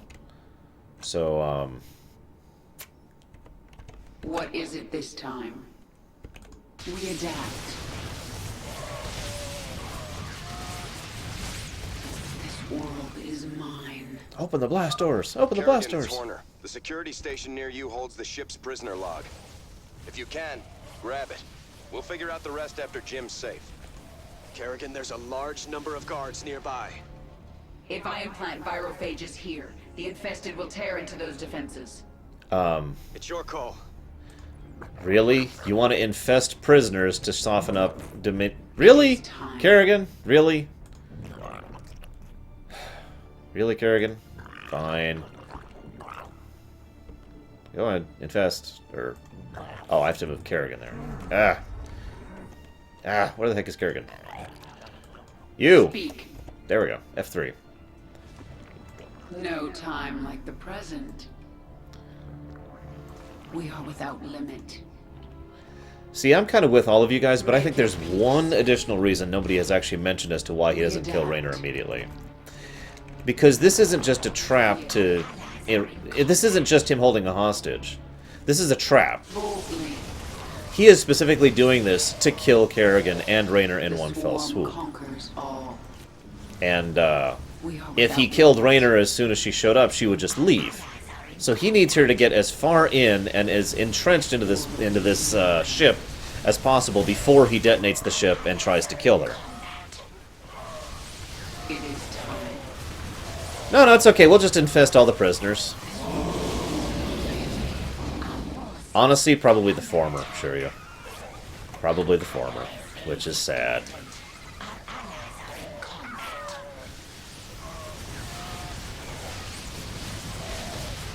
Speak. What? What is it this time? Have I missed any? Oh, I have missed some documents. I was like, I feel like I'm missing something in this map, and I am! I'm going. See, basically, there it is. I knew it was right here. Basically, there's actually quite a few reasons to go ahead and leave Raynor alive, just in case. Retribution will be mine. In all honesty, Dakota, I agree. If not for the fact that the Leviathan was here, she probably would have died here, along with Raynor. And then Mengsk would have won! And then, you know, that would have been at the end of the galaxy. Because that just keeps happening. Every time Mengsk wins, the galaxy ends. You ever notice that trend? It's kind of suspicious, actually. This isn't happening. Destroy the coupling. Jettison the prison deck. You heard the man. Blast it. We're cutting the prisoners loose.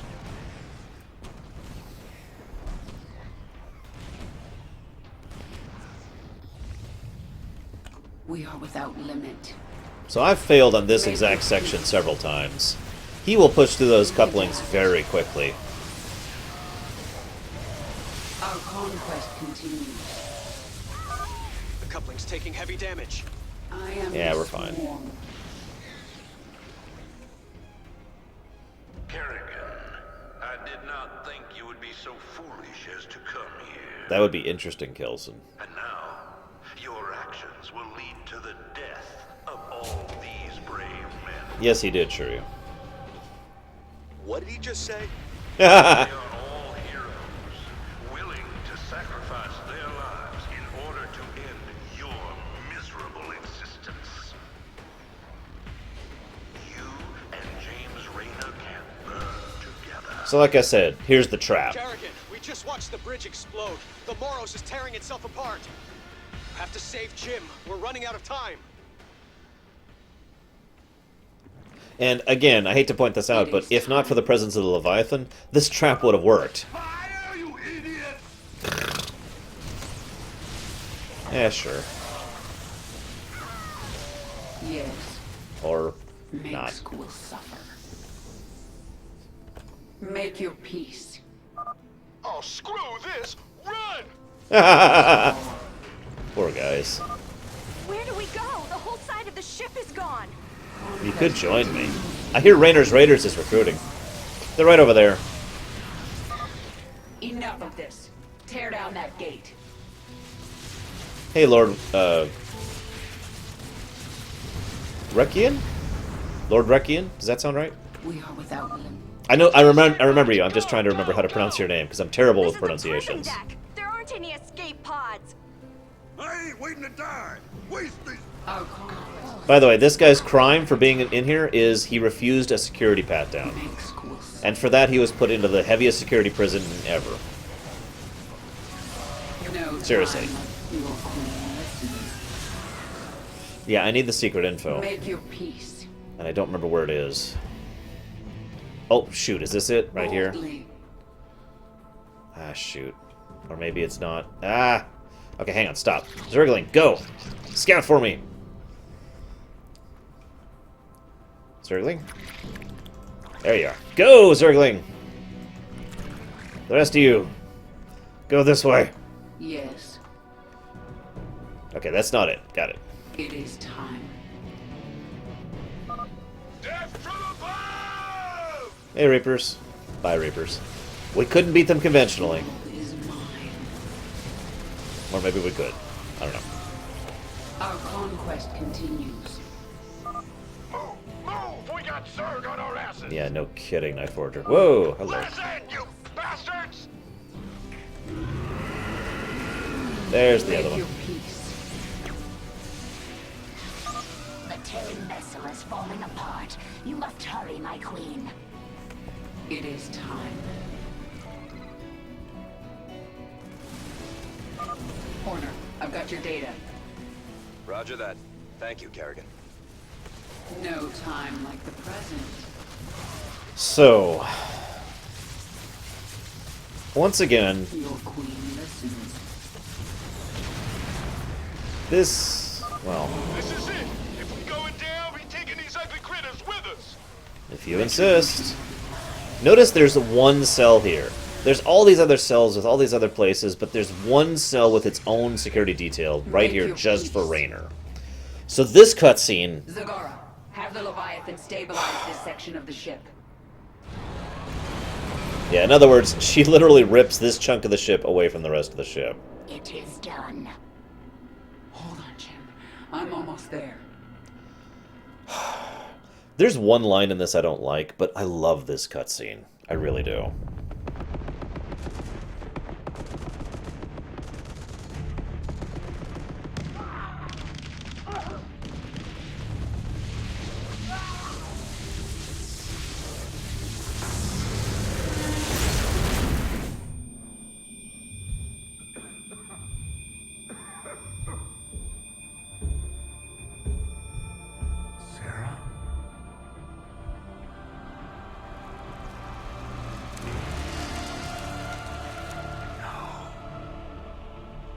I had to get you out. What have you done? What I had to. Tell that to Phoenix. Tell it to the millions you butchered. You swore you'd kill the Queen of Blades. You were the only one who ever believed in me. Do you still believe in me?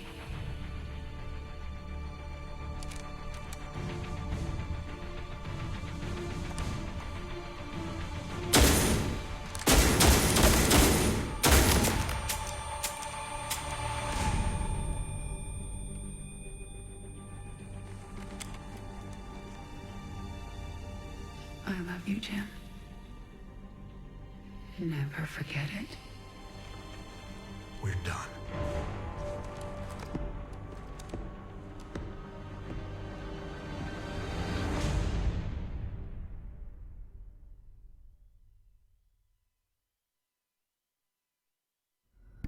So, that line at the end is the one I don't like, the "we're done." I wish he had just walked out without saying anything. I think that would have been a much stronger scene.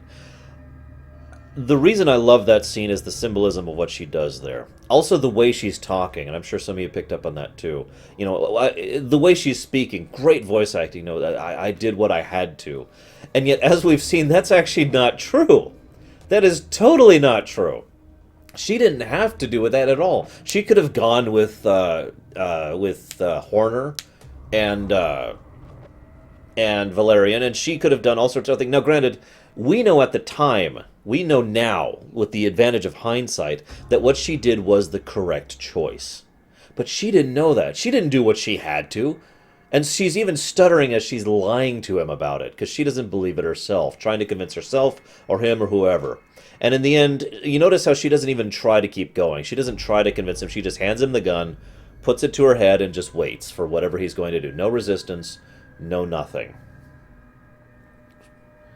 So yeah, I absolutely agree. I absolutely agree that that was a knee-jerk, in-the-moment emotional reaction from Raynor. I don't think he was actually, like, done with her at all. He just... Remember, this is a man who more or less went through, again, in his own words, moved heaven and earth to save her. And then he sees that again. He has not had... Hello, Night Dawn. He has not had any opportunity or chance to process. I mean, after the... I think this is one of the reasons why he turns around so much more throughout the course of the rest of this campaign. And there will be a significant cutscene in the future, which I think verifies in his mind that he was probably mistaken. But, I mean, honestly, this is even hard to understand. How many of you out there have seen something shocking or emotionally upsetting, and just in the moment you react? And then after the time, you're like, God, why did I react that way? That's not me. That's not what I was thinking. And it doesn't even make sense. And I didn't understand at the time, and yada, yada, yada. I think that's what's happening here. I think that's what was happening with Raynor. That's actually a good part of Qualitas. I hadn't thought about that. But yeah, actually, it's funny. Tychus, as I was saying earlier, it's actually similar to the... No, I don't, Chemic. It's actually similar to how Tychus saw Raynor, this despondent, washed-up drunk, and was like, what? I give up my life for you, and this is what you're doing with it? You notice how that exact same quote applies from Raynor to Kerrigan, too. This is why I say that Raynor and Kerrigan's stories are inverses. Well, I'm sorry, it's actually more like this. They're parallels to each other. Not inverse, parallel. Yeah. Yeah, actually, I agree with that as well, Takoida. Remember how many horrible, evil people, including Mengsk, have been using the words because it was necessary, or because we had to, or because it's what we had to do, and use those to justify terrible, atrocious things? Kerrigan herself has done atrocities because of that. Raynor has helped her do atrocities because of that. So, yeah. So... I do think that, Night Forager, and I think the main reason why I think that is because her entire tone and feeling and emotional aspect is uplifted after this. I think that's because of two reasons, or either or both. I think that, number one, Raynor's alive. He's free, and that has got to be a huge weight lifted off of her shoulders. Even though there's a lot of guilt associated with that, because she did a lot of really ethically horrible things as a result of that. But Raynor's alive. I'll talk more about that in just a second. The other side of things, I don't think Raynor is truly gone from her. I think she understands that what Raynor is saying there is out of hurt and pain, and she shouldn't take it as absolute writ law, especially given what happens in the future. But one more thing we need to discuss before we move on. Some people out there, I don't know how many of you understand what this is like. Some people I've noticed don't understand how much of a difference one thing can make in life.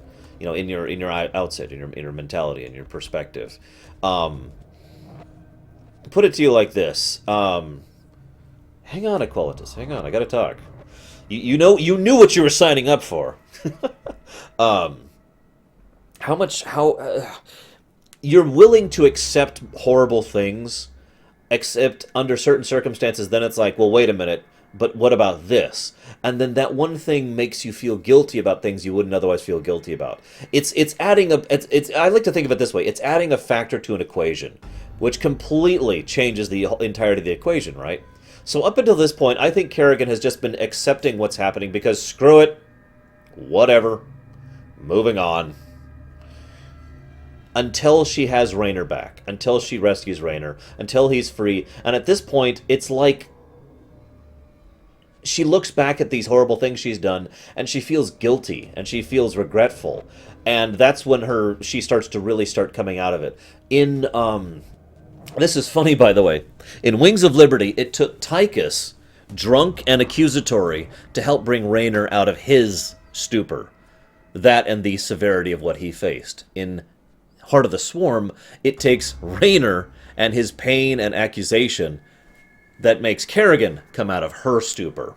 And again, really try to actually start atoning and redeeming herself. I believe from this point on, Kerrigan actively wants to redeem herself. Whether she can or not is not a question I am qualified to judge. But I do think she is actively trying at this point, and I do think that matters. There's at least one line which definitively proves, in my opinion, that she is trying to atone for what she's done. I'll point it out when we get there. Also, I agree with Dakota. I personally don't think that shot would have killed her at all. But I think it would have damaged her far more than death would. I agree completely. The trauma of Raynor shooting her. You have unselected abilities, my queen. You can... Shut up. My queen, you radiate with power. Your ultimate abilities have awakened. So, we can get Apocalypse, Leviathan, or Drop Pods. All of these have a 300-second cooldown. And this one allows us to spawn Primal Zerg. This one allows us to spawn a frickin' Leviathan. And this one allows us to basically kill anything in a small area. I'll go ahead and let you guys vote for which one we use. Apocalypse, Leviathan, Primal Zerg. In the meantime, let's talk to some people. Kerrigan, what happened? Is Raynor alive? I like how he's concerned. You get the impression that Kerrigan hasn't really talked to anyone this entire time. Note how she's just staring out the window here. Almost all the rest of the time, she's just casually, you know, standing there staring in the direction of the camera. This time, she's staring away from us, showing us her back. Again, showing how much these events have affected her. Oh, Jim. Yeah. My queen, your mind is closed to me, to the entire swarm. I do not understand. My queen? You do not speak. Yeah, everyone's kind of confused here because they don't understand what she's been going through and what she's feeling. These are probably alien thoughts to the Zerg. Dislike staying in space. Oh. Very little biomatter. Lack of essence. Swarm host strain ready for augmentation. Discovered creature with beneficial sequences. Allow swarm host to produce flying locusts. Must consume. Acquire essence. Improve swarm. It's another essence. Jeez Louise. I think this is our last evolution mission. Oh no, we've got one more, the Ultralisk. Looks like Leviathan is winning so far, which I'm kind of surprised by. Zeiss, are you here? Did you vote for Primal Zerg? Yeah, I like that. Abathur is just like, what?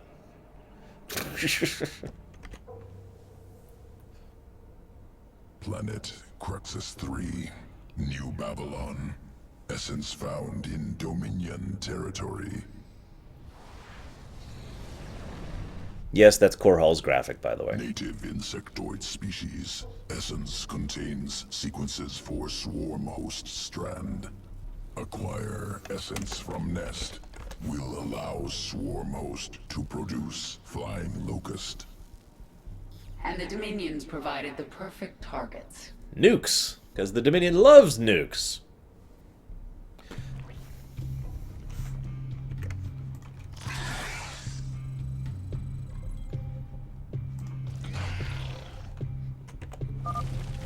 Siram Bregman. Obstructing route.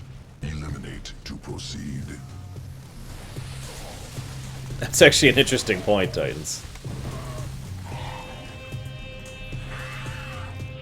Still love this cityscape tile set. It's probably my favorite of the new ones.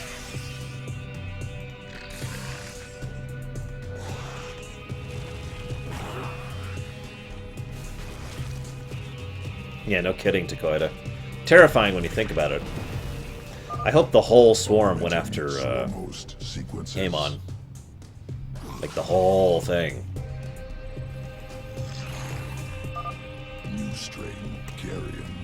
Produces locust capable of flight. Begin the assault. Root here and lay waste to the nuclear silo.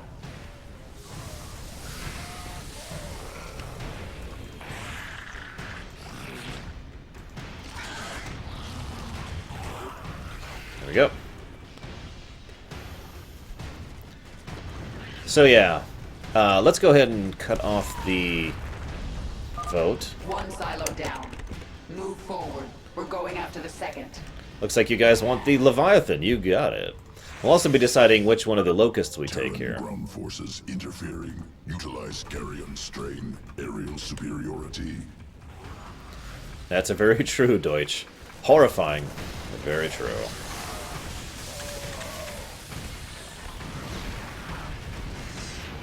Oh.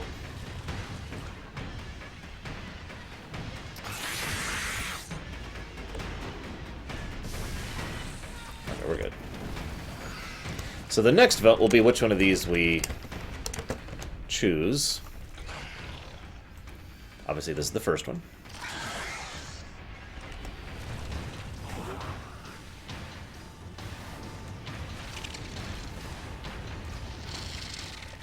Flying locusts are pretty terrifying, I'll be honest.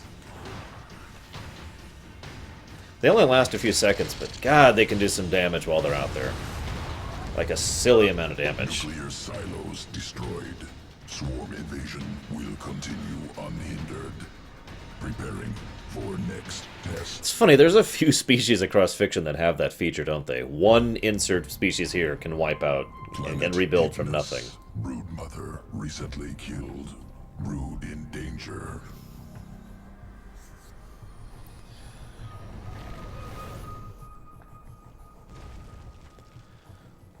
Local organism, ashworm, destroying swarm brood.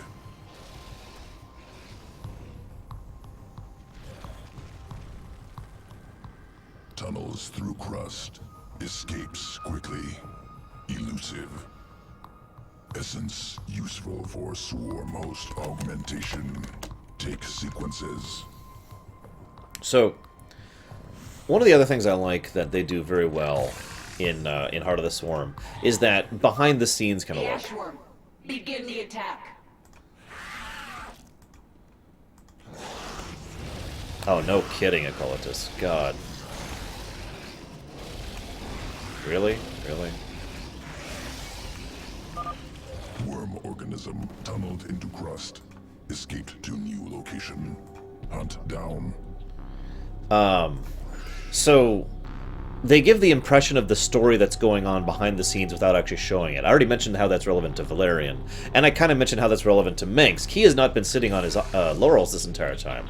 He's been fortifying the unholy crap out of Corall and Augustgrad in specific, in preparation for what's about to come. But, the other thing I like is there's impressions of the war that's going on between the rest of the Swarm and the Dominion while we're doing our main stuff. Strain tunnels through planet's crust. Appears at location of choice. So, Hatchery under attack. Swarm hosts must deep tunnel. Defend hive cluster. This is basically what this is. Teleporting locusts. Or locust swarmers. That's their big power. Teleportation, basically. So those are your choices. We've got the flying locusts. Flying locusts or teleporting hosts. I'll go ahead and let you start voting now. Secondary hive cluster under attack. Defend. Also, they can teleport while still being burrowed.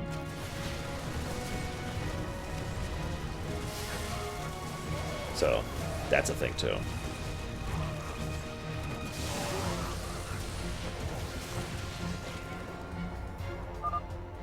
Hive clusters defended successfully. Dominion dead. Must prepare swarm host sequences for integration. Returning to evolution pit. Yeah. Sequences ready for integration. Await decision. And once again, I feel this follows the Kala versus Void mentality fairly well. The Kala guys gain the ability to fly, more firepower, more reach, etc.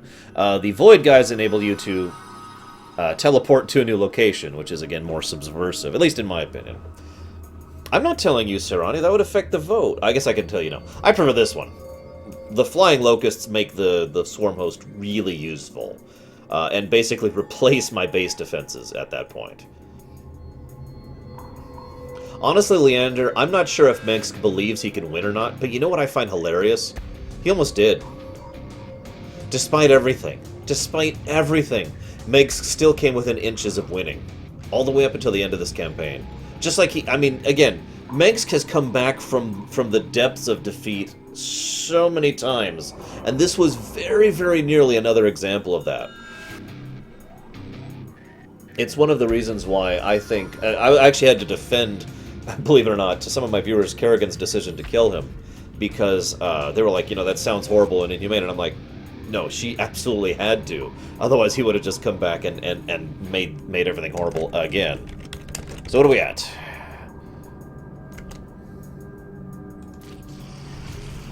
Two possibilities near his us. One, he couldn't. It's entirely possible that that was specifically imbued or empowered by the hybrids or by technology he didn't have access to. Yeah, it might have, Sarani. So that it could be used wide scale against the entire swarm. The other possibility is he's an idiot. There's your two possibilities. My queen, Leviathan. you radiate with power. Yeah, that's great. Jim is doing well. He's in the med bay, but I don't think he wants to talk to anyone. I'm here to talk to you, Valerian. You know I am going to Corall now, correct? I do.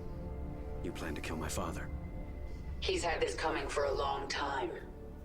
I need to know where you stand. I stand for my people. I've accepted that my father is beyond redemption, and must be removed from power. I'm glad we understand each other. That quote is actually kind of interesting in its own right, especially since Valerian, actually, as I said, Valerian never actually got along well with his father, but he did very much want to...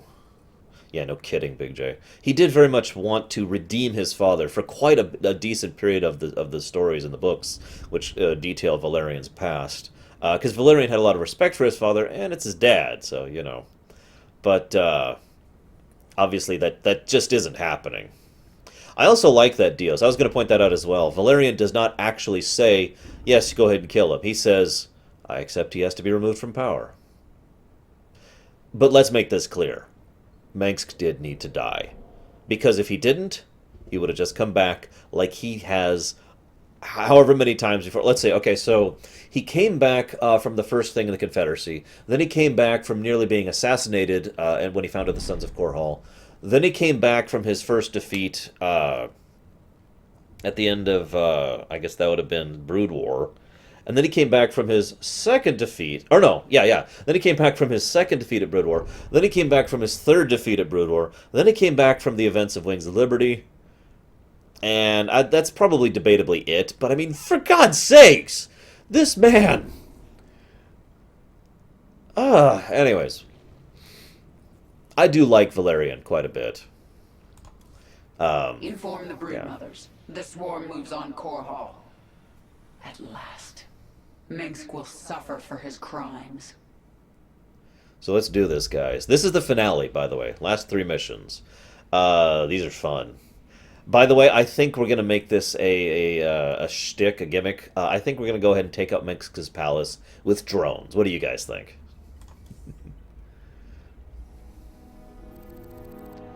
My ship! So this is a very important scene. I'm going to Corall. It's time. Why are you telling us this, Kerrigan? There will be ruin, destruction. Millions can die amid the chaos. Valerian, your people will need a leader. You're right, Kerrigan. They will. If I'm to be that leader, I'll ask only one thing of you. Bring your swarm down outside the city. That will give us time to evacuate. Corall is going to be the most difficult battle of my life, and you're asking me to make it harder. I am. I was wrong about you, Valerian. You're not like your father. I'll give you your chance. Make the most of it. I agree, by the way, Samurai. It's why he's one of my favorite villains of all time, across all of fiction. Mengsk is, I've said it before, I've said it again, Mengsk is a PC. He just wasn't controlled by the player. And he's evil.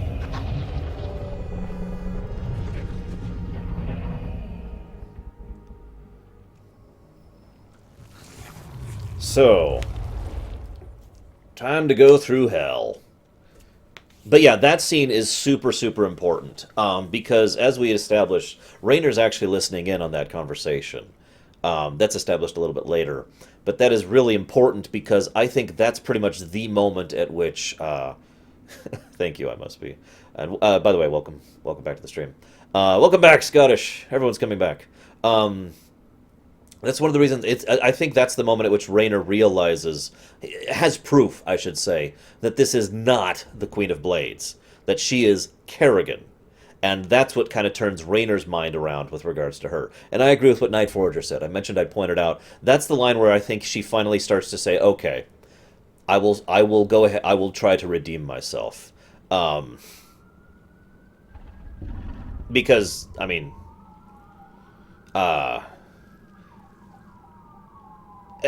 because she is willingly doing something that is very not Zerg. She's making her job deliberately harder, and giving Mengsk a chance to actually do more and worse against her, because it's the right thing to do. Because this way she will not be slaughtering innocent civilians. And yeah, I'm with that. I like that. The moment of your revenge draws near. Will it be what you expect? My pack will evolve here. I have never seen so many Terrans. They are pulling everything back to defend this world. Their orbital defenses will kill millions of us before we even hit the ground. The Terrans have no chance. We are numberless. We are the Swarm.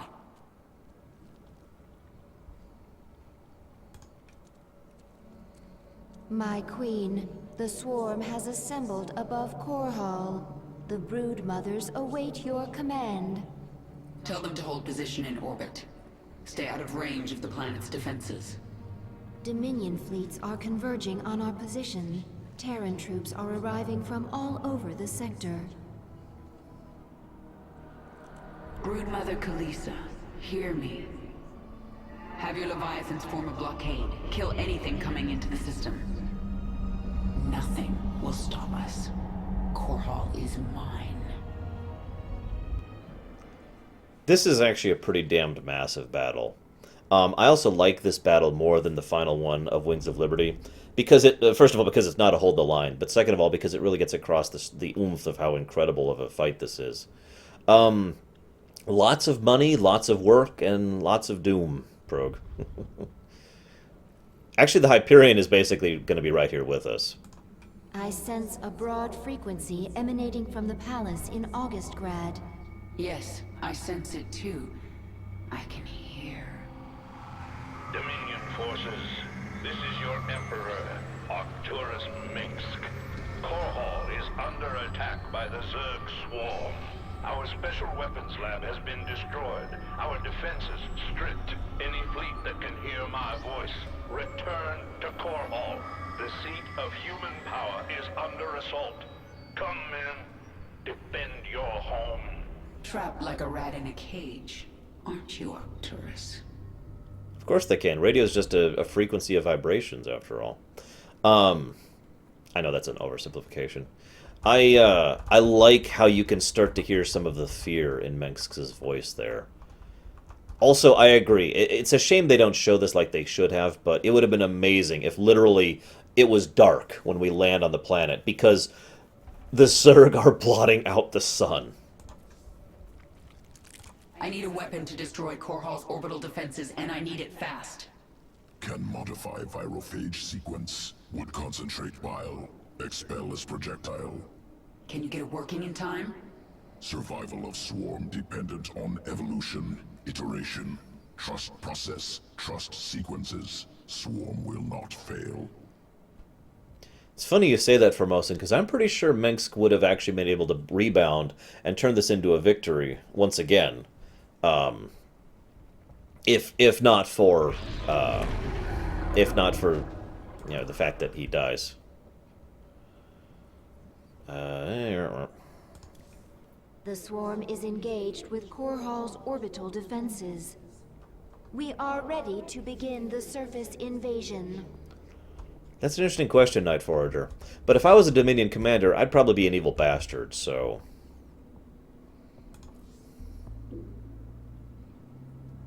My queen, your Leviathans are in position. Unleash the swarm. We actually have 4 We will missions lose left. Countless drop pods in the opening moments. We're sending millions. Even if only a fraction gets through, it'll still be more than enough to take out these orbital defenses from the ground. The Zerg, the ultimate proponents of we have reserves. I love how the image here slowly changes, by the way, this artwork, as we see the Zerg trying to make planetfall. By the way, you notice that thing in the upper right? That's not clouds. That's an orbital platform over the city.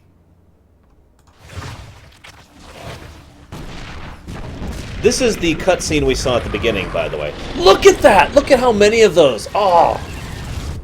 Sorry, I just had to jazz for a second. A bio-launcher has broken through the orbital defense One! network. One made it through! One! Dominion ground forces have secured this area. Our bio-launchers cannot survive without support. I'm going to handle this personally.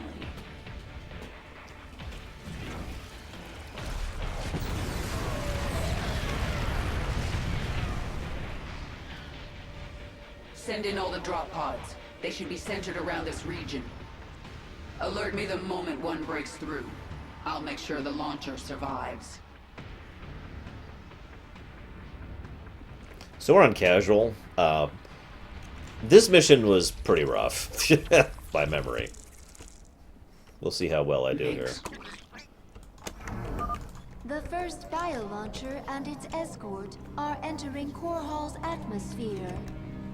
Show me where it will land. It will arrive here, my queen. While I agree, Samurai, I've always assumed that wasn't the drop pod that did it, that was her. I don't know if that's true or not, that's just my assumption.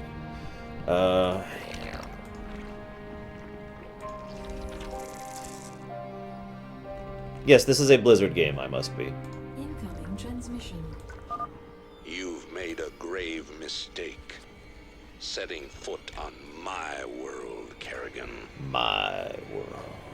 I will deliver you and your swarm back to whatever hell you crawled out of.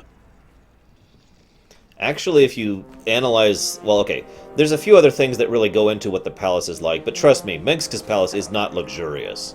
It has a ridiculous amount of defenses. It is much more utility than gorgeousness or whatever. Or luxury, or you know what I mean. Okay, so we've got...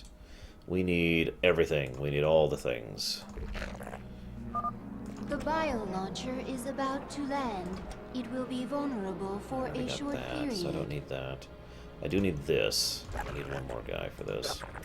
Come here. Is that the... Yeah.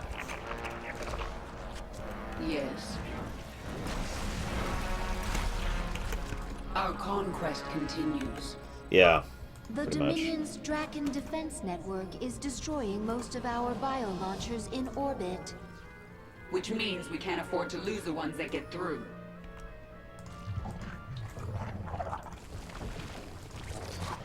I've actually thought about that for a while, Dakota. What I wonder is what other possible strategy could have been used here. And I'm not trying to be dismissive. I've actually thought about this. This is an interesting tactical scenario. You are facing an enemy that is so stupidly well entrenched that basically there's no compare for what this has been. You know, like there's nothing else that has ever been as well defended at this location. And it's defended from all possible angles and in more ways than one. So, you know, what strategy would be best employed here? I've actually thought about this, and I've thought about using it as a tactical exercise myself. Because there's not much to be done to subvert this situation, other than the one thing she does, which was very, very smart, which I'm going to be praising once we get there. I love how occasionally bits and pieces of broken Zerg drop.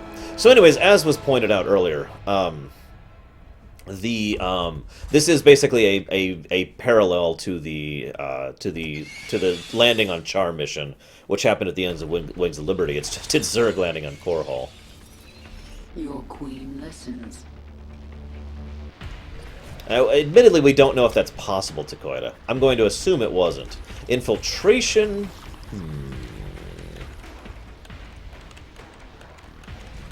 Infiltration might have worked, assuming they could get it through. That would still involve the same basic strategy to start with, aka wave after wave after wave of infiltration streams to try and get it, to try and get to the surface. The swarm conquers all. I love this music too. I am the swarm.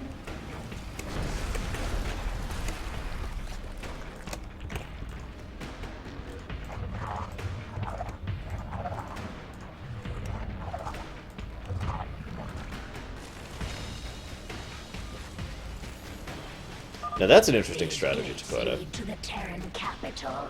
Destroy them, and my brood can enter Augustgrad. Good thinking. I'll break the gates open if I have time. Oh yeah, by the way, we're not even in Augustgrad yet. Not really. We're on. I mean, technically the whole city is, but you know what I mean. We're on the outskirts of the main city still here. Mutation complete. Speak. No time like the present. I am the swarm.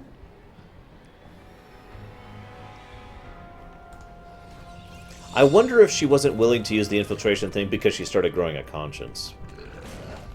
I know that's a weird excuse, but it does make me wonder. I still like your idea of pulling in the orbital platform and using that.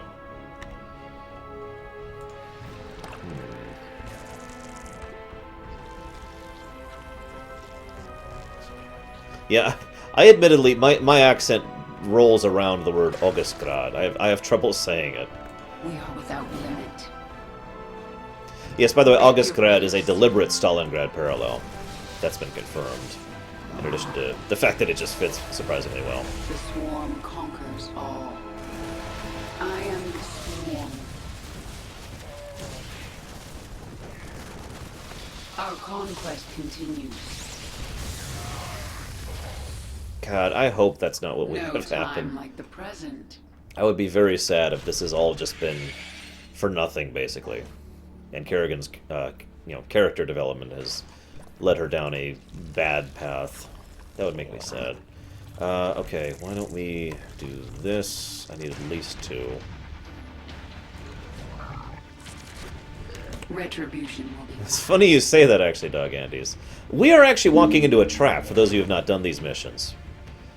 Believe it or not. It's just a trap we happen to have a way out of that she actually prepared for. So, yay! A bio-launcher is about to arrive on Corall's surface.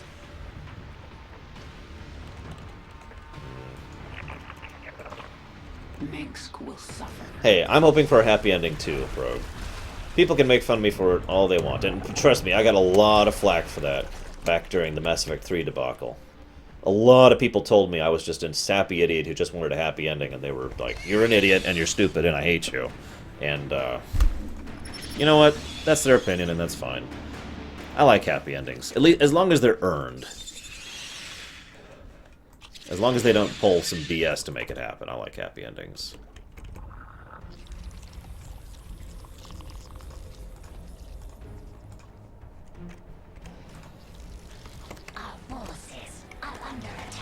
So it remains to see if they'll do that or not. The next bio-launcher is landing in hostile territory.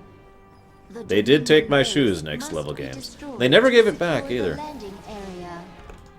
Sons of Corall, eliminate the Queen of Blades.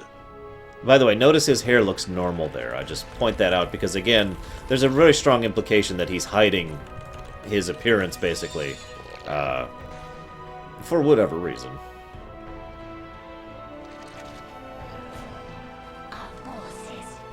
That's a nice strategy. I kind of like that Need Fist. You would actually probably lose the Leviathans in the process, but it would be worth it to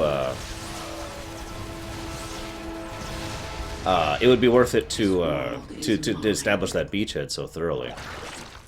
Make your peace. Boldly. The swarm conquers all. Mutation complete. Our conquest continues. I will say this: the ending of Dark Knight Rises was not a good ending, in my opinion. I mean, it was a happy ending, but it wasn't a good ending. Does that make any sense? I feel like they really could have done better with that one. The swarm conquers all. Of course, Dark Knight Rises in general had some weird flaws to it. Still enjoyable movie, but weird movie to talk about. Get up here. What if...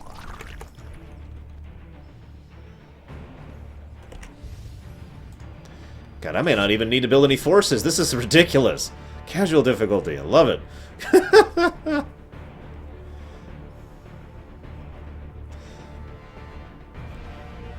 Yeah, it really did, Night Dawn. I hope nobody ever asks me to do a full analysis on it, because I'm probably going to be ripping it apart. Dominion destroyed a bio Like, launcher. what? I will alert you when its replacement arrives. Oh, shoot. Right, I need to defend.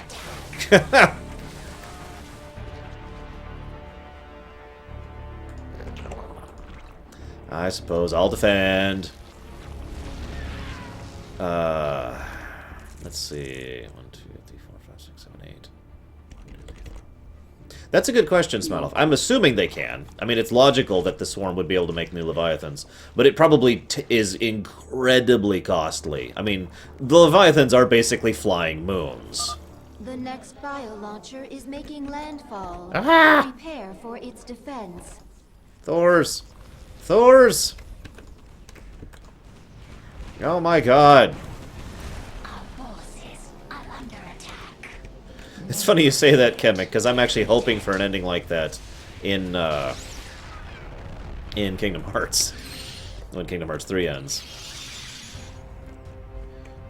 Yes, that's right, hoping. You heard me. Okay, so I need 1, 2, 3, 4, 5, 6, 7, 8. That many. And that many of those.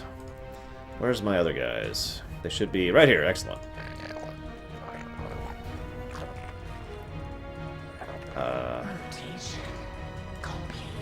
2 each should be sufficient.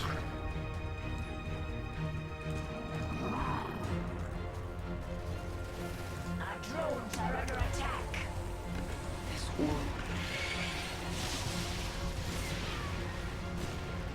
Oh, of course I am, Samurai. Shion! Oh, excuse me. The next bio launcher will arrive in enemy territory. What the... Really? Forces are under attack. That wouldn't surprise me, actually, Deacon. Like, in all honesty. Because the sheer amount of mass and energy required to do that has got to be monumental. It's kind of like building a Death Star, really. I mean, if you think about it. And remember, they had to basically strip mine an entire planet with slave labor in order to build the Death Star. The first one, no less. Second one they did slightly differently.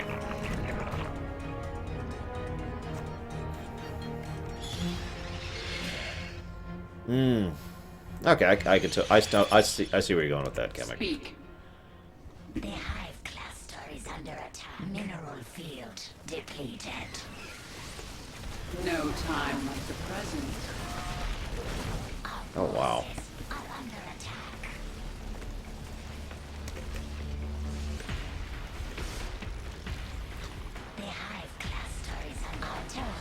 Well, Lord knows they have kind of earned it, Shadow. I mean, really, think about it. Speak. I also think Axel deserves one too, absolutely. Damn it, Deutsch, why would you know that? Oh, I like that, Silver Dragoon. That has a nice ring to it.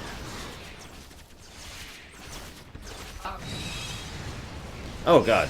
Pay attention, Arsh.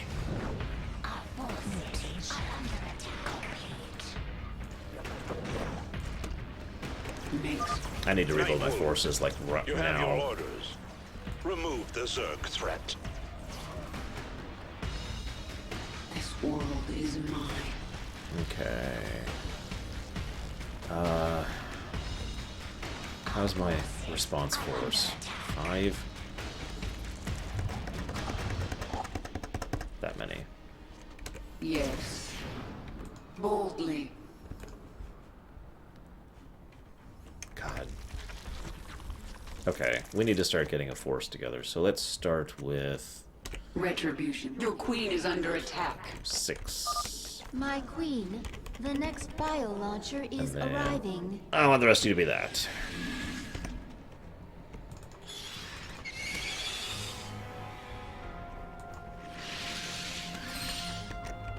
There. You're my response team. Go be a response team. Remove the Zerg threat. Sir, do you want us to try and crap out diamonds too while we're at it? Actually, it's funny you say that, Get Faster. We were talking about that earlier. There are some hints, small hints, but some hints that there is, in fact, a resource shortage in the Caprulu sector. And there's a fairly large possibility that that will actually become an issue in the future and lead to further plot threads. We'll do 4 for this one. I do think they are. Yes, Nightforger. Even the modern Blizzard. The old Blizzard, absolutely. Anyone remember Brood War? How many main characters who had lines and dialogue and everything died in Brood War? I'll go ahead and answer the question for you. A ton. Virtually all of them, actually. Depleted. Our forces are under attack. Let me do this here. Ah! Wow, I haven't seen that guy in a while. Let's get about 2 groups of roaches. And some more of these. Hey, we're almost at the population cap for like the first time ever. Ah! Yeah, Stukov was the only one who returned. Conquers all.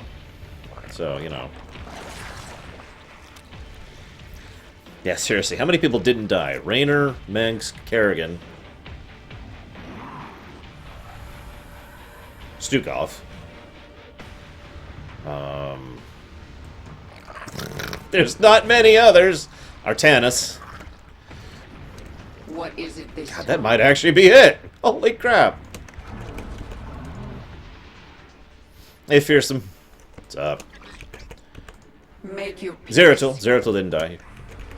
So, Zeratul, Artanis, Kerrigan, Raynor, Mengs, and Stukov. 6 characters didn't die in Brood War, that were introduced in Brood War. That's funny. Tassadar, I would argue that doesn't count because he died in the original Starcraft, sorta. I would also argue he did die. I know some people disagree with me about it, but I'm sorry, I stand firm in my statement that Tassadar is in fact dead. The new thing that is walking around carrying his name is not Tassadar, but that is, of course, just my opinion, and I hope we'll have that full. You know, we'll figure out what's up with that in the future. The launcher is about to arrive. Prepare for its defense.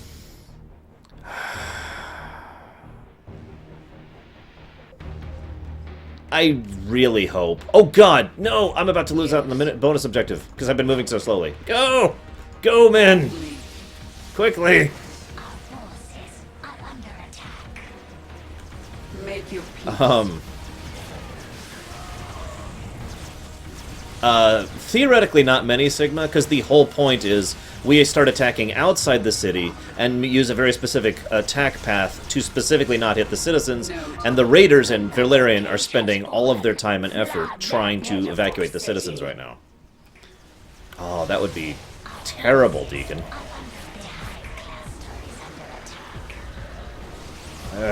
Go! Go! Commit everything! Commit everything! That's bad. You go here. Ah, you're going the wrong way.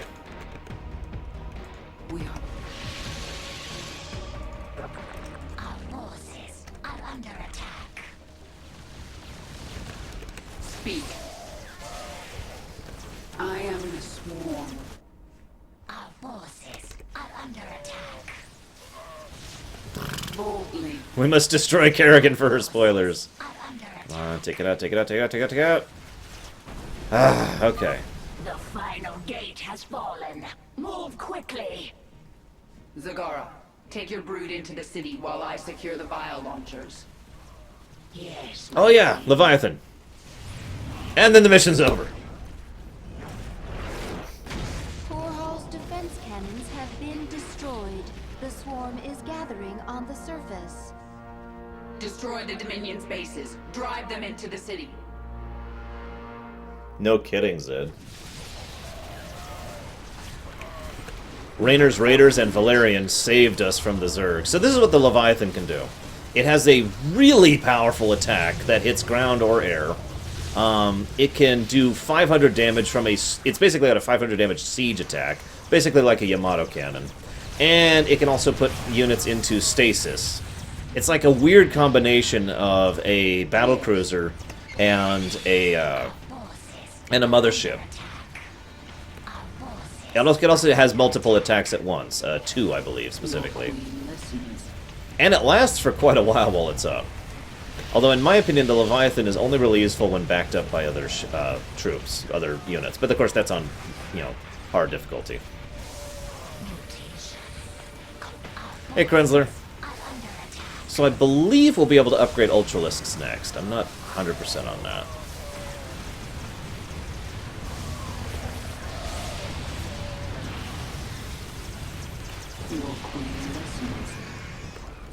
Yeah, I hope we see more of the emotions. I really do. We were kind of supposed to in this game. Dominion forces are in full retreat. Eat, Shadow, and I will starve. Have my broodmothers deploy their forces. Zagara, move your brood further into the city. Take up positions around the palace. Yes, my queen. It's time to dethrone an emperor. Not quite yet. First we have an awesome mission and I think an evolution mission.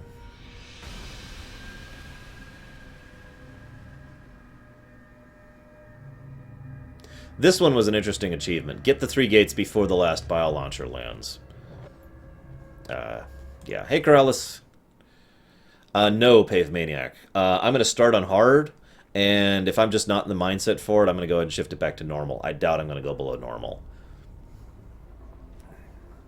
Your revenge is close now. Nothing can stop it. Don't underestimate Minsk. He is by far the most cunning enemy we've ever faced.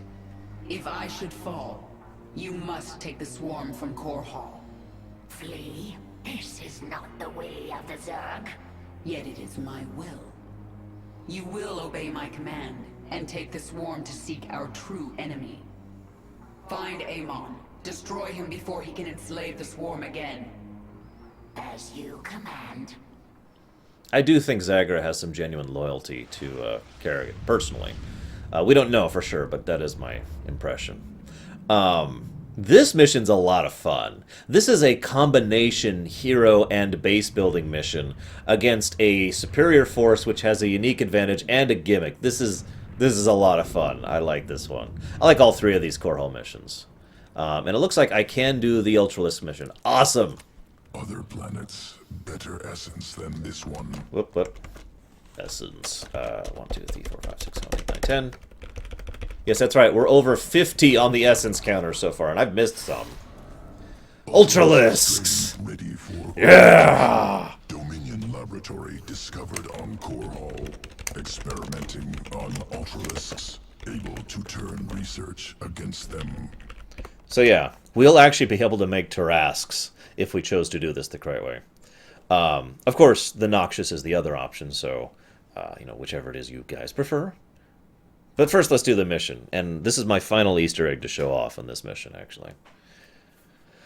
I'm going to smack you, Night Forager.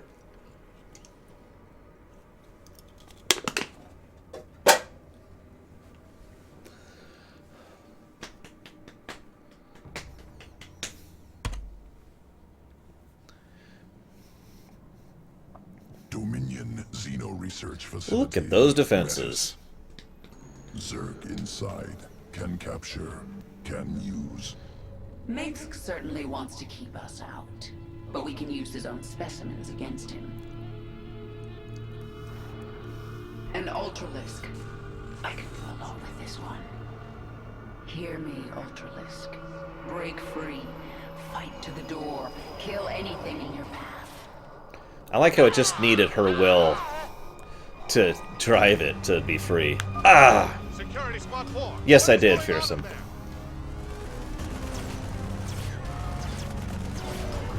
I just like to say, Ultralisks look way more impressive in Heart of the Swarm than they did in StarCraft 2 in general than they did in StarCraft 1. Tonight I dine on turtle soup. Destroy that containment cell and free those Ultralisks.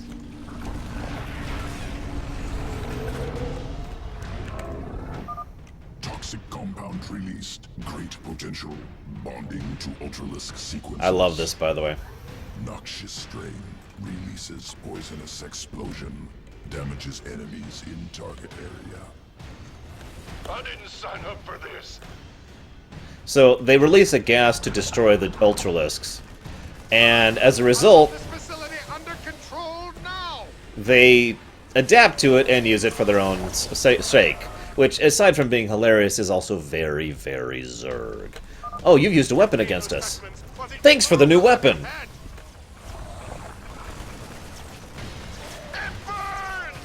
I would say Mengsk in that case, Night Forager. What are you people doing?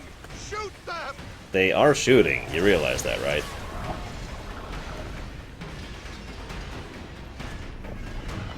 So yeah, anything near them takes damage, and they can hit things with an AoE gas thing. It's, yeah. Research facility crippled. Specimens freed. Proceeding to subsequent battleground.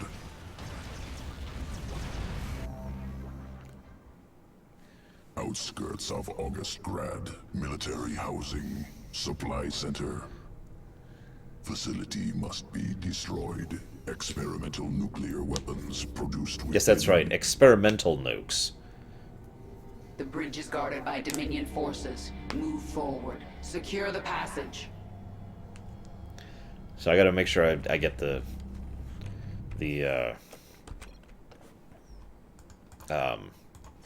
Easter egg on this one. I don't want to miss it. And I don't remember where it is, so I'm gonna be looking around a bit for it. Because this is a funny one. I think it's on this platform. Ultralisk incoming. Fire the warhead. Now. Sir, it's still experimental. We don't know what it'll do. Fire the damn warhead now. Notice he's not only nuking his own planet, his own city, but also his own people. Analyzing damage. Radioactive compound infecting Ultralisk. Make use of it. Integrating with atrophied evolutionary path. Ultralisk strain Tarask. Resuscitates dead tissue. Revives creature. So, yeah. This is insane. The Ultralisks just get more deadly and doomy. Oh, here it is, I think. What are these ugly things?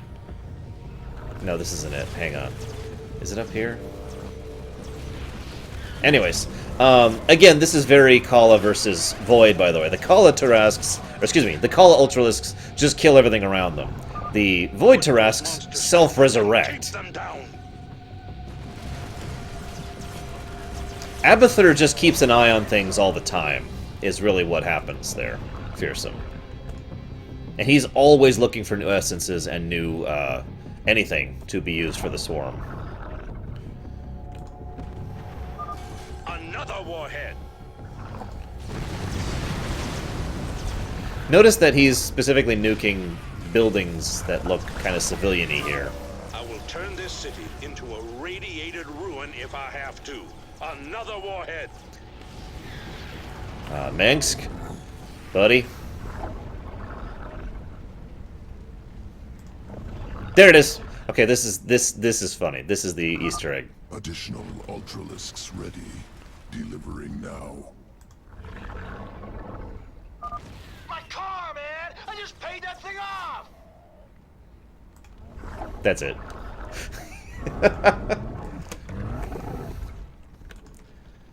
So, here's your options here. I will see this. I will rule this sector or see it burnt to ashes around me. Yep. Although he kind of fails at both if you think about it. So, we can have the Noxious, aka the Death Cloud Ultralisks, or the Self-Resurrecting Ultralisks. Basically, once every minute, the Ultralisk just gets back up. Facility destroyed. Experimental weapon production no longer possible. We'll prepare Ultralisk sequence. Returning to evolution pit. Wow, you guys really want the Tarask, don't you? Holy crap. Sequences ready for integration. Await decision. I'll just give you another 20 seconds here. It is interesting that so far only really one of the evolutions didn't really follow the parallel of Kala versus Void. I really wonder if that was just a communication flaw on the behalf of the developers. Which, I mean, considering how many other times that's been true, that wouldn't surprise me too much. Radioactive Ultralisks, who can self-resurrect. Yeah. And close. Yeah! Okay, Tarask it is. I also do love the idea that, both the Ultralisks just get power abilities that makes them stronger rather than more clever or anything like that, or more, unique. And Ultralisks, or in general, I also like that this is happening, like this is part of the story. Most of the other evolution missions just kind of help flesh out what's going on in the background. This evolution mission happens on Augustgrad while we're assaulting them, and is part of the main plot, and I like that. I think, yeah, we got the, so we have the Tarask, and the vampiric thing going on here. The Terrans have no idea you're with me. They don't know about the Primal Zerg. We will collect them. You will surprise them. They have always used our psionic connection against us.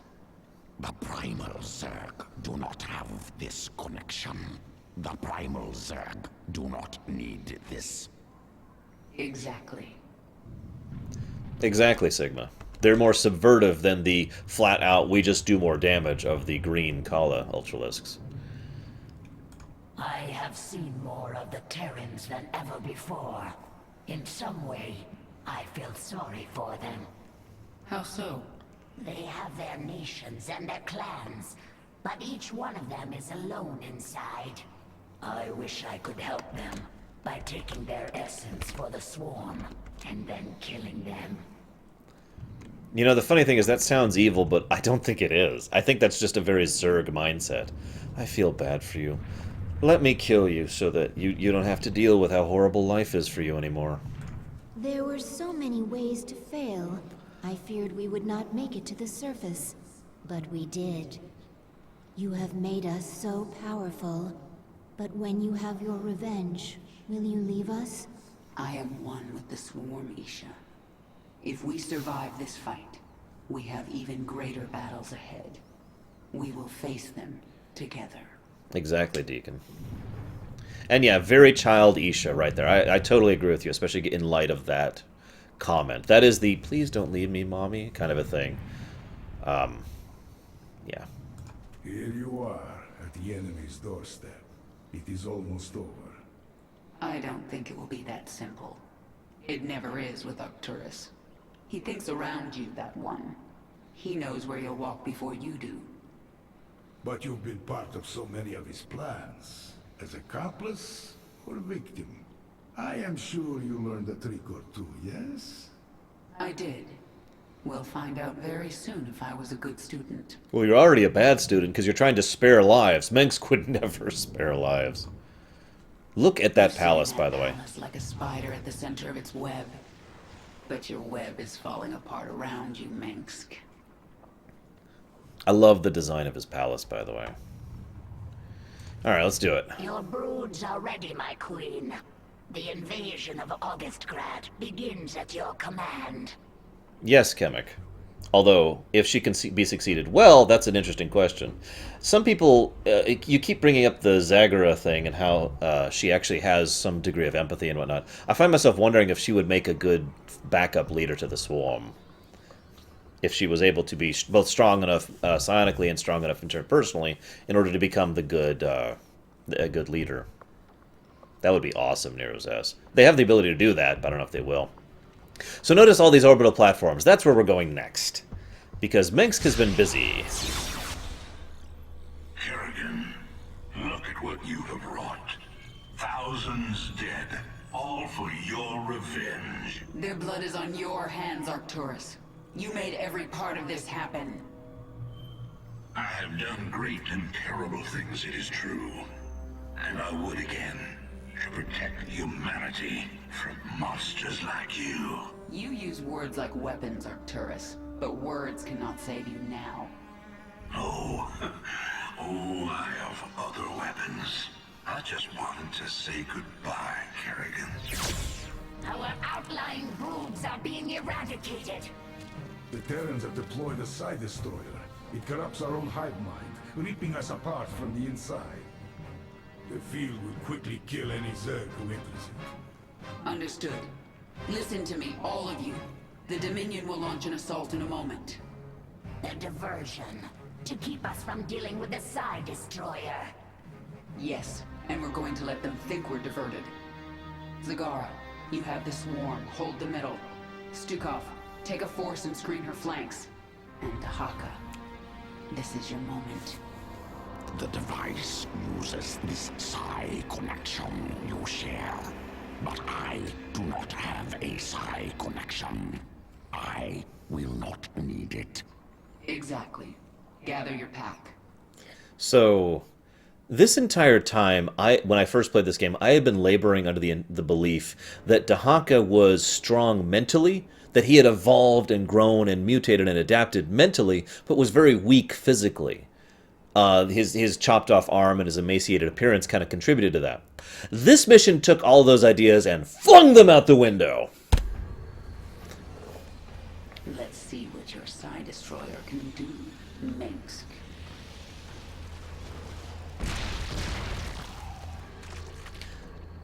The swarm is going to be torn apart. Hey, Fu. We have to shut down this field now.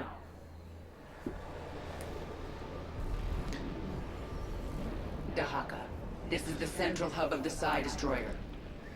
We're going to bring it offline permanently. The Psi Destroyer uses power links to extend its range. Disable them, and the field will shut down temporarily.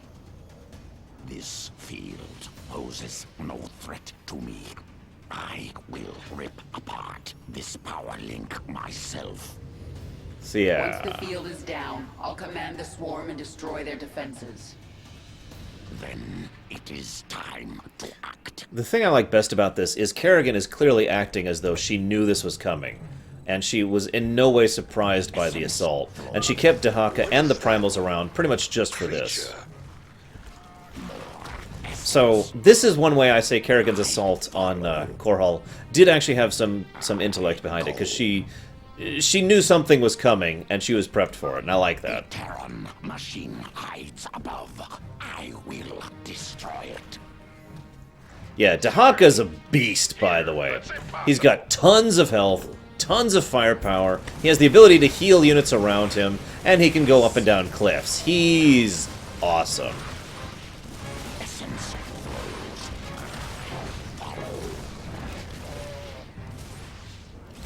Honestly, I can speculate on the energy things being kind of not at the central area. If I was, and again, this is probably just a gameplay thing, and I'll admit that this is probably just gameplay for the sake of gameplay. But if I were to speculate on it, I believe that the reason they're so out here is because Minsk built these recently, and he was just flinging all this stuff together and didn't have a chance to perfect it. It's the Death Star 2 kind of a situation all over again. In other words, it had a flaw because it wasn't finished, because it was rushed. But that's just my take on it. And again, it's probably just gameplay for gameplay's sake. Yeah, even on hard difficulty, Dahaka is just a beast. I must go. I gather my pack. Hey, Nico. We will return. next power link. So this is a really brutally hard mission. So you have to manage Dahaka and his pack Prepare a hive cluster for combat. while managing your The base. Psi Destroyer is rerouting power. The field will reactivate shortly. While under a timer. Keep me informed on its progress, Isha. For now, I'm going to crush the Dominion. Some good design, by the way. Here, a lot of the early missions are in many ways prepping for the later missions. We require more minerals. In other words, Go! Attack while the field is down. okay. Yes, my queen.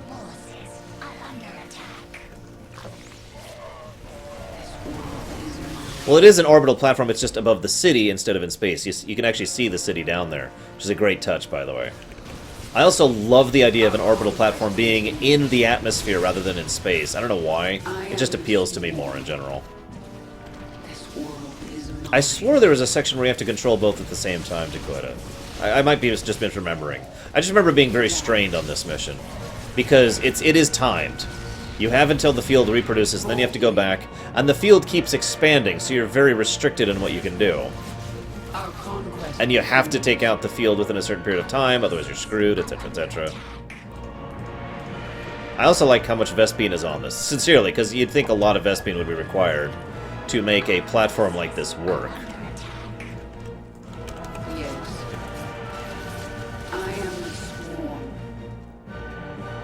I like to... I mean, I know that's just, you know, normal traffic down there, but I like the idea that that's the people evacuating. It isn't.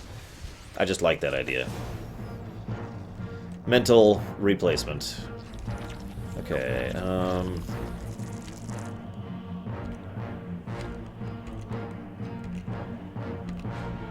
there. That could be Dakota.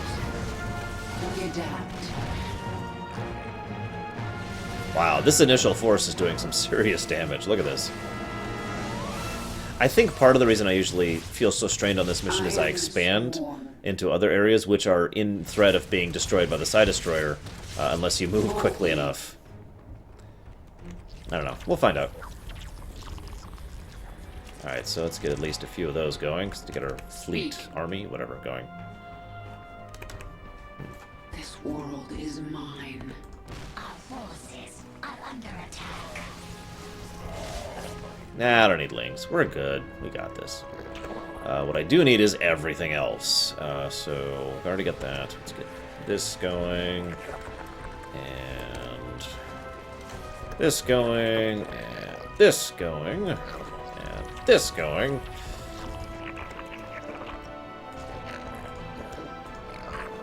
Wait, what am I doing? What am I doing? What am I doing? I'm being stupid. Sorry, guys.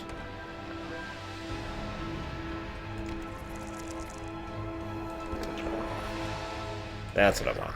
Retribution will be mine. You know what? I agree. Abominations, go. Just by yourself. What is it this time? Excuse me, aberrations. I'm used to abominations from WoW. Make your peace. On normal, on hard, this is just by memory, but like on hard, the field will get to like right here, and then it will slow down a lot, but it'll keep expanding. Like to here, and to here, and to here, and inch by inch it'll reach out and eventually take out your base. That is by memory, so my memories may simply be wrong. I freely admit that. Go! Fight, kill, and die! We should morph units that In can attack Isha, I swear to God. Morphing Hydralisks or Mutalisks will allow us to destroy the enemy's flyers. Absolutely, RT. Okay, so I want everything. Let's get some supply going first and foremost. Let's just get that over with. Energy spike detected. The destroyer field will reactivate soon.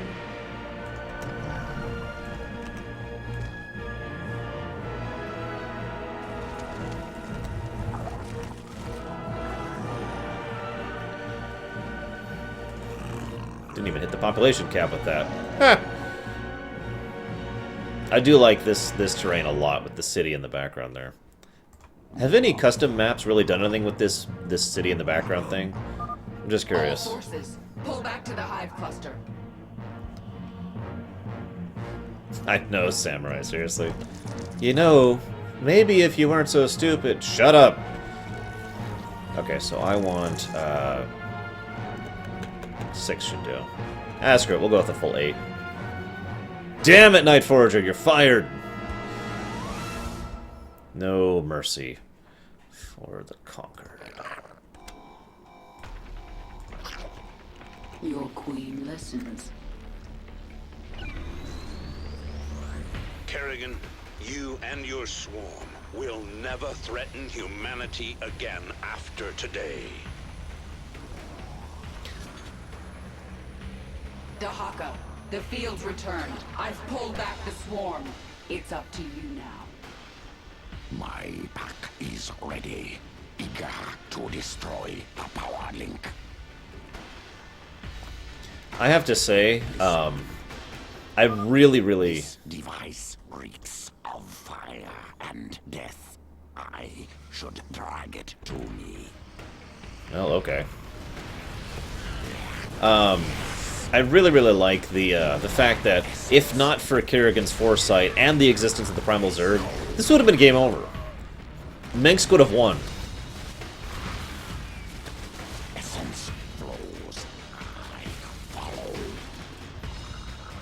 Actually, I was gonna say, I don't think Overlords were detectors in Starcraft 2. Anyways, I just point this up because, again, this is showcasing how Mengsk wasn't stupid in this. He was actually pretty damn well prepared for this assault. And the Side Destroyer, I mean, there's probably a way around it, but this is a pretty good trump card for Mengsk to be holding on to. I mean, if you think about it. Essence flows. I follow. My task is complete. I will return. Oh, okay, that's why I usually think of having to deal with both at the same time. Because you have control over here. Well, yeah, okay. I'm with it. That makes sense. You will be our 3 group. And they're the Flying Locust, right? Yes. Excellent. So, dig in!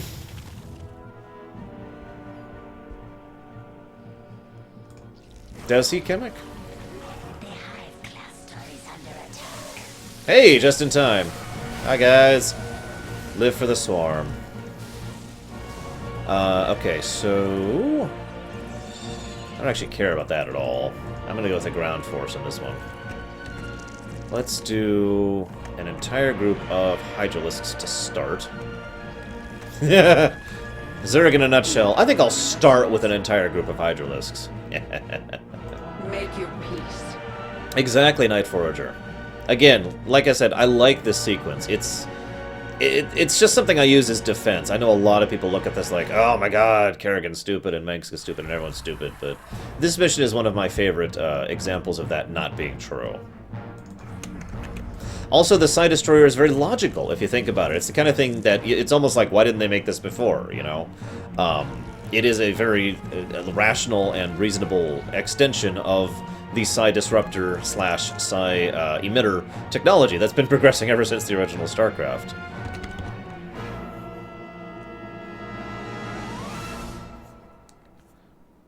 Yeah, pretty much, Dios. It is, like I said, it would be possible to get in here, but at the same time, it would not only be harder, like much harder, but it might not happen in time, if you know what I mean. We picked the Impalers, I believe, Aded. So gas is more important than minerals at the moment. So guys, just as like a thing, I want to ask your opinion. I was planning on ordering out some food in preparation for Legacy to have something nice to eat. Do you think I should? I'll let you guys decide. Be my barometer, guys. I don't think she's being super smart, Takoida. I just think she's not being stupid, like some people, and I'm not accusing you of this, but some people have said how Karen is just an idiot, and how Mengsk is just an idiot, and there's no logic or thought or anything, and it's like, really? The Psi Destroyer field will reactivate momentarily. Yes, I know. I'm well aware of how this works.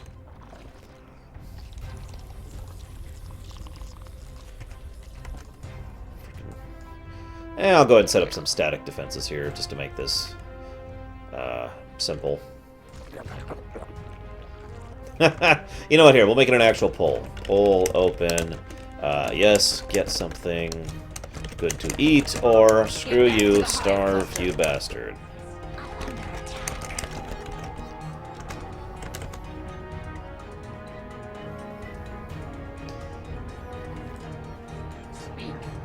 I will agree with you on that, Night Forger. I really will. I stand firm in my statement that Mengsk is not stupid, but I do think he is definitely showing his desperation at this point in time. 8, 10. Mengsk will suffer.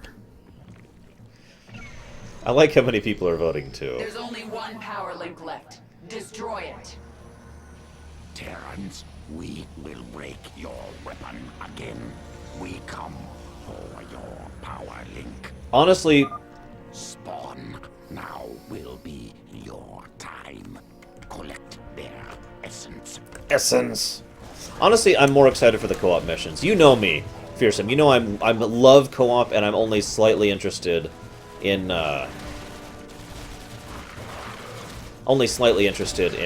competitive multiplayer. Primal Zerg forces arriving now. Yeah, I was right. I can control back here at the same time. I really should have been doing that last time, but we're on casual, so it's all good.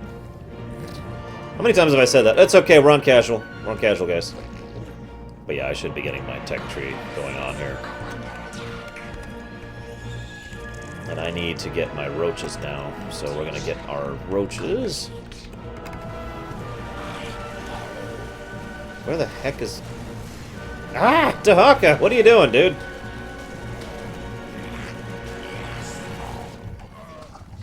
That would be really funny. A dead. Like, I would genuinely laugh if that happened. You know, Stars of the Ocean? I don't want to depress you all, but I'm well aware of what that's like in real life. So you notice how the field's still expanding here? You see that? I don't know if it's going to keep going all the way in casual. It might just reach a termination point, but... yeah.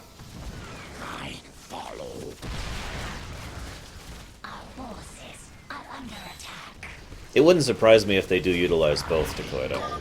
Additional primal There's a degree of logic to that if you think about it. Not just for backup, but because of additional power behind it. A magnetically propelled chemical explosion would be pretty significant. So.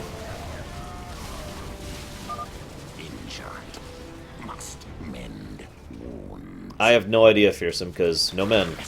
My task is complete. I will return. Why is Christmas being cancelled this year, Fu? The side destroyer We'll see, Lurker. is permanently offline. Alright. We don't rest until that hub is destroyed. All forces strike now. For the swarm!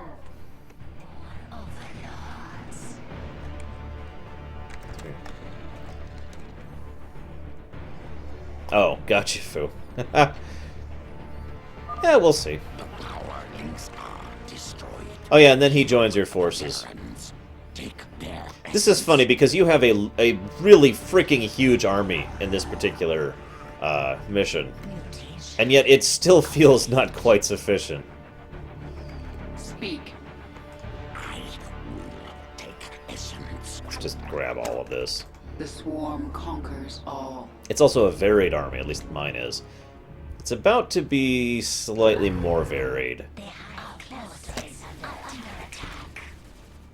Welcome to the Tarrasques. Population, you're screwed. No banelings. We're gonna get them with heavy guns. Heavy everythings. This is a death ball right here. Tarrasques, roaches, hydras. I could vary this even more by adding some swarm hosts to the list, but you know what? Sure. Yes. In all honesty, Fearsome, I'm not just saying for you. I actually don't know anything about the co-op stuff, other than that it's co-op stuff. Come on, come on, come on, come on! Get up, get up, get up, get up! Our conquest Get up, get up, get up! Get up! All right, now go. Also, this group has 2 heals in it, by the way.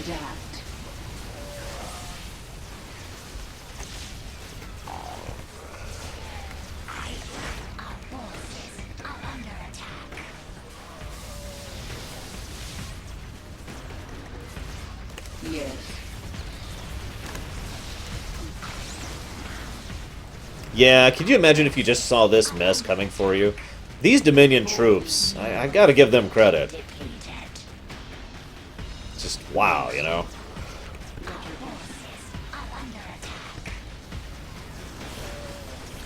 I want you to entrench in right about here should be good.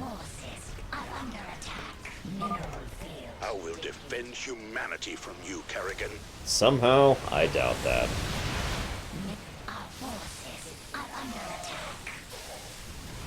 Now this last push always gives me issues, because they tend to be really good with how they use their battle cruisers on hard difficulty.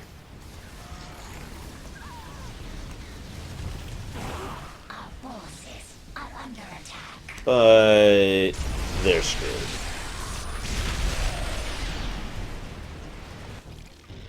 We've done it.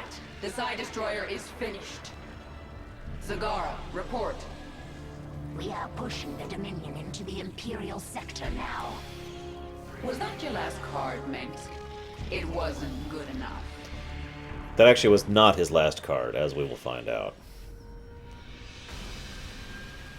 So, destroy 20 enemy structures before the second emitter. That's the one that caused me some difficulty on this mission.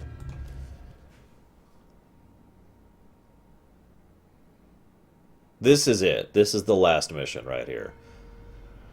This is the final assault on Mengsk's palace. Can you feel it, Mengsk? All your plans, and lies, and manipulations are crashing down around you. Soon, all the pain you've caused will come back to you. Yeah. You've served me well, Dahaka. I collect much essence from following. I'm glad to hear it. I still need you in my swarm. The essence still flows. I still change. I still follow. That's all there is to say. Now it's time for action. I will remember what you told me, my queen. But now the time for words is past. Let us kill. You're right, Zagara. And there's no one I'd rather have as my second for this battle. So I want to say something here. As weird as this sounds, we know the swarm leaves Corall once Mengsk is dead. And there's a lot of obvious reasons for that. Kerrigan, after all, has started turning herself around. She has no intents on revenge against humanity as a whole, and she wants to leave as much of a intact... You just realized that, Ilisk? As much of an intact Corall as possible so that Valerian can do something with it, right? All of this makes sense. What I want to know is, what do you think the people on Corall are thinking about that? The Swarm! The Swarm! Descends on Corall. Thank you, Aded. Descends on Corall. Kills Mengsk, and then leaves. What's your reaction going to be to that? Oh god, the Zerg are coming, and the Zerg are... They're leaving. Why are they leaving? Well, I heard the Emperor's dead. Huh? I wonder if Valerian's going to be able to turn that around and spin it in order to help solidify his own rule. At the very least, people are probably going to be hailing Valerian and Raynor as as heroes after this. Which, in all honesty... they do deserve that. At least Raynor does. Whatever comes, I am ready, my queen. Even if we fall and die in this battle, we've already done the impossible. We've shattered the power of Mengsk. It will be up to the Terrans to make something of the opportunity. That means nothing to the future of the Swarm. True. But there are still broodmothers in orbit with their leviathans. The swarm will continue, no matter what. And it will be changed. Forever. So, 2 notes there. First of all, note that she obviously is demonstrating an actual caring about the future of humanity, which she really hasn't been showing up to this point. Again, showing how she's kind of trying to redeem herself. Second, that quote is actually word for word from something Duron said once upon a time. Will be changed forever. Just nice little callback there. In 1 hour, either Arcturus Minx will be dead, or I will. If I'm still alive, I will set out to find Amon. The fallen Xel'Naga, a being of unknowable power. There's no way we can win. Then why fight? Because the only other option is to lie down and die. Well, I never wanted to die lying down. So, fight a god to the bitter end? That sounds like a worthy death. I am with you. Note how she does basically give him the option there. Since she's well aware, not only is she starting to redeem herself, but she's well aware at this point, Raynor and the Raiders would probably actually take Stukov back in at this point, even if Earth would not.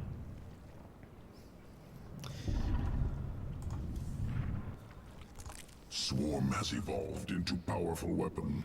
Greatest leader. Greatest? Abathur, everything I've done to the swarm has been for my own revenge.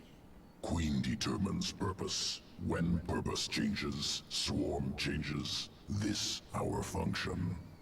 You know, sometimes you're not so bad, Abathur. Unclear. Ah! I love that! For those of you not aware, he actually earlier she like was like, I hate you and I want to kill you, and he says unclear. And then later on here she actually compliments him and his response is unclear. Complete. I love Abathur. He's such a great character. I'm glad they didn't kill him off. Okay. Let's just do this. The Terran weapon has been shattered. Your swarm is poised to move. Only the palace defenses remain. That's true, Zed. He did. Stukov has always been a man. I mean, like, I don't mean that like in a chauvinistic way. I mean, like, he has real courage. He has real bravery. He's never flinched from the reality, and I like that about him. It's one of the reasons I liked him even in Brood War, where he was basically a bad guy. And I like him even more here, where he has tried to redeem himself. So... Meanwhile... The northeast sector is clear. We're behind in the eastern corridor. They're still trying to coordinate evacuations here. It's time, Valerian. The evacuation is still underway. I can't afford to hold back any longer. Promise me you'll avoid civilian centers. I can't do that. Arcturus would see that pattern in my movements and use it against me. Probably Kemek. Then millions will die. Notice Raynor's on the bridge when this conversation happens. All right. Just stay out of my way, and I'll do what I can. Like I said, I'm pretty sure at this point Raynor takes that as a really good sign. That really is his Kerrigan. That really is her. I mean, I don't know how to better put that. And he's had some time to think about it, and he's had some time to process, and he's like, you know what? She did what I did. She put herself through hell and back to get me out. Just like I did back in Wings of Liberty. And so now he's going to turn it around on her. I love this mission. Kerrigan, the die is cast. Nice reference. This is the last day your swarm darkens the sky of any planet. Note the sun setting, by the way. Corall will endure. Or rising. As will I. Take your pick. Nice quote. I'll engrave it on your tombstone. Isha, Zagara, Stukov, Dahaka. All my brood mothers, all my queens, hear me. The time for planning and deliberation is past. Now we tear them down, attack, and do not stop until they are all dead. Retribution will... Okay, first and foremost, get those aberrations out of my group. Just go. Go die. So this mission on hard is glorious. Can't be. Absolutely glorious. My queen, a Terran battlecruiser is inbound on your location. There's something familiar about Jim? Let's finish the job. I didn't think you would come back. We're both tied up in whatever happens here today. We do it together. Jim, thank you. Thank me later. It's time you put your war face on. So, I agree. Raynor becoming a hybrid would be a little appropriately tragic. And very appropriate for this. Okay. You are surrounded by the Dominion's elite. Ah! And yet they still won't be enough to save you. How many bodies will you hide behind? I've had enough of your tongue. Men, whack them out. I'm sorry. I'm sorry. I have to. Forgive me. Crank the music up.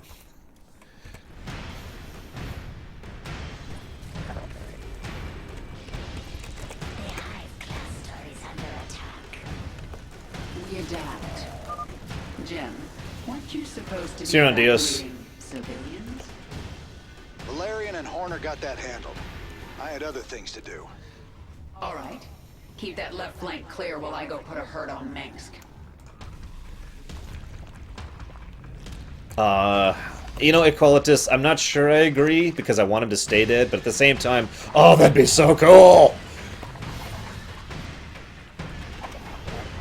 I love this mission. It's almost a shame I'm doing it on casual, because I imagine this is going to be a joke. But this mission is so wonderfully challenging on hard. And it even plays the music from the intro when this is happening. Remember, like we were talking about, is it a vision or is it actually the truth? And like I said, I'm pretty sure this is actually, like, what happens here. Let's go ahead and get this going. Yes.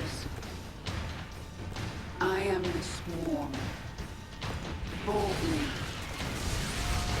No time like the...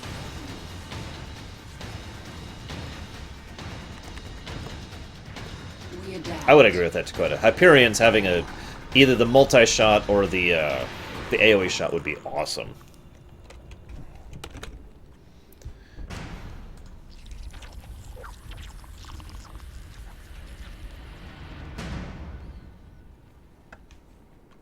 I don't think I can even do that yet, Aded.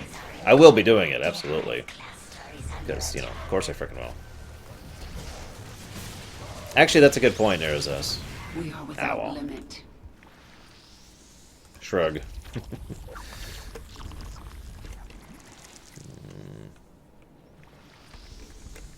There, that should do us. Our conquest continues. I'm hard teching here.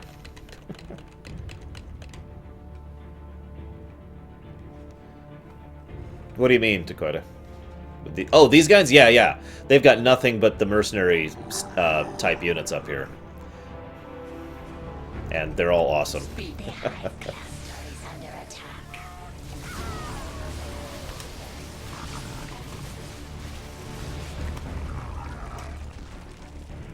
Yes. So I'm gonna need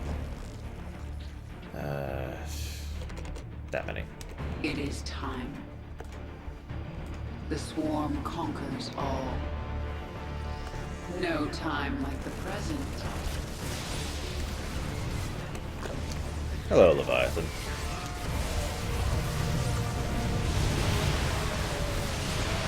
Yeah, the enemy is too, sorry.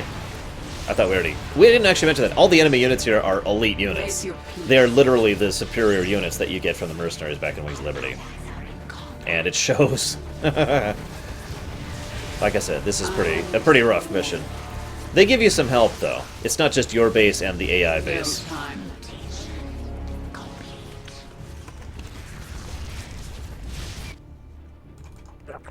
Alright. I need roaches. Your defenses could use some work, Arcturus. I need ultra. You'll pay for that. Notice his hair is still not there. So, again, either he's hiding the hair, which is what I've always assumed, or it's just a screw-up for the sake of things. So, take your pick.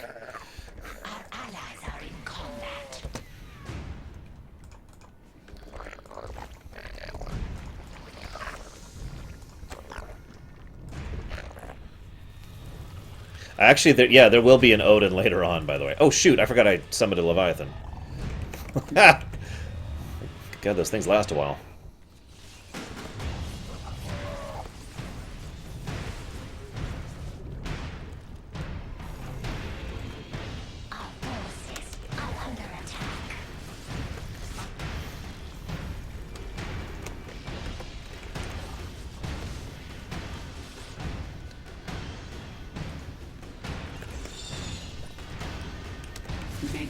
What are we voting for, Zed? Shoot, what are we voting for? I am boldly. Oh yeah, I haven't decided if I'm going to eat yet or not. Although it looks like you guys want me to eat. Although 5 of you don't want me to eat, which I understand. I don't deserve to eat, as we all know. Yes. We are without limit.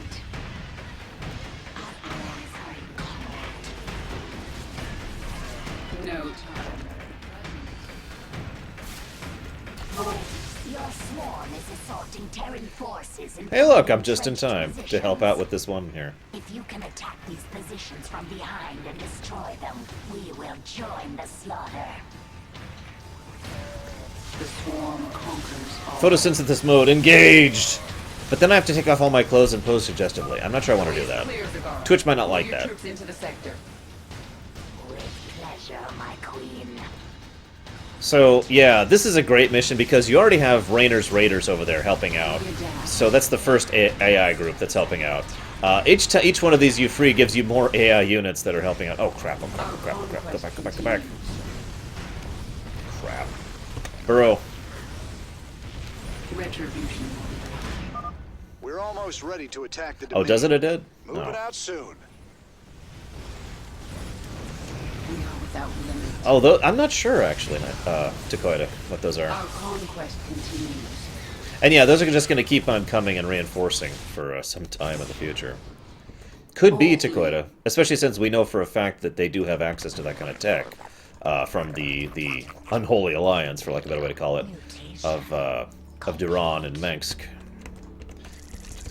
That's probably too many. Alright, so... Actually, why don't we do this? Sky Fury Squadron, destroy the Hyperion. Are they near us? Pretty big fleet coming this way. Could use some help taking these guys down. Kinda busy. But I'll do what I can.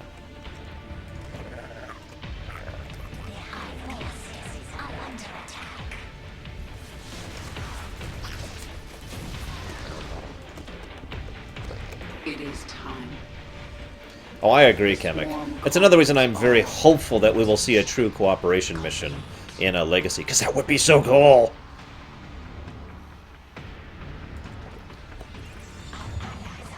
Forgive me for spasming at the cool factor for a moment. Okay, so let's get a response unit going.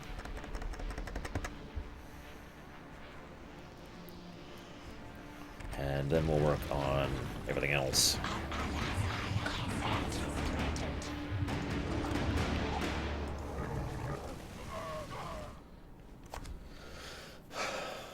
Furry? Really, Deutsch? Furry? Sky Furry! So, I guess Star Fox would qualify? Yes, I know, I know. I know. I'm coming. Yes. Our conquest continues.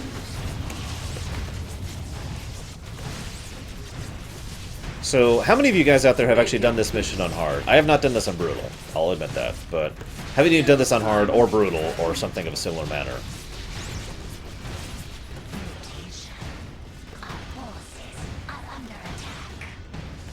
We adapt. The swarm conquers all. I really hope so, Equalitus. I really, really do. If you could control all 3 of them, and the heroes, and go up against Amon and his Void troops, oh, that would be so cool. We are without limit. The reason I ask is because when I did this mission on hard, I've only done it the one time, I was basically just, the whole time I was like this,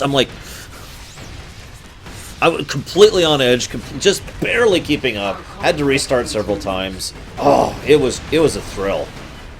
It was so much fun. I don't even know if I'm good enough to do that anymore. It's been since this game came out, really. Like right after, since I've actually done something like that. Hey, Groxix. Welcome back. Whoops, whoops. Pull back, pull back. Your job is to patrol here. Why don't we not attack right now? Here, look. Where's the Leviathan? You, go. Go there. My boys are prepping to attack the Dominion. Heading out in a bit. Okay, so I want... What do I want? I'll tell you what I want. I want another hatchery, that's what I want.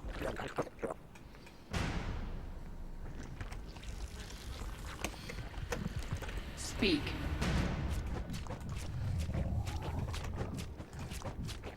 Our forces are under attack. Alpha Squadron, destroy that damnable ship. This is the only thing the Leviathan's not good at. Inbound. Little troops. Might need your help on this one, Sarah. It's good at a lot of other things, though. The Leviathan's basically a base cracker, and we're going to use it like that. We're going to start with hard Corrales. If I have issues with it, I might pull it down. See, the thing is, and I was going to talk to you guys about this. Wings of Liberty's hard is basically the same as brutal on Heart of the Swarm. Like, the difficulty of Heart of the Swarm is here, the difficulty of Wings is here. So it is possible. I will not let you destroy humanity's only chance at salvation. I'll comment on that in a second. So it's possible that, you know, Legacy will be like hard, or maybe it'll be like Wings, or it might be harder, or it might be even easier. We don't actually know. So, playing it by ear, basically. What is it this time?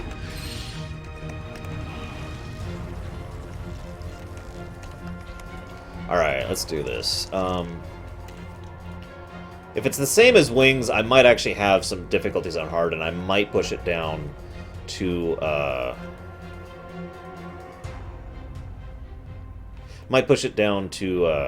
normal, if I'm being honest. Allies are in combat. Our forces are under attack.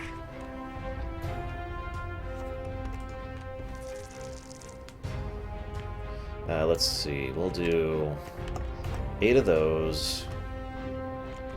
8 of those. And most of those. Okay, that's what we'll do. Yeah, they're fine. What is it? No, fearsome. No. I can't even do Heart of the Swarm on brutal, and all of Wings of Liberty for that matter. So no, you're crazy, man. You're a madman. A madman. I'll be like, oh god, yeah, and people like asking me a question. I'm like, what? Honestly, that would make sense, fearsome, or not fearsome. Excuse me, samurai. Alright, and so we got those troops, and these troops. There we go. Wow, Big J. Yeah, maybe I might... You're kind of starting to psych me out, guys. Maybe I should go back to the idea of playing it on normal. Oh, I'm going to definitely be talking about the lore. Are you kidding me? It's just going to be a live lore run, or a blind run, basically. A blind lore run. But I know it. I feel confident enough in my knowledge of Starcraft lore to discuss the lore of a game I've never played before. Because, you know, I've played the rest of them before. And right now.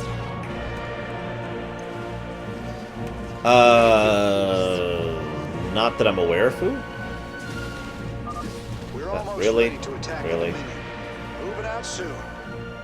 We should morph units. I'm going to stab you, Isha. There will be so much stabbing in your future, I swear to God. Destroy the enemy's flyers. There will be no end to your stabbery. We adapt.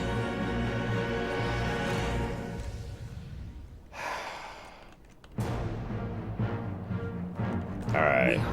We've got a decent force going. It's time to start preparing for the final push. What is it this time? Actually, what's our population cap? Let's go and get another row of these going. Your queen listens.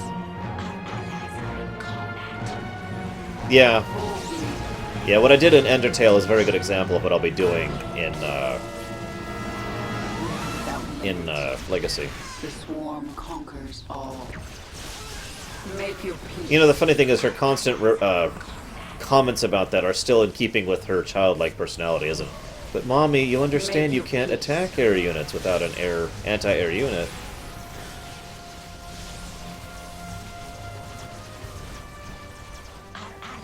What bonus mission, Nero says?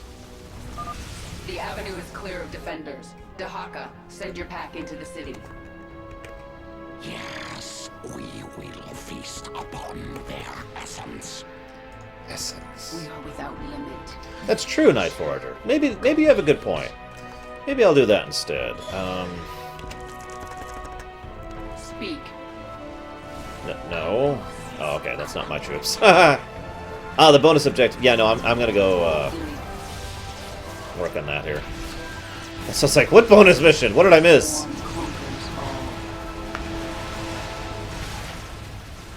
To my knowledge, yes, to Koida, although I don't know specifically. Our conquest continues. I'd have to look it up, and I'm not going to do so right now. This world is mine. Remember this, Reyna? It was nice of your criminal partner to leave it here for me. So... Oh, crap. I'd recognize that signature anywhere. He sent out the Odin. Yep. Sarah, keep going. You've got to finish this. Go on without me. Like hell I will. Hold on, Jim. I'm coming. So yeah, we kind of left the Odin on Corall to get out, and he decided to reappropriate it. It's also buffed a little bit in terms of stats. Especially on hard difficulty. God. Why couldn't the Odin been like this for me? Your path is clear. Alright, come on, let's get back. Understood. Let's finish this. Conquest continues. So yeah, there's the Odin. Make your peace. Yep, Mengsk is still a bastard. I was actually going to comment on that, so whatever. It is really kind of screwed up how Mengsk uses Tychus one last time. Like the bastard he is. The swarm conquers all. We're almost ready to attack the Dominion. Move it out soon. Down, boy. We did it. The Odin's down for the count. How are you holding up? Don't you worry about us. We're still in this.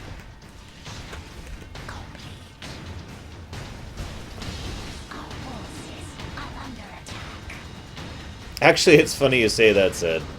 Because I'm pretty sure he was actually just poking... He was either poking fun, which is the most likely thing, or, and I like this idea better, the suit actually has a waste extraction port. Which, I mean, if you think about it, makes a lot of sense. Oh, I absolutely do think he does a Night Forger. Although, it's not the same bullet, if you're remembering. So, because he's already used that bullet on Tychus, damn you, Arcturus. By the way, notice how Stukov's forces is tons and tons of infested Terrans. No time like the present. Alright, we're going to start being a little more specific here.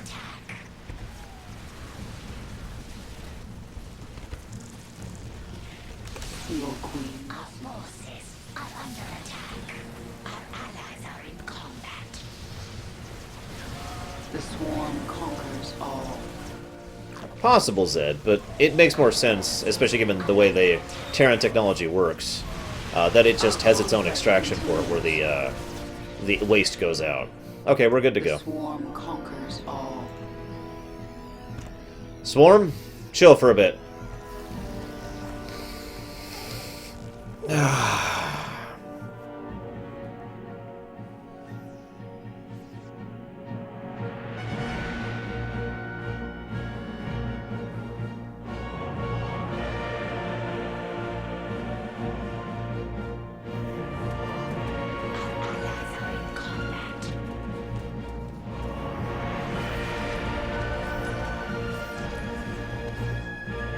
What is it this time?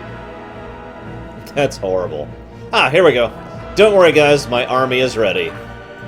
Go! We started this game with drones. We will end it with drones!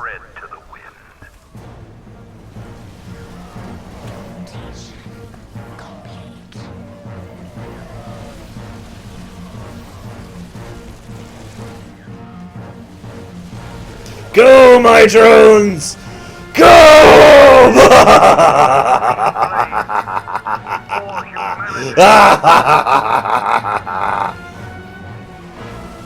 This is not a game, Megs!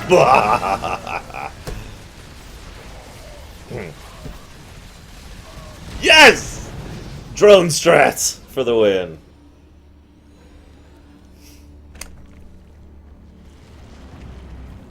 Zagaro, take command. I have an appointment with the Emperor. Long live the Queen. So, I love this cutscene. I only point that out because I've heard several people who absolutely hate it and roll their eyes at it and think it's terrible. We'll discuss it after it's over, as usual.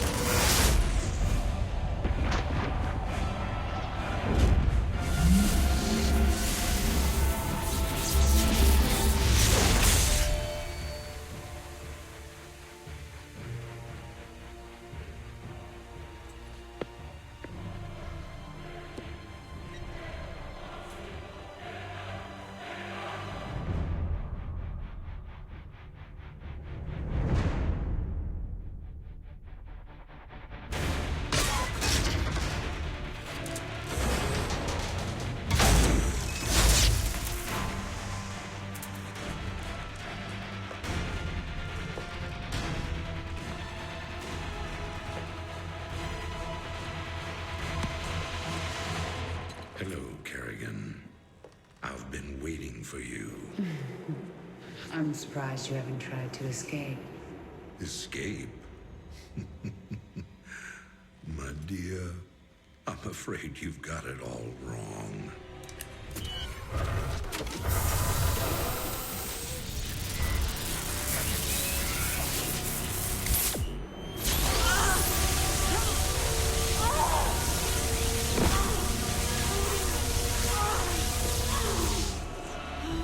Really?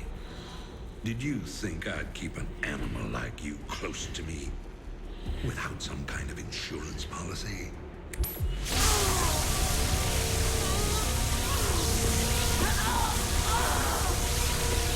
Clearly, you are my greatest failure. Now, at long last, you will die.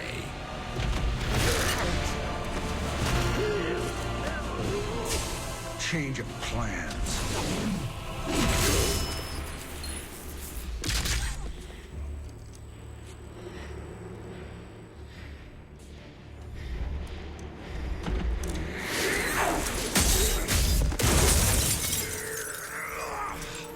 You can never suffer enough for all the lives you've ruined, Arcturus.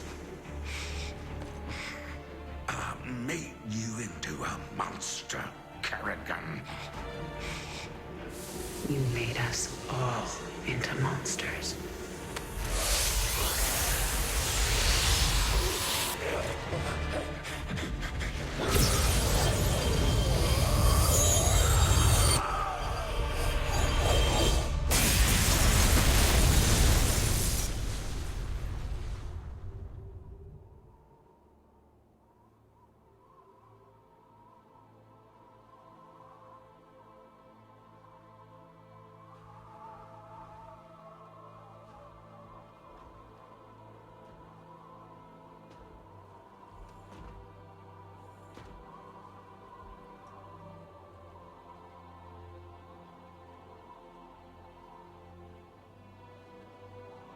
Thank you, Jim.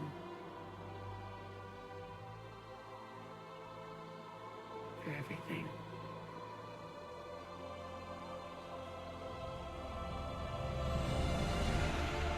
My pleasure, darling.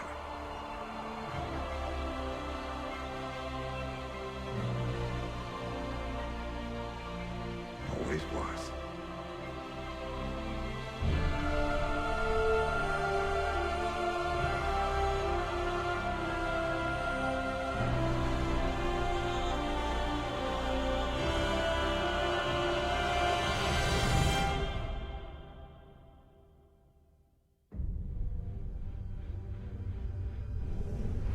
I now see my true enemy.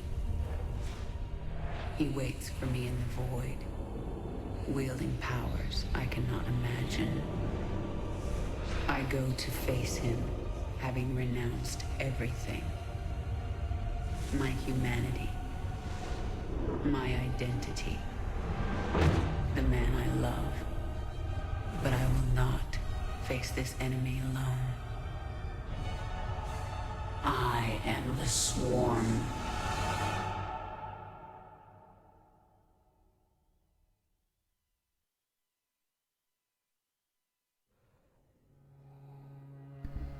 Whew. Sorry, I really like that ending. A couple points of note. Minsk really does look completely different there, kind of showcasing that age thing. He looks ragged, his skin is taut, his hair is full-on gray. He's actually wearing a completely different uniform, you know. Whether he was using a body double for his transmissions or if he actually had a holographic transmission or whatever. I also love the idea that Mengsk's life has devolved to the point where he just sits in an office staring at his empire. That is so wonderfully appropriate. It shows that for all Mengsk has accomplished, he doesn't actually have anything. All he has is sitting there and staring at the empire he's wrought, constantly worrying about losing it. Really kind of messed up when you think about it, although very tragically appropriate. He does look very, I don't know if ragged is the right word, but yeah. Anyways, I also really, really like, some people ask, why didn't he just kill Kerrigan? Honestly, that is so not Mengsk. It is not in him to just do something and win. He has to gloat over it. He has to savor the moment. He is a very flawed person, and his flaws show distinctly through that. He has to sit there and be like, no, I have to torture you first. I have to show you how I'm your better, and then I'm going to kill you, and then I'm going to win. And again, as I pointed out before, it is actually possible Mengsk could have turned that around, even right there at the very end, except for the fact that Raynor also was there. Which again also kind of helps highlight the fact that Raynor and Kerrigan both are not the same, are not equivalent, are not as good without the other. The next thing that I love about that cutscene is the comment, the way it's shown, the way it happens is he opens the thing and you see the cigar and the little lighter, and I don't know about you guys, but when I first saw that, I'm looking at that like, oh god, he's just gonna sit there and he's gonna be, I'm ready for death kind of a thing. And then he even has the cigar ready to go, and he's like, no, I think you misunderstand. And that's when the artifact pops out. That was actually really nice. I liked that. It was a nice touch. I also like how Raynor willingly lets her take the kill, because of course he does.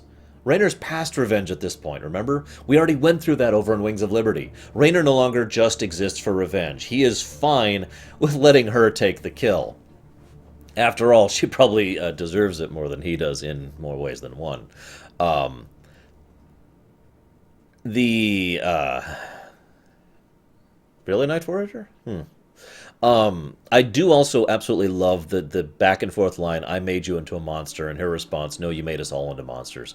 His comment is about how he's the one, maybe it's his arrogance, maybe it's his pride, but he's commenting on he's the one who turned her into the monster that she is. He constantly calls her that throughout both games, actually all three games, excuse me, about how she's just this animal, this beast, this monster that he created because he's the one who fed her to the Zerg, he's the one who arranged for her rise to power, etc., etc. And so he spits that back in her face because that's what Mengsk does. She herself says that he uses his words as weapons. Mengsk is a statement. He likes to talk his way around situations. He likes to outflank people verbally rather than just physically and whatnot. He's very good at that. It's one of the reasons why he has accomplished so many things. And then she turns it right back around and says, "You made us all into monsters." That line is perfect, because it emphasizes how under Mengsk so many people have done horrible things, have done terrible things, have accomplished terrible things, have thrown ethics out the window, either because they were with him or because they were trying to fight him. And so much has been sacrificed of the, for lack of a better term, soul of humanity, of the people there, all because of this one man. All because of Mengsk. You made us all into monsters. We have all had to go through hell because of you. We have all had to descend into this disgusting pit of ethical quandary, of having to make hard choices, of having to choose wrong and also wrong because of you. Next point, Kerrigan, she kills him in a very thorough way. Of course I do, Ecologists. I like how thoroughly she kills him there, the explosion thing. And not only is it brutal, which is appropriate, but more importantly, it's a way to ensure he really dies. There is nothing left of him to reconstitute, bring back from anything, just freaking die, basically. And then she comments, she gives, she says thank you to Raynor, which naturally makes sense, and then willingly leaves Raynor. Now, this is another one of those, the theme that was in Wings of Liberty I mentioned. I give up my life for you. What Kerrigan is doing here is she is giving up her life, but she's doing it for the right reasons this time. Raynor gave up his life, did all these things, Tychus gave up his life for Raynor. Twice, actually. Once figuratively and once literally. Raynor gives up his life in order to get Kerrigan back, and Kerrigan is now giving up her life, not her existence, not her survival, but her life, in order to go stop Amon. And now she has an actual reason to do it. She's not just doing it for revenge. She's not just doing it for vengeance or hatred or whatever. She is doing this because she wants to help save the people she is leaving behind. So that's why she says thank you, Tim. Thank you for giving me this chance. Thank you for showing me what I can do, what I can be, for reminding me of myself. Thank you. And then she leaves to go fight Amon. That's also why she says that last line. I gave up everything. My life, my humanity, my name, my identity, and the man I love, all to go after Amon. Also, I love that last tidbit as they're flying through space, and we actually see this one chunk of space that is just absolutely black, and with tendrils of black just kind of filling out of it, and going into the void. I like that.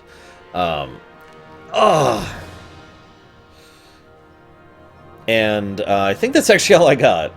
I like the cutscene. I'm not requiring everyone else to it, but I like it. And I guess we'll see what happens next pretty soon. That's a really good question. What do you guys think? Should I do a food break and then do, like, prologue and then legacy, or should I do prologue, food break, legacy? Because we've already seen the prologue. I've already seen the prologue. Would Mengsk be a narcissist? I do think he has tints of that towards the end, but I don't think he is actually narcissistic, if that makes any sense. I think he is getting to the point where he's basically deranged. The stress and the problems and the fear and the panic and the paranoia have gotten to him to the point where he has narcissistic tendencies, if that makes any sense. Baronessa, you are super crazy. But then again, you also don't want Kerrigan to get together with Raynor. You want her to get together with Nova.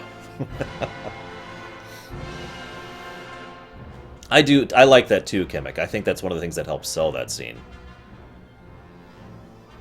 I do have a few things to talk about Whispers. Unfortunately, not all of them are positive.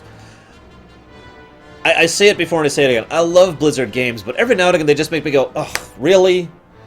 So there's going to be at least one of those moments in the Whispers prologues. But we'll get to that. I'm going to go ahead and get some food. I'm going to make that happen now. What was our essence counter? 1, 2, 3, 4, 5, 6, 7, 8, 9. 59! And that wasn't even catching everything. 59 essences throughout Heart of the Swarm. God! It's a good thing we didn't make that into a drinking game. Could you imagine? Well, okay. Wait. Oh god, there's another dialogue between Dahaka. Anyways, I'm thinking, how do I want to do this? I think I know what I'm gonna do. So I'll do the food first, and then we will commence with the doom. Go faster! Here, let's just exit out of it. There we go. Yeah, what counter could we use for Legacy? You know what? I know what we're gonna do. Okay, here's what we're gonna do. I'm gonna go ahead and cut off the local recording. So those of you watching on YouTube, I'll see you at the next video when we start up Whispers.